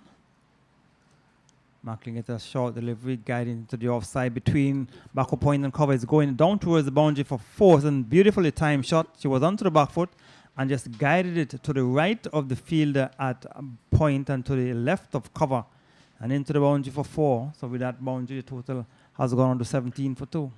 Yes, 17 for 2. And McLean very easily using the pace of Cornell. No power, no real backlift, just getting it in the gap. And again, the field here at Connery gives you value for your runs. You get it into the outfield, the chances of it running away is there. But here's Cornell again. McLean, outside the off stump, forces into the offside, goes down to cover. Aline is in the way, she feels. Total remains on 17 for 2. The target is 319. Barbados made 318 from the 50 overs. Kyshona Knight made 144. As Cornell have 2 slips. McLean outside the off stump, coming back in towards a bit too close. She was looking to give herself room to punch into the offside. That one came back and she had to came into a hustled defensive shot and got it down into the offside. I think it was also too full to Gary for the shot that she was thinking to execute. And I think she may be advised to assess the length early and know when to be forward and know when to be back, because Cornell has the pace to get through you. So Cornell will continue. 17 for 2. So we have 2 slips. There's a third man. There's a point, cover, extra cover, mid-off. McLean getting a good delivery, pushed it down into the offside. Down to Williams at mid-off, she feels. And there is no chance of a run. So McLean and Nation will have to put on a good partnership if Jamaica to even come close to the 300 runs. That 318 that Barbados would have made. McLean hustled shot, pushed it into the offside, goes down to cover again. And the fielder Aline is in the covers. She feels moving away to her right. So it's the sunshine is back out here at Connery. And Barbados certainly are in charge after making 318. McLean is slashing off the outer portion, goes down to third man for a single. Where Gordon is in the way she feels, 1 more to the total. Takes it on to 18 to bring up the end of over number 5, 18 for 2.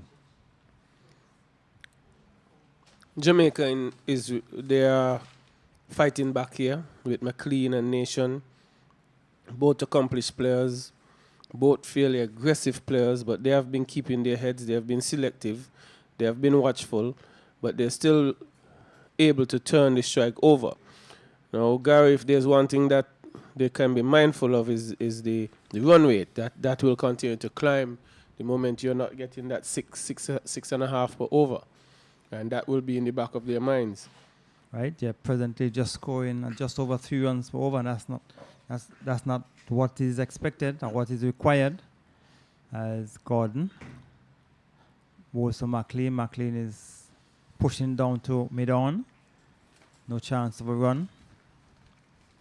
So McLean, and then rehearses a drive, as if she's intent on maybe getting another delivery like that. She would look to hit it over mid-on.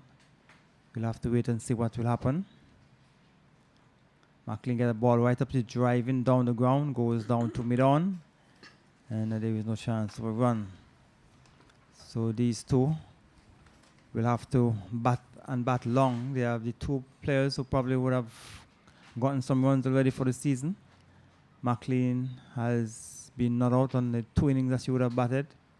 He's guiding it down to Matthews at slip, she feels, and prevents any possibility of a run. So 18 for 2 in over number 6. So the required rate will continue to climb. It started at just over 6 required per over, and they're scoring at just over 3 runs. So it means that the required rate has already jumped up. And climbing it is. So Gordon, McLean in behind a shortish delivery, push the bat on the strip and the bowler fields, no chance of a run. So if you don't score the runs, if you already need to score 6 runs per over at the start and you are scoring below that required rate, you always will be behind the 8 ball, and you will have to start to get to work the ball around, pick up the singles, then the boundary might come, balls, and batsman is swinging. In the air, it will go over the long on area for 6 runs. It was a ball short of a length, and she was able to hit it over long on for 6. So the big figure of McLean got a run over long on for 6 runs, and with that 6, the total has gone on to 24. Well, Gary, you talk about getting singles. You don't need singles when you could hit them that clean. She's a powerful woman, strong. And I say in the last game I saw strike the ball just as good or better than she did there. And she's quite capable if she hangs around. McLean gets a slower delivery. She's guiding it down towards the slip where Matthews makes a tumbling save to her left to bring up the end of over number 6, 24-4-2. Jamaica continued their rebuilding effort after they lost 2 early wickets to Cornell, who is the quicker of the 2 opening bowlers. And McLean coming a lot earlier than anticipated, but I think that was provoked by the fact that the captain, Stephanie Taylor, would be carrying an injury. And Nation also coming a little earlier than usual. But both are 2 capable batters, both are capable of scoring quickly. And they have had a 50-run partnership in the last game, but they would probably want to think more like 150-run partnership here, Gary, if they are to get close. But that shot brought a change in the bowling from the other end, and it's the captain, Haley Matthews, coming into the attack. So Matthews, who would have gotten 2 wickets in the last game, has come into the attack from the media center end. There's a slip, there's a point, there's a cover, extra cover, and the mid-off. So Matthews will go over the wicket. Nation is onto the front foot, just pushed it easily into the onside, we get a single.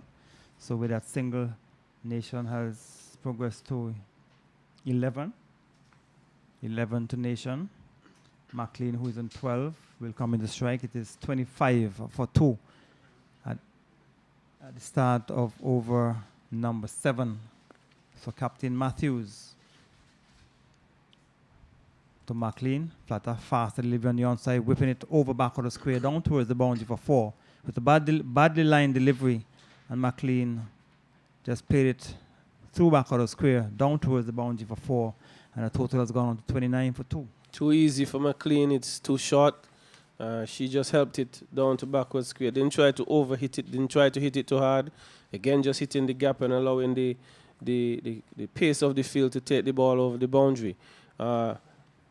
A bit unlike Matthews, a bit too short. She would be thinking that she should try and get it a bit fuller and ask her to defend a bit more. So McLean will face up to Matthews. Outside the off stump, just easily onto the front foot, just pushed it into the offside. And there is no chance of a run. Alyssa Gordon, she is in the covers. Matthews, McLean gets the deliveries outside the off stump. She's pushing into the offside, pulling her bottom hand off the bat. Maybe a little bit of extra bounce there for Matthews. And so she will continue from the media center end. Matthews to McLean on the onside, looking to swing. Gets it into the onside, down to short fine leg. Probably came off the glove, playing a bit too early. And no chance of a run, so the total remains on 29-2. We're in over number 7. Matthews, she's bowling a first over from the media center end. Going to bowl to McLean, who is on 16. Nation is on 11. McLean down the wicket, and he gets there, just pushed it back on the strip for Matthews to bring up the end of our first over. And at the end of it, you're listening to Sydney United Super 50 cricket from Connery. Jamaica in search of 319 for victory. They are 29 for 2 after 7 overs. 29 for 2 it is, chasing 319 for victory. Nation and McLean building a nation for Jamaica, fighting for their country here in the CG Women's Super 50. And it's early days yet. It's a big total. Both batters are trying to get themselves set, but that has affected a change in bowling, Gary. So it's Nation and working into the onside. So Gordon is still operating from the far end. Cornell down at back of square. One more to the total. Takes it on to 30. 30 for 2 at the start of over number 8. So they're already behind the rate that is required. And so Matthews making a change. She's asking Cornell to move across to her left. And she will go into the short fine leg or the short back of the square area. That's Matthews. So Gordon will continue from the far end. McLean is in behind the delivery or looking to guide it down towards the third man area. Missed it. Taken behind with the keeper. A delivery which had a little bit more pace on it. She was just looking to run it down to third man. And the keeper took it. No damage done. 30 for 2 in over number 8. The target is 319. As McLean going to the big drive over back of the point, and it will go into the boundary for 4. She got some width outside the off stump, and she went after it down towards the boundary for 4. 34 for 2 in over number 8. Yeah, I would say that's a good shot by McLean. She got the width. Bearing in mind, you're thinking of a total over 300. When you get chances to score, you have to take it. All the fielders on the offside up in the ring, and she just let bat on it, and it flew over the top of the point region for 4. Gordon to McLean on the leg stump is clipping it into the onside. Cornell down at back of the square on the fence, moving across to her left, and one more to the total. Just gone on to 35. 35 for 2 in over number 8. So Nation, who is on 12, will face up to Gordon and driving down to cover. There is no chance of a run. So being over number 8, Gordon is bowling from the far end. She's in her 4th over. As Nation, who is on 12, will face up to Gordon. Short and looking to force into the offside. In time it went bouncing down towards the cover area to bring up the end of the 8th over. At the end of it, Jamaica in search of 319 at 35 for 2. Jamaica making a reply. Didn't start well. Lost 2 early wickets. The 2 experienced campaigners for Jamaica came to the crease and have already started building a partnership that they would need to carry on for some time if they are to challenge this total from Barbados. Having said that both of them would have gotten runs before. They look good. The Barbados bowling, though, is pretty solid, and that has effected a change of bowling from the commentary end, and Cornell comes into the bowling attack once more. 35 for the loss of 2, Jamaica. Not the score they would have wanted. Nonetheless, they still have to work, as is Cornell. Into McLean, who gets up on her toes, trying to smash that one to the extra cover. But not being able to beat the fielder there, who prevents anyone. The score remains 35 for the loss of 2.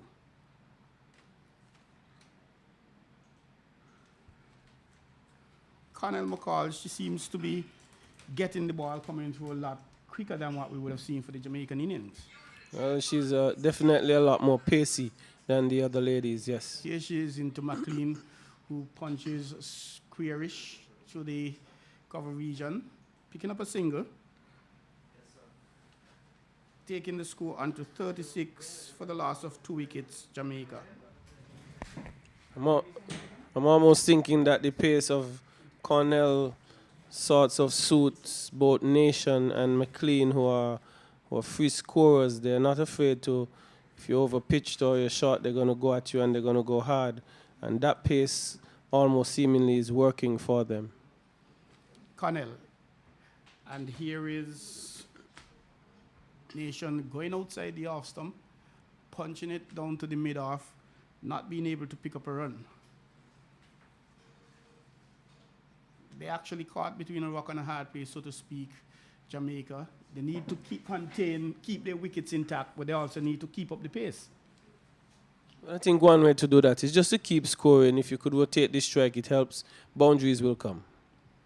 And here is Nation playing that one square on the offside, only picking up a single. She takes her individual tally to 13, and that for the Jamaicans to 37 for the loss of 2 in over number 9.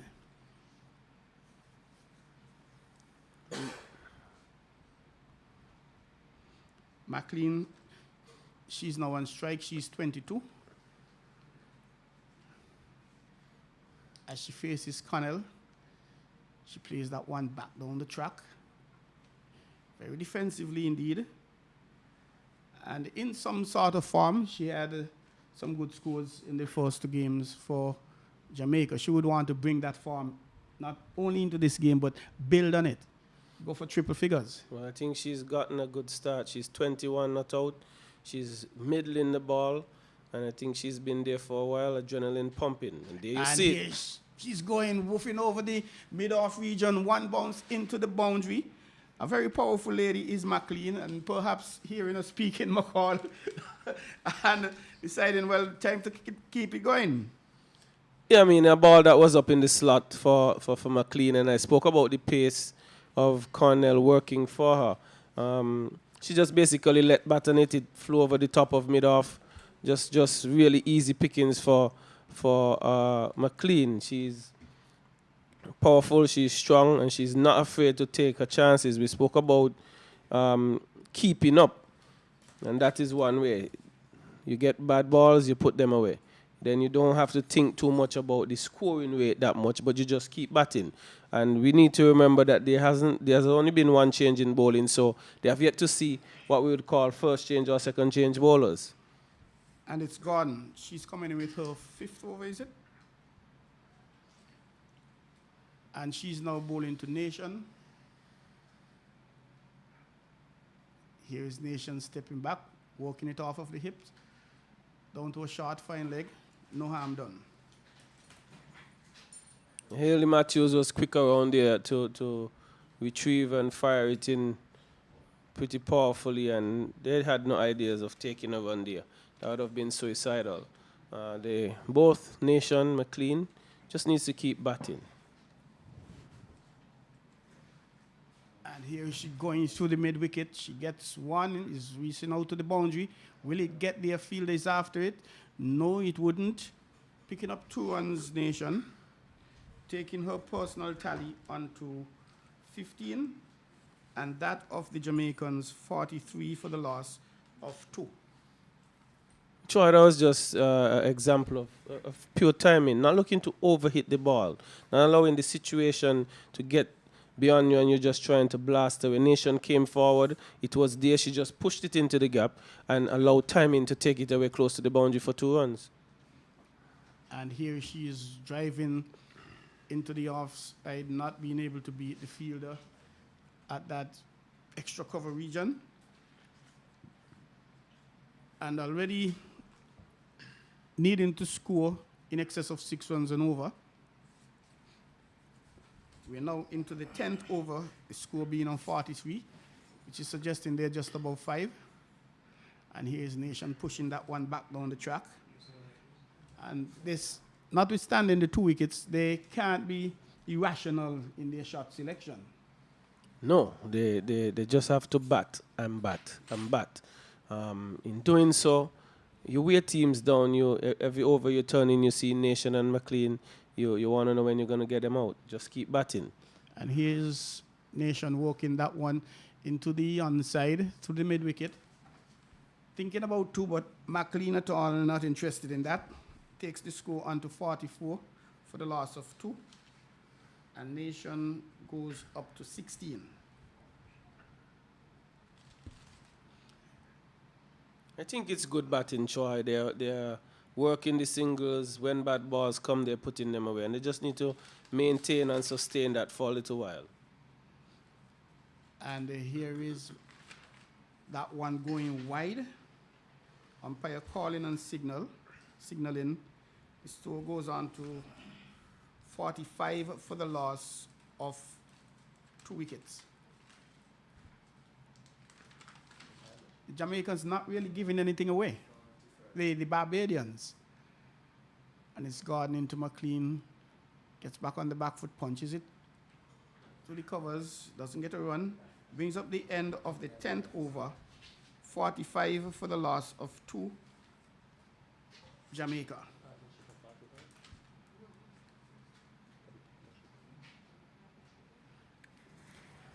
And that's the end of the power play as be signaled by umpire Tuckett. Troy, McLean and Nation together, they have already built a partnership here of 45 runs. In St. Paul's, they had a partnership of about 59. And clearly they like batting together. They are both scorers.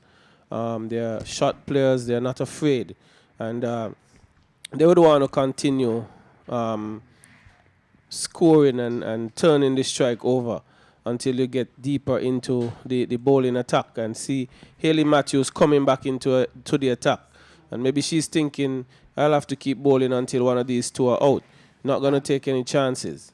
And Matthew, her first ball, bringing Nation forward.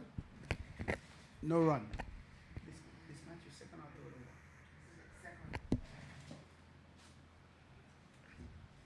Matthew again into Nation, giving that one a little ear. She comes forward, she walks it into the onside, picks up a single. Taking her score on to 46 for the loss of 2. The Jamaican, her score goes on to 17.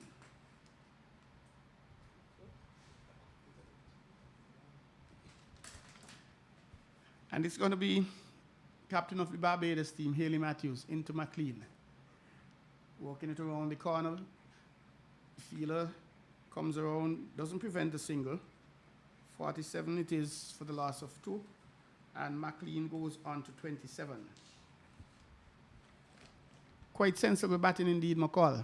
Yeah, it's what's required. You rotate the strike right now and just keep the scoreboard ticking. Ignore the run rate for now. You just want to rebuild, get this partnership going some more, and then you could think about scoring heavily later. And here is McLean coming forward, playing that one down to the fine leg region. She picks up 1, and that's all she'll have. Taking the score on to 48 for the loss of 2. And Nation goes on to 18. McLean on 27. On strike, Connell being dropped back down on the long on boundary, protecting it from the powerful McLean. And McLean goes and she plays it into the hands of the backward square. You don't get an easier catch than that, McCall. Well, it's cricket's a funny game. McLean looked well set. The delivery was short. She could hit it where she wanted to. She just helped it around to backward square in the hands of backward square. I think it was an absolute nothing shot. She really should have just lay bat on that and let it fly as far as she could. But I think she was being too careful, and she just turned it into the hands of backward square, falling for 27. And she was looking good. She was basically set. She was not really troubled, but gave it away. And Jamaica slipping into some trouble, 47 or 8? 48 for 3 in the 11th over. It's 48 for 3, breaking the partnership between McLean and Nation, having a partnership of 48. And again, we haven't seen the emergence of the Jamaica captain, who went off injured earlier. But the incoming batter is number 47, Jodianne Brown. And the skipper leading from the front. Coming on as the first change bowler, Connell, who would have had some 4 overs, 19 runs, 2 wickets, telling her, take a break. We're going to reserve you. And picking up her first wicket for only some 8 runs or thereabout is Hayley Matthews.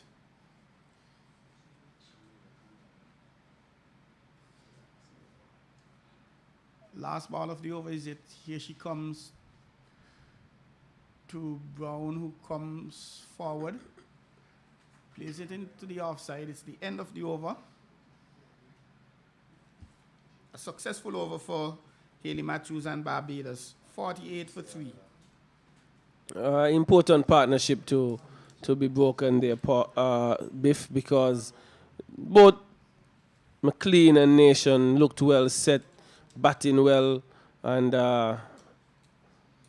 not seeing the emergence of the captain, Stephanie Taylor, tells me that we will be looking at, I guess, less experienced players coming, and we'll have to see what Brown can do if she can join with Nation to build this partnership back.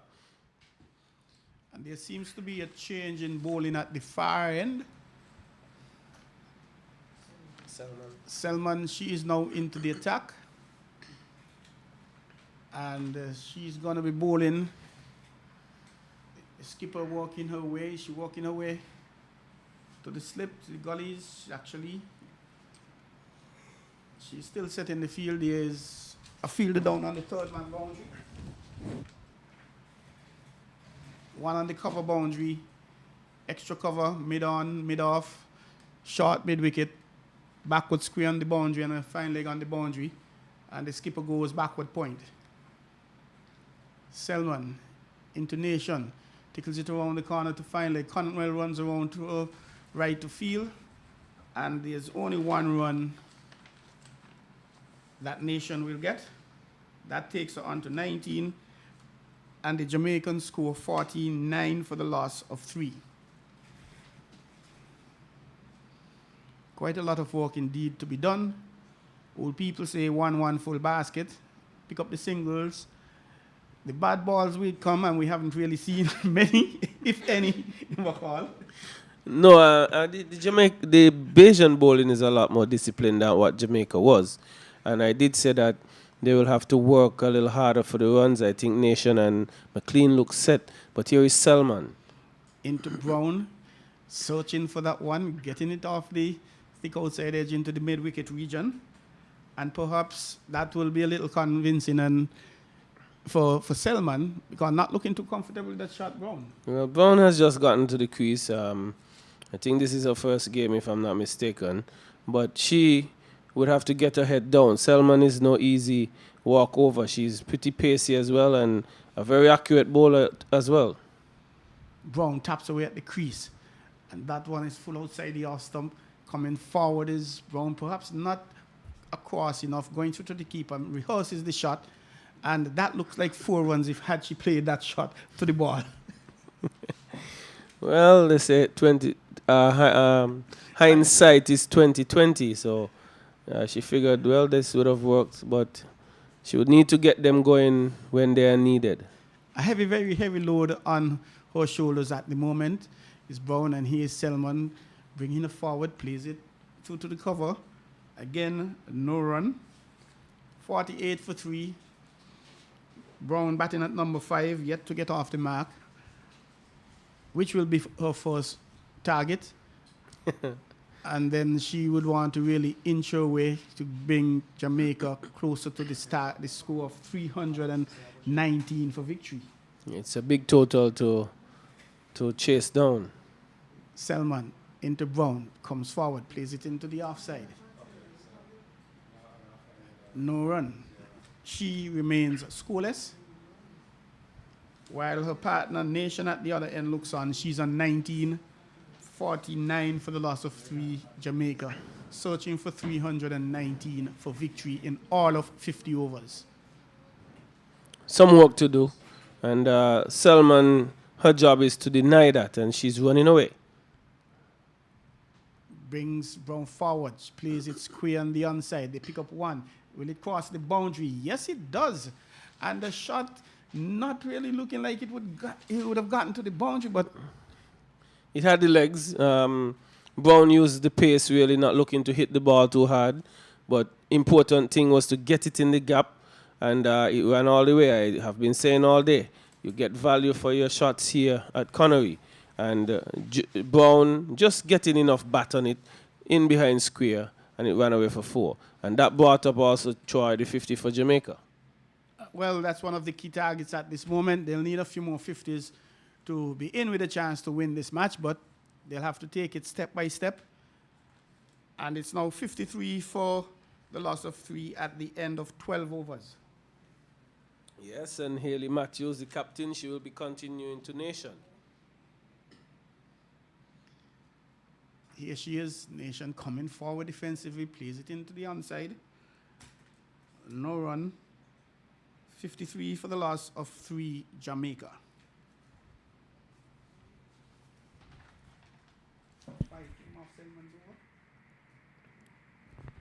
Matthews bowls to Brown. Sorry, Nation, who is pulling that one backward square. Picking up a single.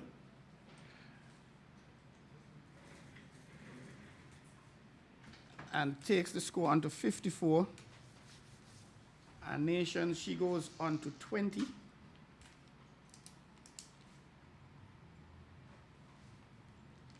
It brings Brown to face Matthew for the first time. Some adjustment in the field. Bringing up the long leg. Long off, that is, into a mid-off position. One slip backward point cover, mid-on, mid-off. Forward a square cover. And here's Brown coming forward, playing it in the gully region. Not being able to beat the fielder. So she's kept on 4, Brown. Her partner, Shadim Nation, on 20. 54 for 3 it is Jamaica. Matthew tossing it up a bit. Coming forward is Brown. Rehearsing that I should have probably played that squarish and maybe pick up a single. I think she played the right shot. I was thinking the same thing. Rehearsal is not the shot that she should be playing. You want to keep playing it up in front until she's allowed to do that. Matthew again into Brown, coming forward. That one pops up on her. And she handles it well. She goes through for a single. It would have come off the glove. So very well played in the end. Brown, a surprise bounce for her. She goes on to 5. 55 for the loss of 3. Nation will now come in to face Haley Matthews.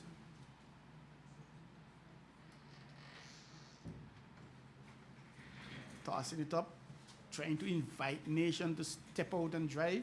She does, but plays it down the track to the mid-off region. It's the end of the over. Searching for 319. Jamaica, 55 for the loss of 3. Yes, and I'm thinking the pressure is starting to mount on Jamaica. The free scoring McLean has departed. And Brown looking to build her inning, joining here with Nation. It's very much a cooler afternoon than it was this morning. And Barbados here in the ascendancy, posting a mammoth total of 318. And Jamaica struggling along at 55 for 3, but here is Selman. Into Brown, she walks it around the corner, down to the fine leg boundary. She will get a single to take her score onto 6, and that of her country onto 56 for the loss of 3.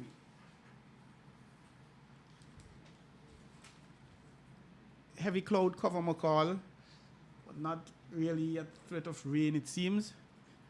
Had an interruption of some 14, 18 minutes this morning. Yes, And we did. Selman trying to tempt Nation, but she comes forward, plays it into the outside. not extracting any indiscretion from the Jamaican batters, which they can ill afford. Yes, they just need to keep batting. Just hang in there, hang around there. This is Salman bowling. You want to see another change of bowling, but to do so, you have to see these off along with keeping the scoreboard ticking. And here's a hitting her on the pad. A question being asked of the umpire, but that one bouncing a little too high, not out, he says. And Selman would try again for her country. Yeah, and you spoke of cloud cover. I think we'll see more of it more up in the Monkey Hill area, hanging right over the top of those towers right up in the hillsides. But for now, we have good weather, good enough for cricket, and nation continues. Here is she coming forward, playing it into the offside.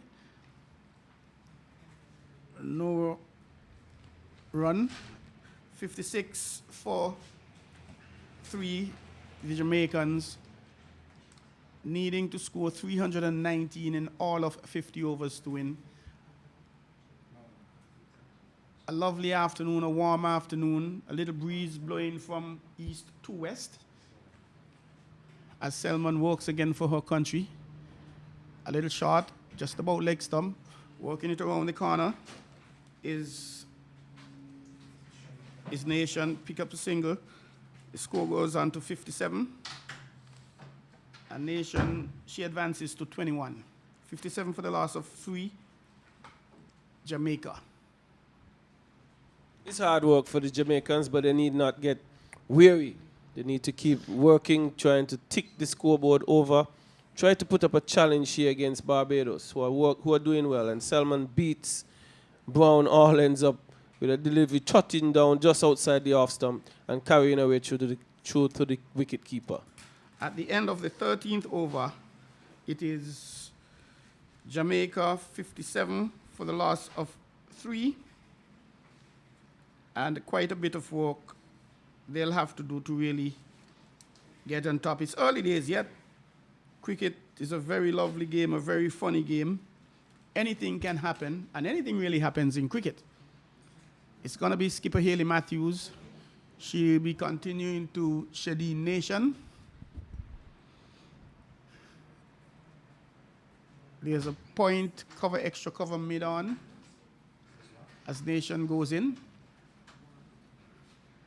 Coming forward, looking at her cautiously, playing that one just in front of her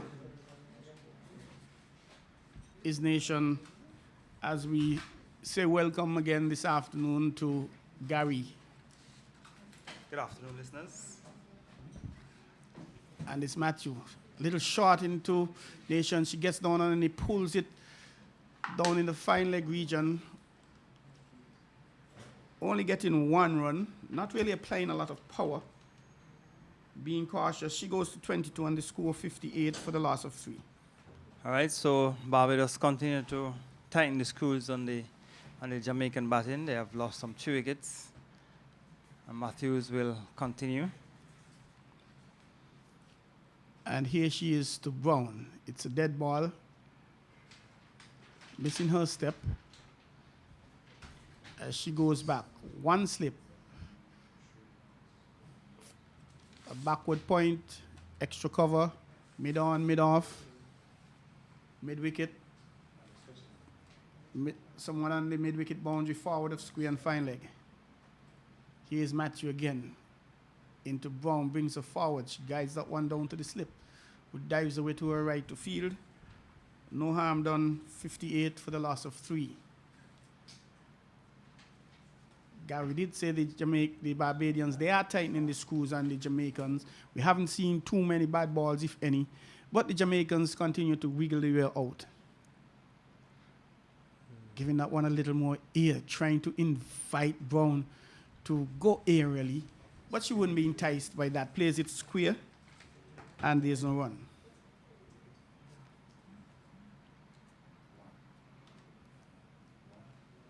Little motivation coming from the Bajan team. They know one might argue they're very well in command at this stage. a little faster, a little flatter is Haley. Bringing Brown forward again. She wouldn't be pulled into any indiscretion, as she has a lot of work to do along with Nation, who is there with her. They both have a lot of work to do to give Jamaica a real fighting chance at this total of 319 for victory. Here's Brown again, looping it a bit and playing it airily out into the offside. The point runs around to her right, and it's a single to Brown. It brings up the end of the over, takes the score to 59 for 3, and Brown advances to 7. And the required rate continued to mount. The required rate, as it is 7.42. And they are presently just scoring at just over 3 runs per over. And that will not take them close to the 319. They'll have to start to increase the run rate. Nation has been there for some time. She has faced some 34 balls. She's on 22. And Jodie Ann Brown is on 6 from 14. So they need to get on with it if they're going to get close to the 319. And it's Selman into Brown. Brown beaten outside the off stump. She comes forward, playing on the wrong line. And Selman would be encouraged by that.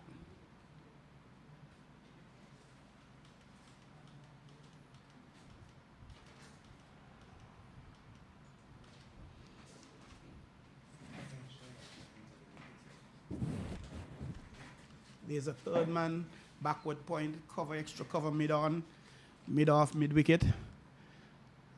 And here's Brown playing it down to mid-off, driving to mid-off. Doesn't get a single, and the score remains 59 for the loss of 3. Fielder on the square leg boundary, and the opening bowler, Connell, down on the fine leg boundary. Into the second power play, allowed to have 4 fielders out on the boundary. And here's Selman, a little shorter, rushing on to Brown, comes forward, plays it into the offside.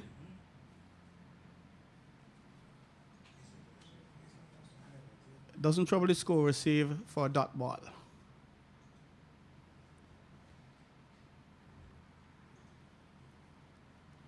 Doesn't appear, Gary, to be as warm or hot as it was this morning.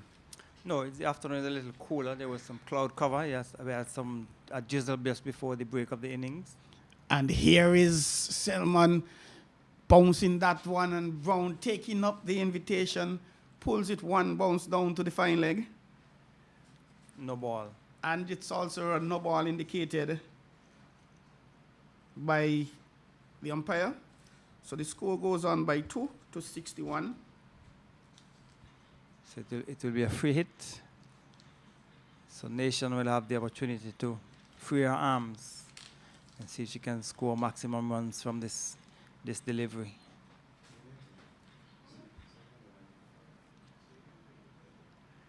Cannot be out caught. So at this stage, most batters try to just play and try to get a maximum.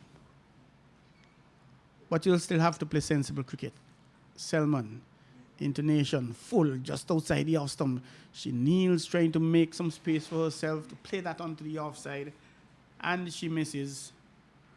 Score remains on 61 for the loss of 3, the Jamaicans. So the scoring rate, the required rate, continues to mount, and every ball that you don't score off of, scoring rate will continue to mount. It's already in excess of 7. Here's Selman bringing Nation forward. She plays it down to the mid-off region.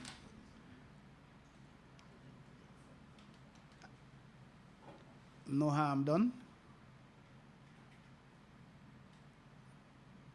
7 runs per over, that's needed by, in excess, needed by the Jamaican, contrary to the Bajans, who were scoring at 6 per 7 per, a little above 8 per over. Selman again into Brown. She plays it into the onside, gets a single. She goes on to 9. It brings up the Actually, there's one ball left. It's 62 for the loss of 8.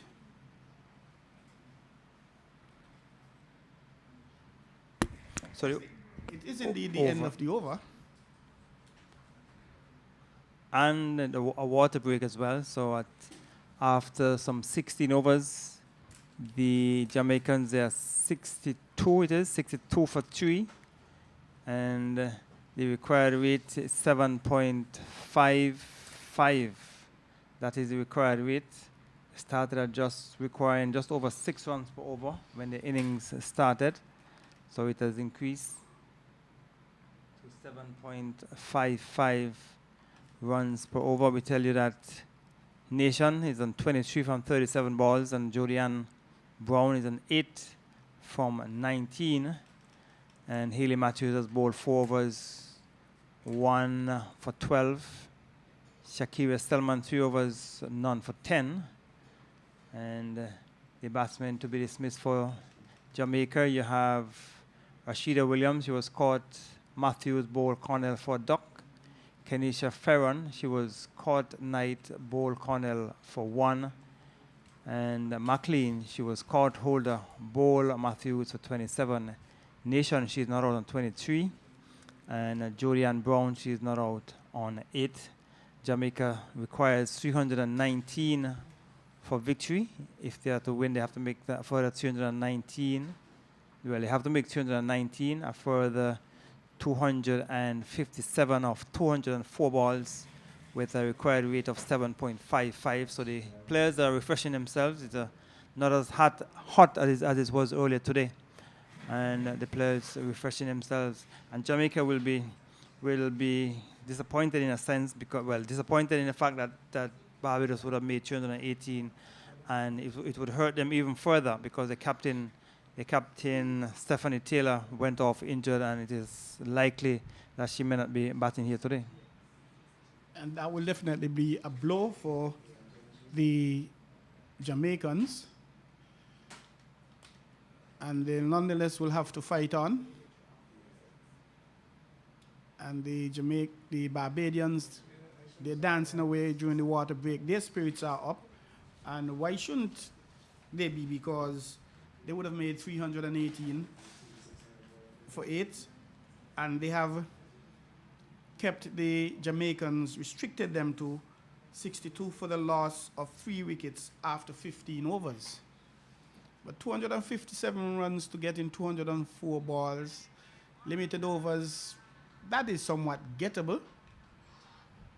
The thing about that is the Bajans, they're not really giving anything away. They're bowling tight.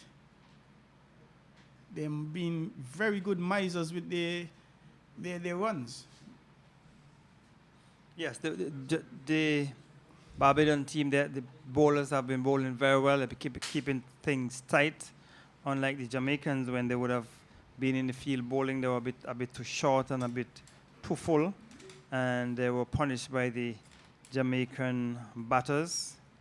And the other games that are presently ongoing, we tell you that the Leewards, they are 64 for 4 from 27.5 overs.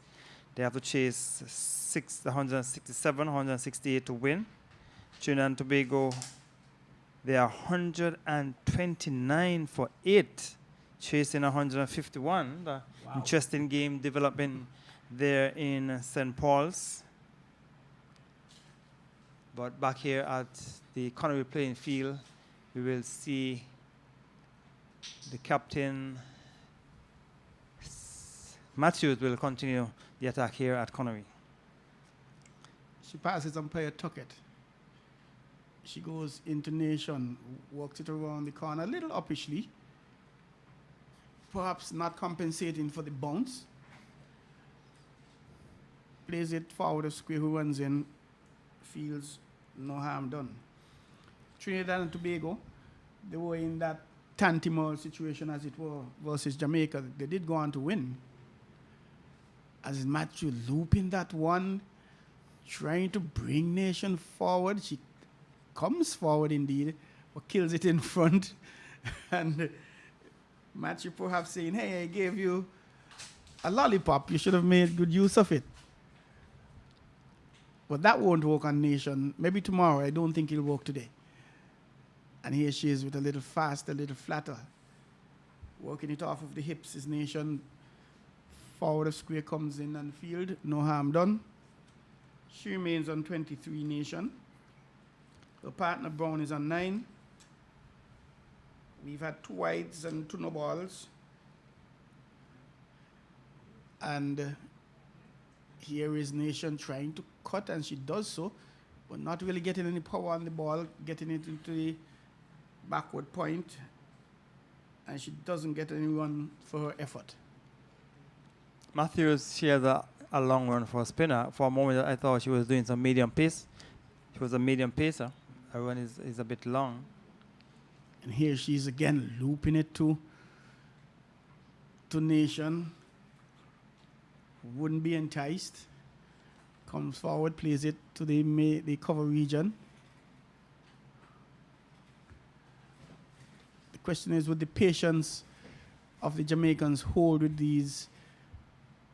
And here's it short, faster, pulling it back down the fine leg region is Nation. Now she'll go for it because she picks up 4, takes the score onto 66, it brings up the end of the over, and her score goes on to 27 Nation. It was a flat and faster delivery, but it was badly lined. It was on the onside, and the batsman was able to swing it down as Nation, down towards the fine leg or the long leg area for 4. So a welcome boundary to the Jamaican team. They now progress to 66 at the end of over number 17. So they're still well below the required weight. The required weight has crept up. It has gone now to 7.66. And then a further 252 runs from 198 balls. And it's Selman. Into Brown, comes forward, plays it off the outer edge. Goes down to the short third man. She gets a single. Brown, she moves into double figures. And the score goes on to 67. So it's going to be another tight game between Windwards and Trinidad. So Trinidad need a further 20 runs with 2 wickets in hand. The overs remaining is not an issue. Windwards would have to take the 2 wickets if they are to win that encounter. And Selman a little fuller on the leg stump. Here's Nation flicking it off of the pads. Did she get an edge to it? It runs down to the fine leg region. The 1-1, they'll come back for a second. Yes, she did get a thin edge onto that, as we're not seeing a signal coming from the umpire. And she goes now on to 29, and the score on to 69 for the loss of 3. Selman seemed to have been of a different opinion to the umpire because she was appealing, maybe thinking that the ball came solely from the pad, but not in the umpire's judgment.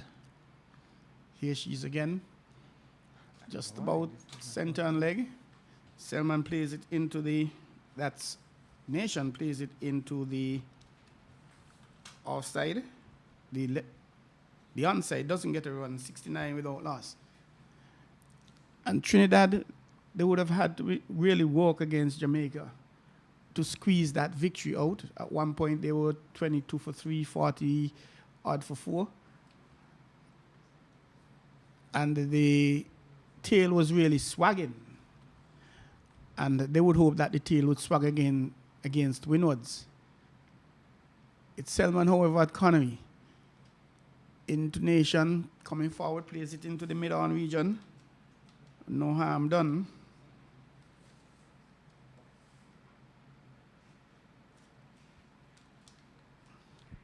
Nation on 29.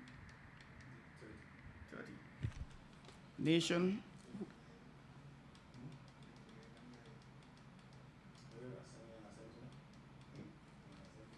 It's Selman again, into Nation.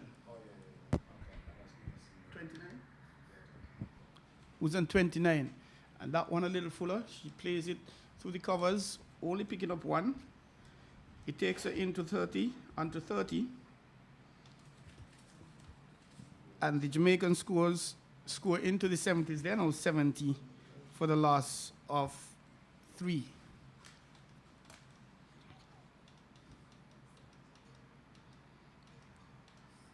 Jamaica winning their first game against Leewards, losing their second game against Trinidad and Tobago.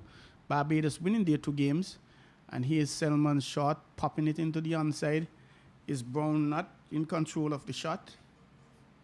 But there's no harm done. The Windward Islands, they would have won their first 2 games.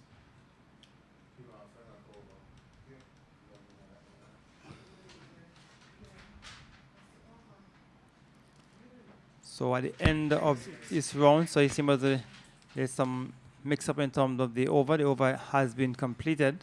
So over number 18 is completed, and they are 70 for 3. And Nation is on 30. Jodianne Brown, she's on a 9. And Jamaica required another 249 from 192 balls. A required rate of 7.78. 18 overs have been completed. They're scoring. They're scoring at just over 4 runs per over, which is not enough if they are to challenge the 318 made by Barbados. Sorry, so there's a change of bowling at the media center end, and it will be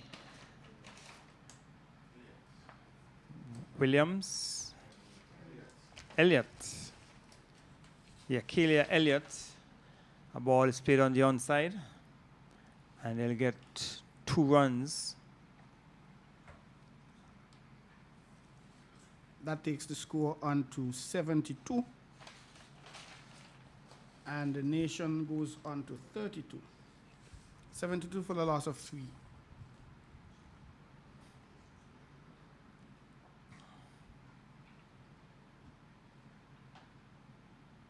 Elliott.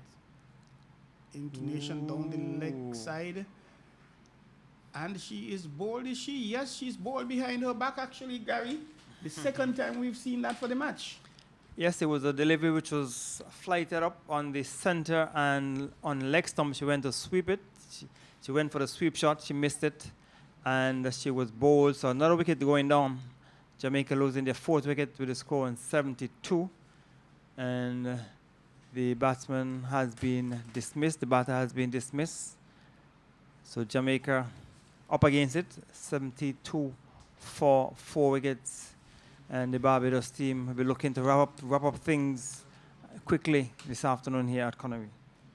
Yes, indeed. The second time for the day, we've seen the batter going down to sweep and being bowled behind her back. And the Barbadians, they don't care how the wickets come once they come. And it's now going to be Waysome who's going into bat. And she's carrying the weight of her nation on her shoulder, or shoulders.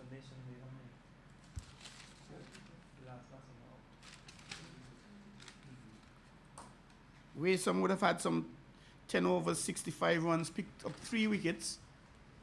So she basically would have done her job with the ball, but now she's been asked to do an even bigger job, an even more demanding job with the bat. Coming in at number 6. She faces her first ball from the right arm, look like that one back of the hand. Back of the arm, but it was a long hop actually, and the batsman just pushed it into the offside. Not going to be tempted. I don't get the impression that was actually a ball. I don't think it was a deliberate. Here is it back of the hand again, pitched up a little further. It brings Waysome forward. No harm done. 72 for the loss of 4 in over number 19. Elliott just outside the off stump. Waysome coming across and letting that one go through to the keeper.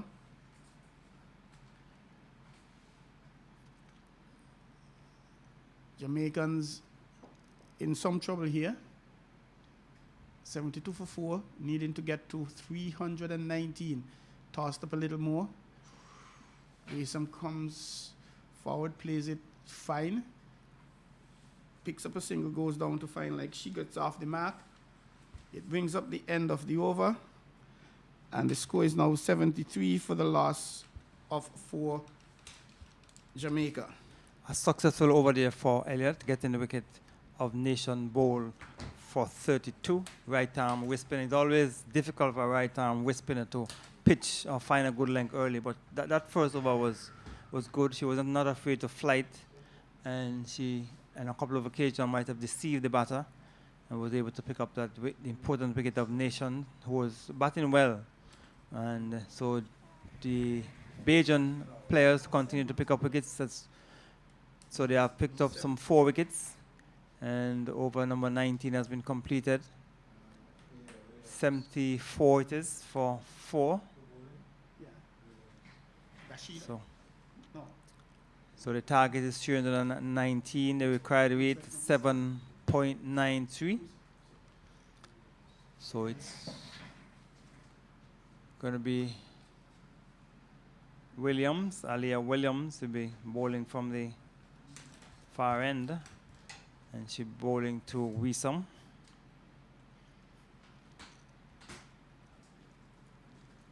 Tapping away is Wisam. Steaming in from the far end is Williams. Just about leg, she walks it off. Into the onside, picks up a single. Wisam, that's her second one. It takes the score to 74 for the loss of 3. Sorry, for 4.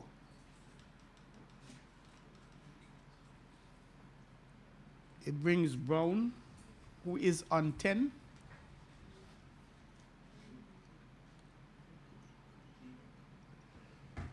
A very patient knock as Brown being played a little short. Works it into the onside. No harm done. One slip. Fielder down at the third man boundary. Backward point.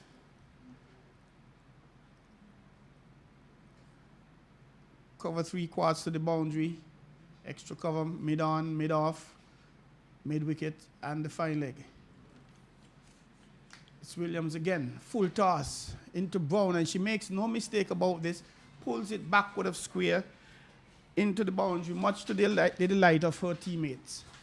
A good shot and a full delivery, and she was able to put it into the boundary for 4. They're still a long way off, the Jamaican team, so they would need many more shots like those, or many more outcome like that last one, if they are to challenge the 318 made by Barbados. So this required weight is continuing to climb, 7.93.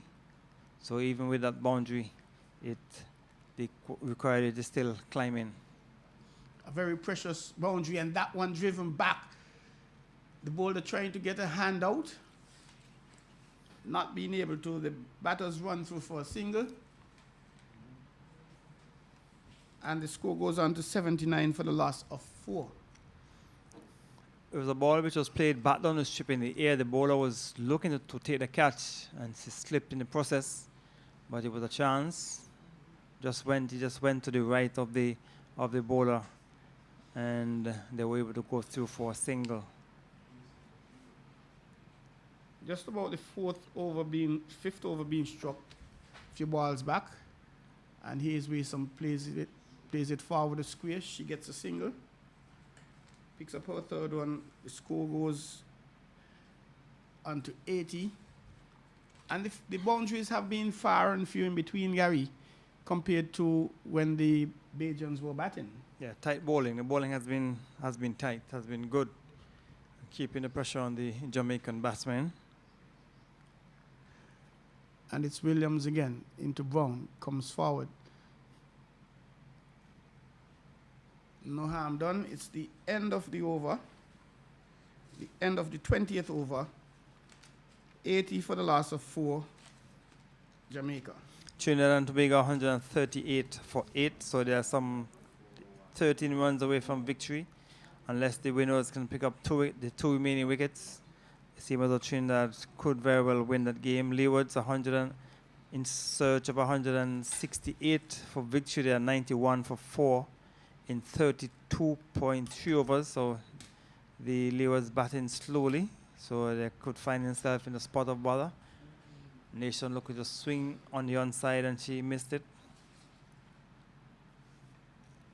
And it's Elliott who continues from the media centre end.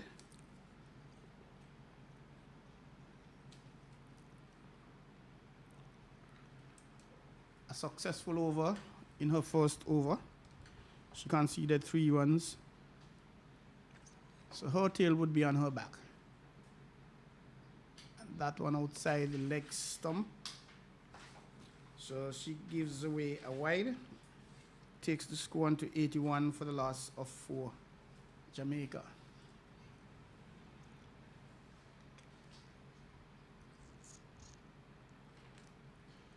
That one is full, and here is Waysome going aerially and running around from the long off boundary, cutting it off and limiting the batters to just 1 run. And Waysome goes on to 482 for the loss of 4. It brings Brown into ball to the wrist, spinner Elliott. And here she's sweeping, not connecting cleanly. Only managing to get it to mid-wicket. She would have wanted to get it a little squarer. And it's Elliott again. Loops it high. Is it going to be a no ball? It may very well be.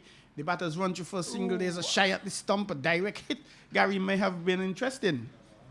Yes, and no ball has been signaled by umpire Tuckett. No ball for height. So it will be a free hit for the big figure of Waysome. And here's it again, loop, and she goes aerially. She's going through the mid-wicket region. They pick up 1. Will they look for any more? No, they'll settle for that. 85 it is for the loss of 4. And Waysome goes on to 5.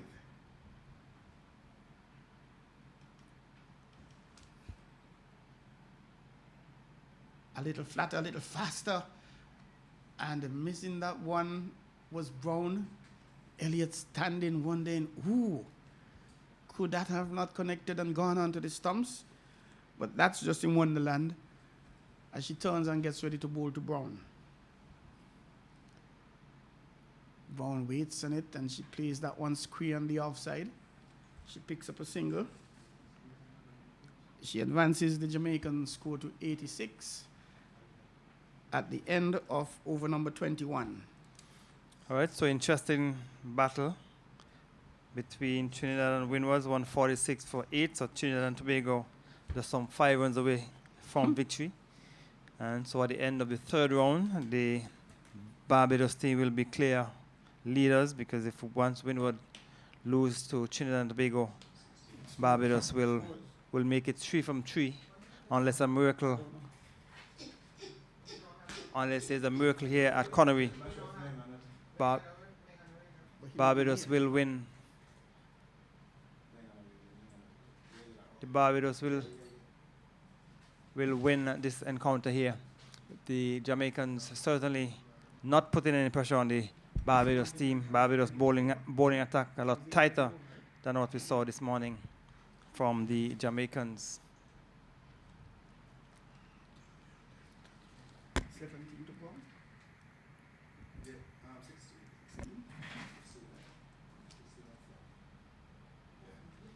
So delivery, which was pushed into the onside from Williams down towards into the offside, and the total remains on 86.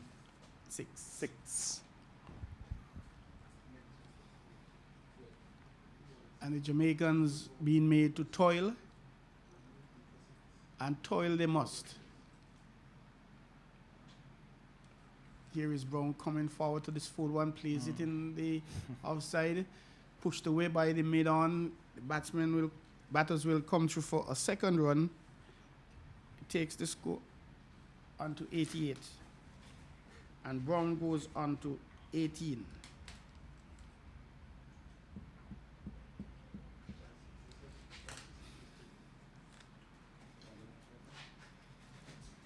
patience must be the name of the game for the Jamaican, but at the same time, Gary, they'll have to keep that scoreboard ticking over. Well, yes, they'll have to make runs. They have to be more than patient. They'll have to try and make some runs if they are to challenge the Barbados total. And here is William bringing Brown forward. Plays it into the offside. No run. She's been there a bit, Brown. She's on 18. Waysome at the non-striker, she's on 5.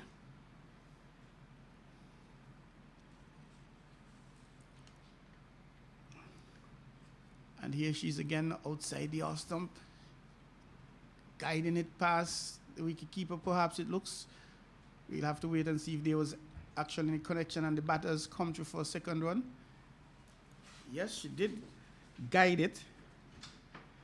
And the score goes on to 90. And Brown goes on to 20. 90 for the loss of 4, Jamaica.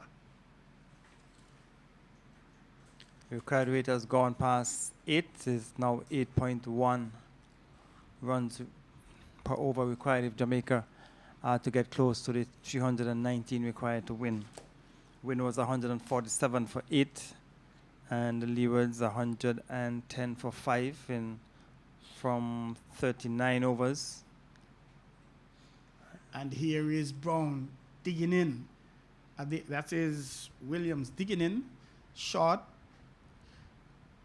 The ball pulled by Brown forward a square. She gets a single. The score goes on to 91 for the loss of 4. Brown goes on to 21. Interesting battles going on there, Gary. Yeah, so it seems that Trinidad and Tobago will win against the Windwards. Here's Brown slower, fuller on the leg stump, and flicking it away is Waysome. Backward a square for 4 runs. Taking the score on to 95. It brings up the end of the over. 95 for 5. Jamaica. All right, so the 22 overs have been completed, and it is 92, 95 for 4 wickets, Jamaica, and the required rate is over 8 runs per over. So the Jamaicans really not putting any pressure on Barbados. So Elliott will continue from the media center end. So Barbados will move to the top of the table solely at the end of this round. So Elliott will bowl to Brown. So you come. And it's Elliott who will be going into Brown. Tosses it high outside the leg stump. She asks a question of umpire Tuckett, but that seemed to be impacting outside leg. And no harm done. 95 for the loss of 4, Jamaica. Here is Elliott bringing Brown forward half-heartedly. No harm done once more. And she comes in just a few steps. And Brown goes and she pulls that. Is she going to put it in the hands of the fielder out there coming in from the square leg boundary? Yes, she does. And Jamaica losing their 5th wicket.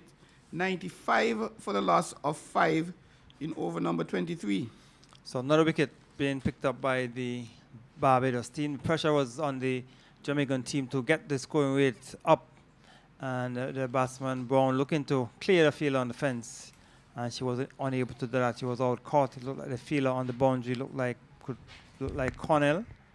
She would have taken the catch, and so it's 95 it is for 5, and the Bajans are actually celebrating in a sense because they have been giving high fives because they realize that Jamaica are certainly up against it, and there's no way they are going to challenge the total of 318 that they would have made. They need a further 224 from 165 balls at 8.14.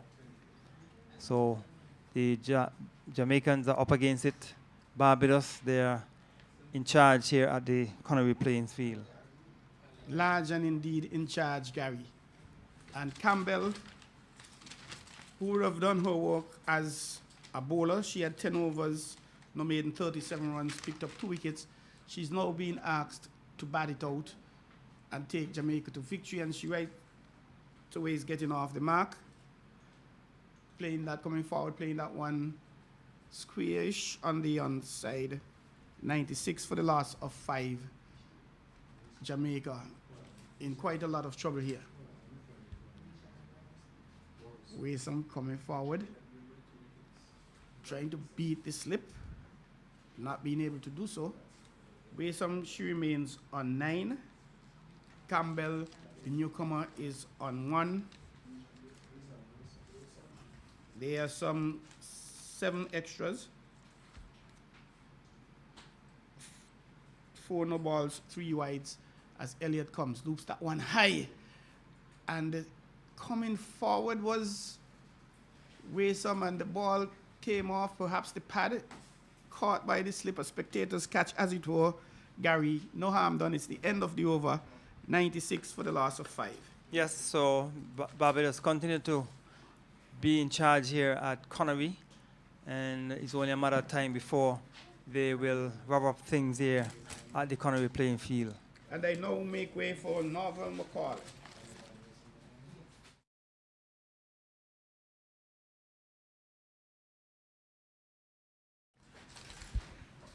So it's 96 for 5. Jamaica chasing 318 for victory. And it's Wasom and Campbell at the crease. Wasom is on 9. Campbell is on 1. And really insurmountable target and situation here for Jamaica. Learning that the captain more than likely would not be taking the crease, and that's Stephanie Taylor. And Williams. it will be Williams to take up the attack to Campbell, pace bowler. That one is down the leg side, correctly adjudged a wide.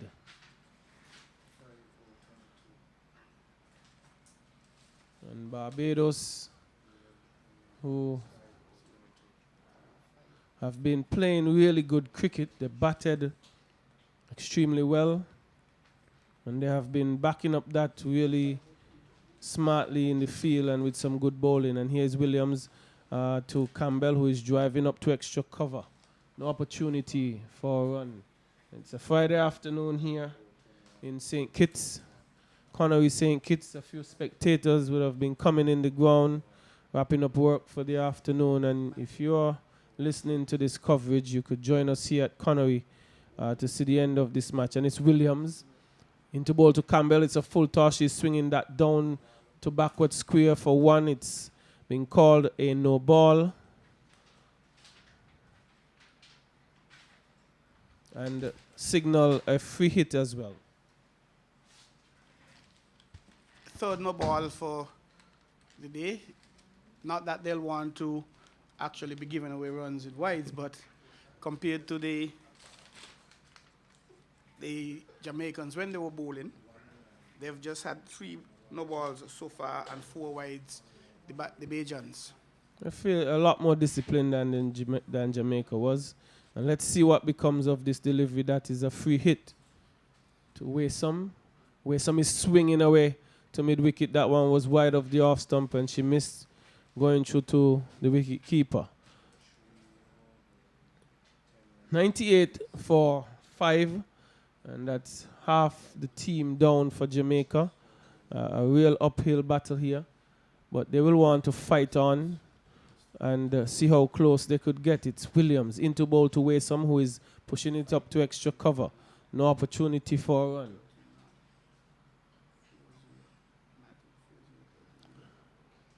And Barbados have been comprehensive in every part of their game. They have been complete. They have been professional and still looking the part, even though they're really on top of things. Here's Williams bowling that one just outside the off stump, where some driving and missing.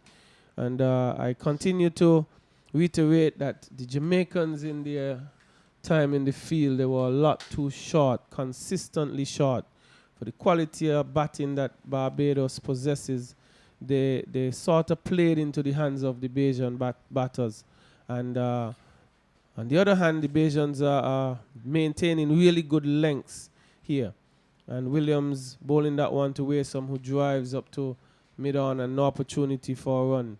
And this is what was lacking generally in the Jamaican time in the field. And it's that consistency that you want to apply pressure to be able to prize out wickets. And here's Williams. Again, Waysome is slapping that one down to mid-off, and there is no run. Didn't really come off the middle of the bat. And that brings up the end of the over. A very tightish over. Just the 3 ones, 1 wide, and the tuna balls coming from it. The Jamaicans being made to wait for that triple figure there, 99 for the loss of 5. A lot of work to do. And Elliott, successful in her first over, successful in her third over. She now comes in for her 4th over. Waysome on 9. Campbell, who is on 1, will face. Yes, and Elliott being a right arm leg spinner. Here she comes and she flights that one just on about leg stump. It's worked down to a fine leg position. The fielder of the deep backward square was very quickly in to retrieve that, restricting them to 1. That's the 100. And that brings up the 100 for Jamaica. That's the first landmark for them. And these would want to see how much they could milk from Elliott, who leg spinners are generally tricky to play. That one's flighted on about off stump and spinning further away. Waysome coming forward. Not really interested in playing. And we'll see how well she can negotiate the leg spin of Elliott. And here's that one again spinning away from Waysome. She's not interested. And this looks a really interesting bat. And there's a slip, a point, a deep cover, extra cover mid-off. Long on, mid-wicket. And here's Elliott pitching that one on about off stump, and Waysome just playing out to backward point. There's a deep forward square and a deep backward square. And those are that's the feel for you. Yes, Elliott flighted on center stump, and Waysome is taking up the challenge and hitting that one straight over the top of the bowler's head for 6. She didn't even move. She just basically had a nice flow of the bat over the top for 6. A lovely shot indeed. Tall figure of Waysome. Not really mixing matters with that. And decided that, hey, I'm going to go. And it's actually the first 6 in the Jamaican innings, is it? Second? The second, actually. And they'll need a lot more like that to come into contention to win this game. Well, the invitation was given by Elliott. And Waysome said, you're not going to ask me a second time. One would be advised that if you're a spinner, you have to be brave. You can't be afraid to flight. And I think Elliott has runs to play with, and not having to worry about being restricting runs too much. She's going wicket hunting here. And Waysome hit that clean. So no worries about that. But Elliott would want to show if she has some guile, some craft, some skill here. If she could invite Waysome again. Let's see if she could potentially hold it back or apply a little more spin. This is the game of spin bowling against big hitting. Indeed, and it's always a challenge for the wrist spinner. And that one...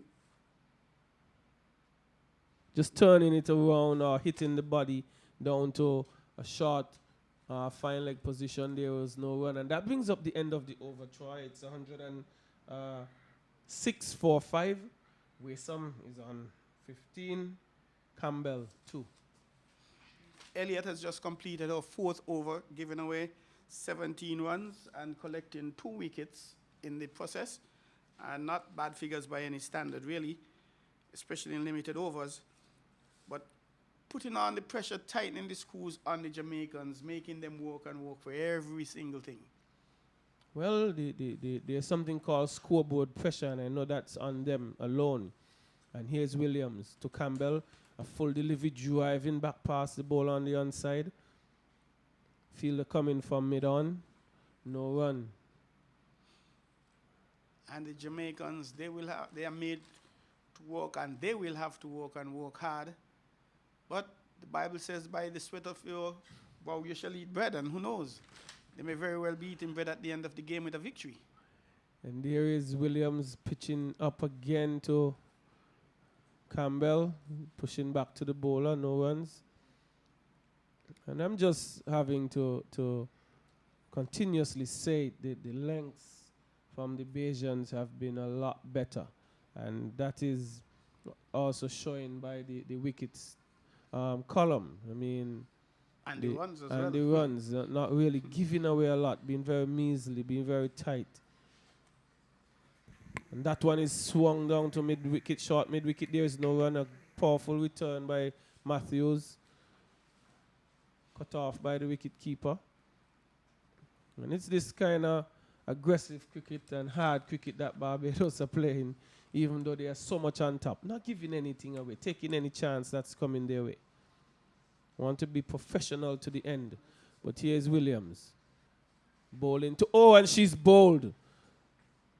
That one through Campbell. I'm not sure if it came off the pad, but hitting between middle and off, and Campbell goes bowled.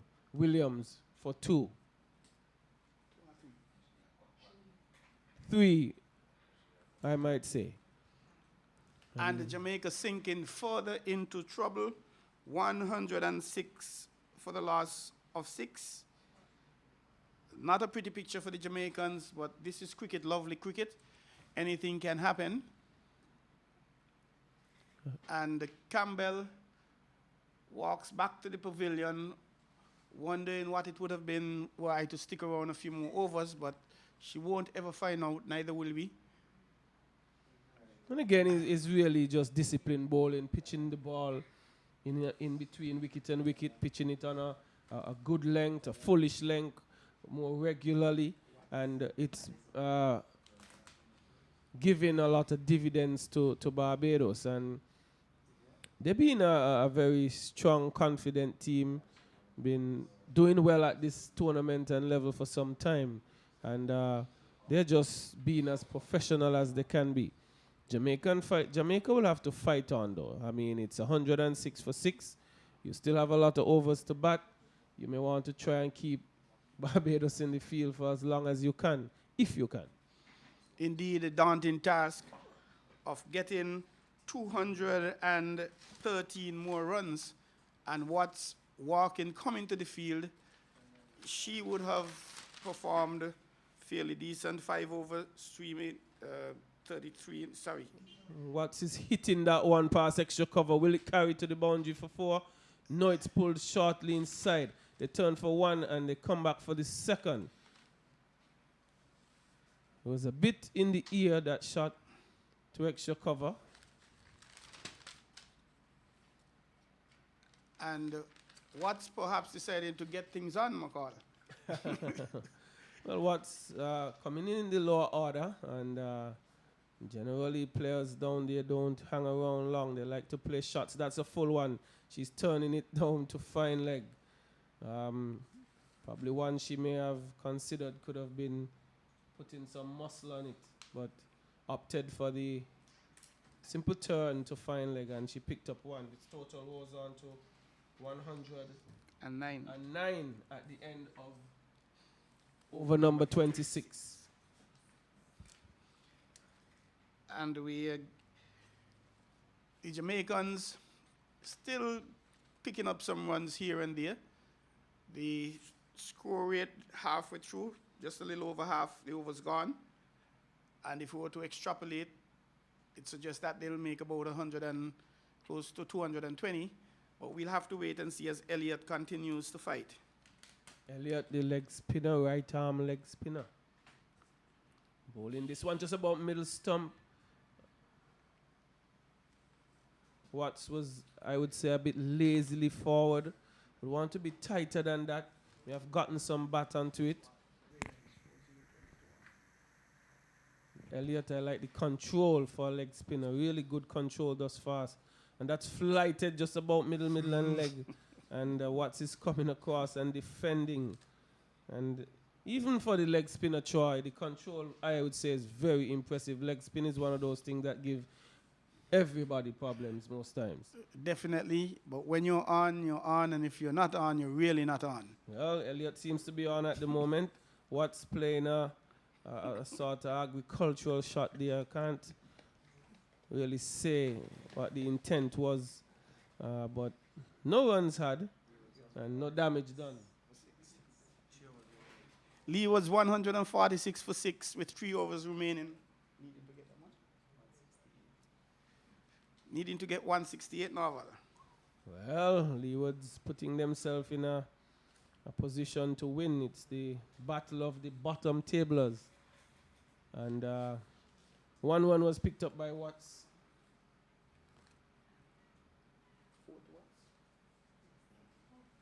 She goes on to 4. Another delivery flighted just on about the off stump going further away. And Elliott is on. I love the control. I haven't seen a short delivery since I've been watching Elliott, and that speaks a lot to the control of the bowler.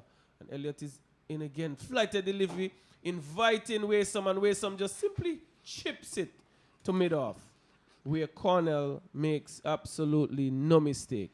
Another wicket to Elliott. Another wicket goes down. Jamaica, 110 for 7. And Waysome looking the more dangerous of the two. Perhaps decided I had enough. And being enticed really, and giving catching practice to Cornell down here on the long off boundary. And she goes for 15. And the Jamaicans slumping further into trouble, 110 for 7. 110 for 7, chasing 318.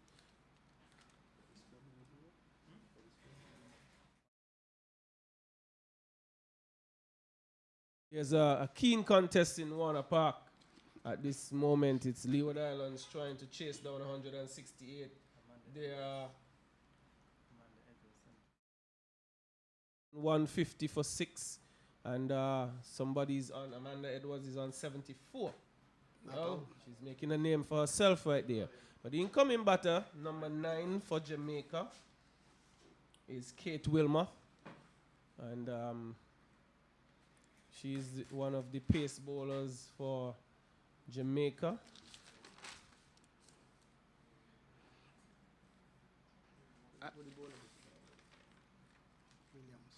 Williams will continue to Campbell, to Watts, sorry. Watts is defending into the backward square position and gets 1. As the fielders come off the boundary. Second time for Nelson in the game, 111. It's 111 for 7. That 1-1-1, Nelson. So were Dickie Bird in this game, he would have been hopping and sleeping for a second time in the match. I think it's 111 for 1, should it be? That's how it should be. Oh, okay. So the tall, lanky figure of Watts will be facing Wilmot. And she has a tall order ahead of her. Tall in every respect. It's a short ball being lobbed up to mid-wicket. She didn't get hold of it at all. It was an intentional short ball asking Wilmot to hit. Wilmot didn't get a hold of it, and she managed to help it only into the safe clutches of Haley Matthews. If all the fielders you're going to pick out, I think you're picking the wrong individual there. And that's a golden duck, is it? That's a first ball? Yes, I think that would have been Wilmot's first delivery. It's 111 for 8. And by all estimation and my understanding, this may be the last pair Troy, because I do not think Stephanie Taylor is in any condition to come out to bat, or she would have been out already. The Bajans, they were in control of the match from the word go. They lost the wicket on the second ball of the match, but they recovered nicely to score 319. So they were in control with the bat, and now they're in control with the ball.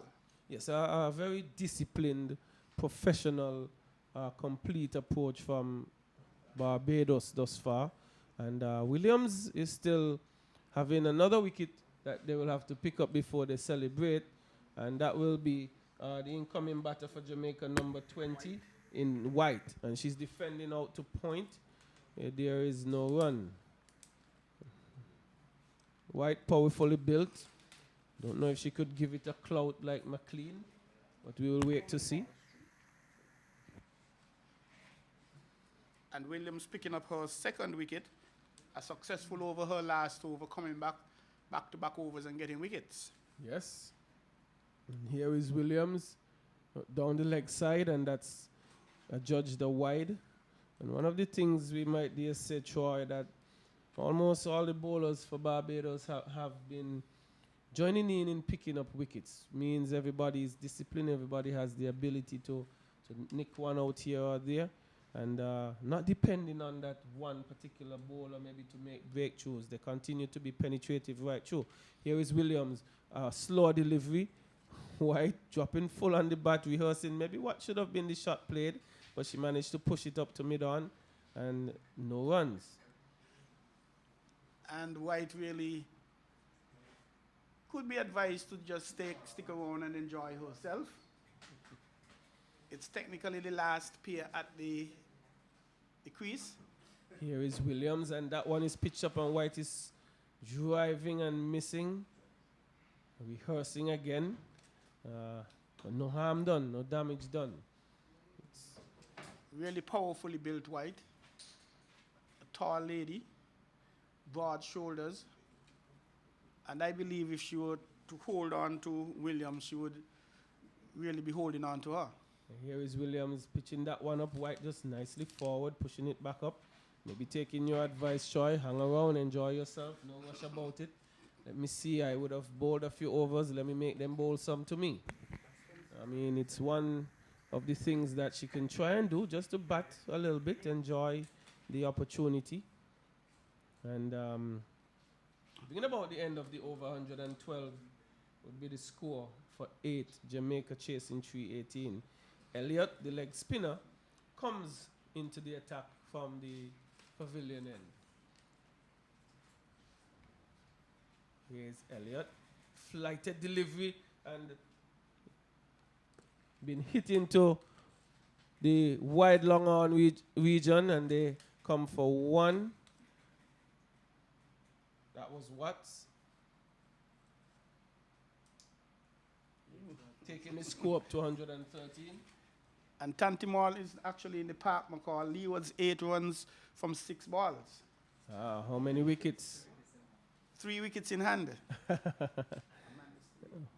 This is interesting here at Warner Park, but we are here at Connery, and there's still a game on here. It's 113 for 8, and Elliott is bowling to White. And that's beaten White. She was looking to swing to mid-wicket, going against the turn of the ball. Didn't get a hold of it. Knight trying to effect a stumping, but she was well within her ground. And clearly Elliott looking to tease White. He is just looking to toss it up. Say, come on, try and last this one. Hit me back down into Bastia. 5 overs for 18 runs. Why should flighted again, and that one just missing. White missing it all ends up, and she was bowled. White trying her best to, well, not hit it to Bastia. She was looking more frigate by Birdwalk side, and missing it, and was comprehensively bowled. And that seems to be the end of the match. Is it? Yes, the umpires are removing the bails.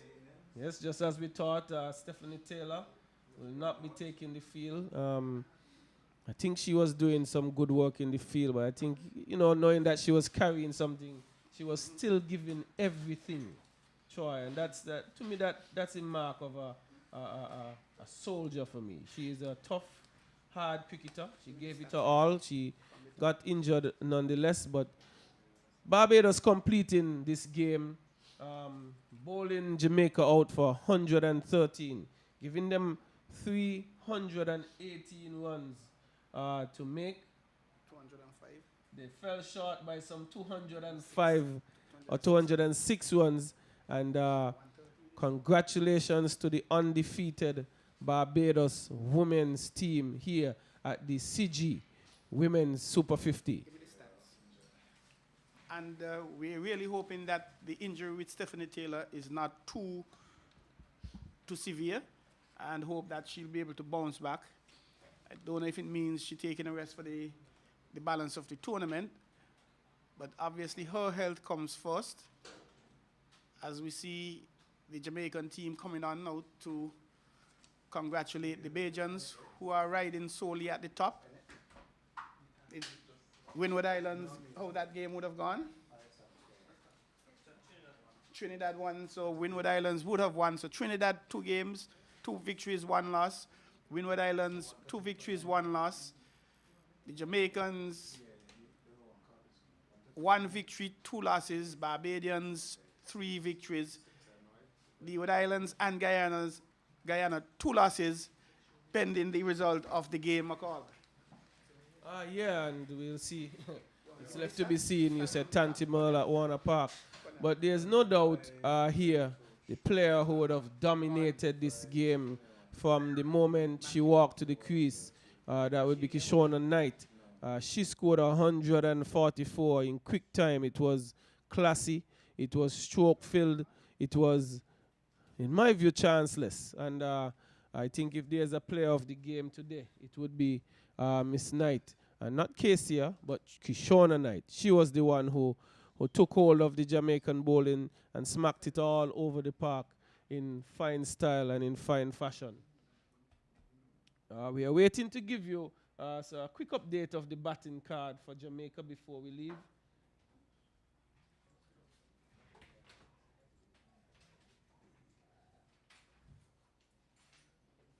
I'm going to give you a very quick update on the batting for Jamaica. Rashida Williams, she was caught Matthews, bowled Connell without scoring. Ferron was caught Knight, that's caught behind off the bowling of Connell for 1. McLean, she was 27, she was caught Williams off the bowling of Connell. Shadeen Nation, she was bowled Elliott for 32. Brown was caught a lean off the bowling of Elliott for 21.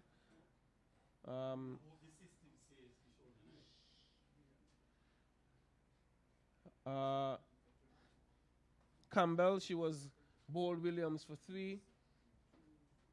Kate Wilmot was bowled was caught Matthews off the bowling of Williams without scoring. And White was caught Elliott without scoring.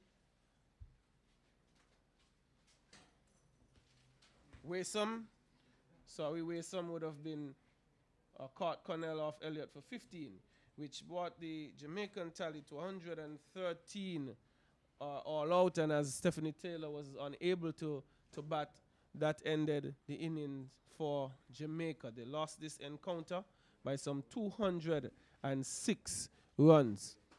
I will ask Troy to give you a little more, probably on the bowling. Connell opening the bowling, she had 5 overs, no made 22 runs. She picked up 3 wickets. Gordon, her opening partner, 5 overs, 21 runs. 21 runs, and she didn't get a wicket. Haley Matthews, 5 overs, 16 runs, 1 wicket. She didn't bowl an over. A maiden, as a matter of fact, none of the Bajans bowled an over. Shakira Selman, 4 overs, 14 runs. She didn't get a wicket. Kelia Elliott, 5.3 overs, 19 runs, 4 wickets to pick up the bowlers. Elia Williams, 5 overs, 24 runs, 2 wickets. Those were the 6 bowlers used by the Bajans. Jamaicans to limit, to restrict the Jamaicans to only 113 runs, some 206 runs short of the target. Yes, and again, we just say congratulations to Barbados, who have been undefeated thus far in this tournament. They continue to motor on. They continue to show their professionalism and their class. And we here at Connery will be saying thank you to the listeners in the Caribbean, those in Barbados and Jamaica particularly, and for everyone who would have listened here today. We want to say thank you to the commentary team, Gary Pemberton and Mr. Troy Mills, or supporting cast in Van Roy Agard, or scorer extraordinaire Nestrelda Brown, and Mr. Javid Bryan, and yours truly, Norval McCall. We say to you, have a wonderful Friday evening. If you're drinking, don't drive, and do have yourself a pleasant weekend. We see you next week. Will it be Monday when we get going again for another Women's CG Super 50? Do have a wonderful evening.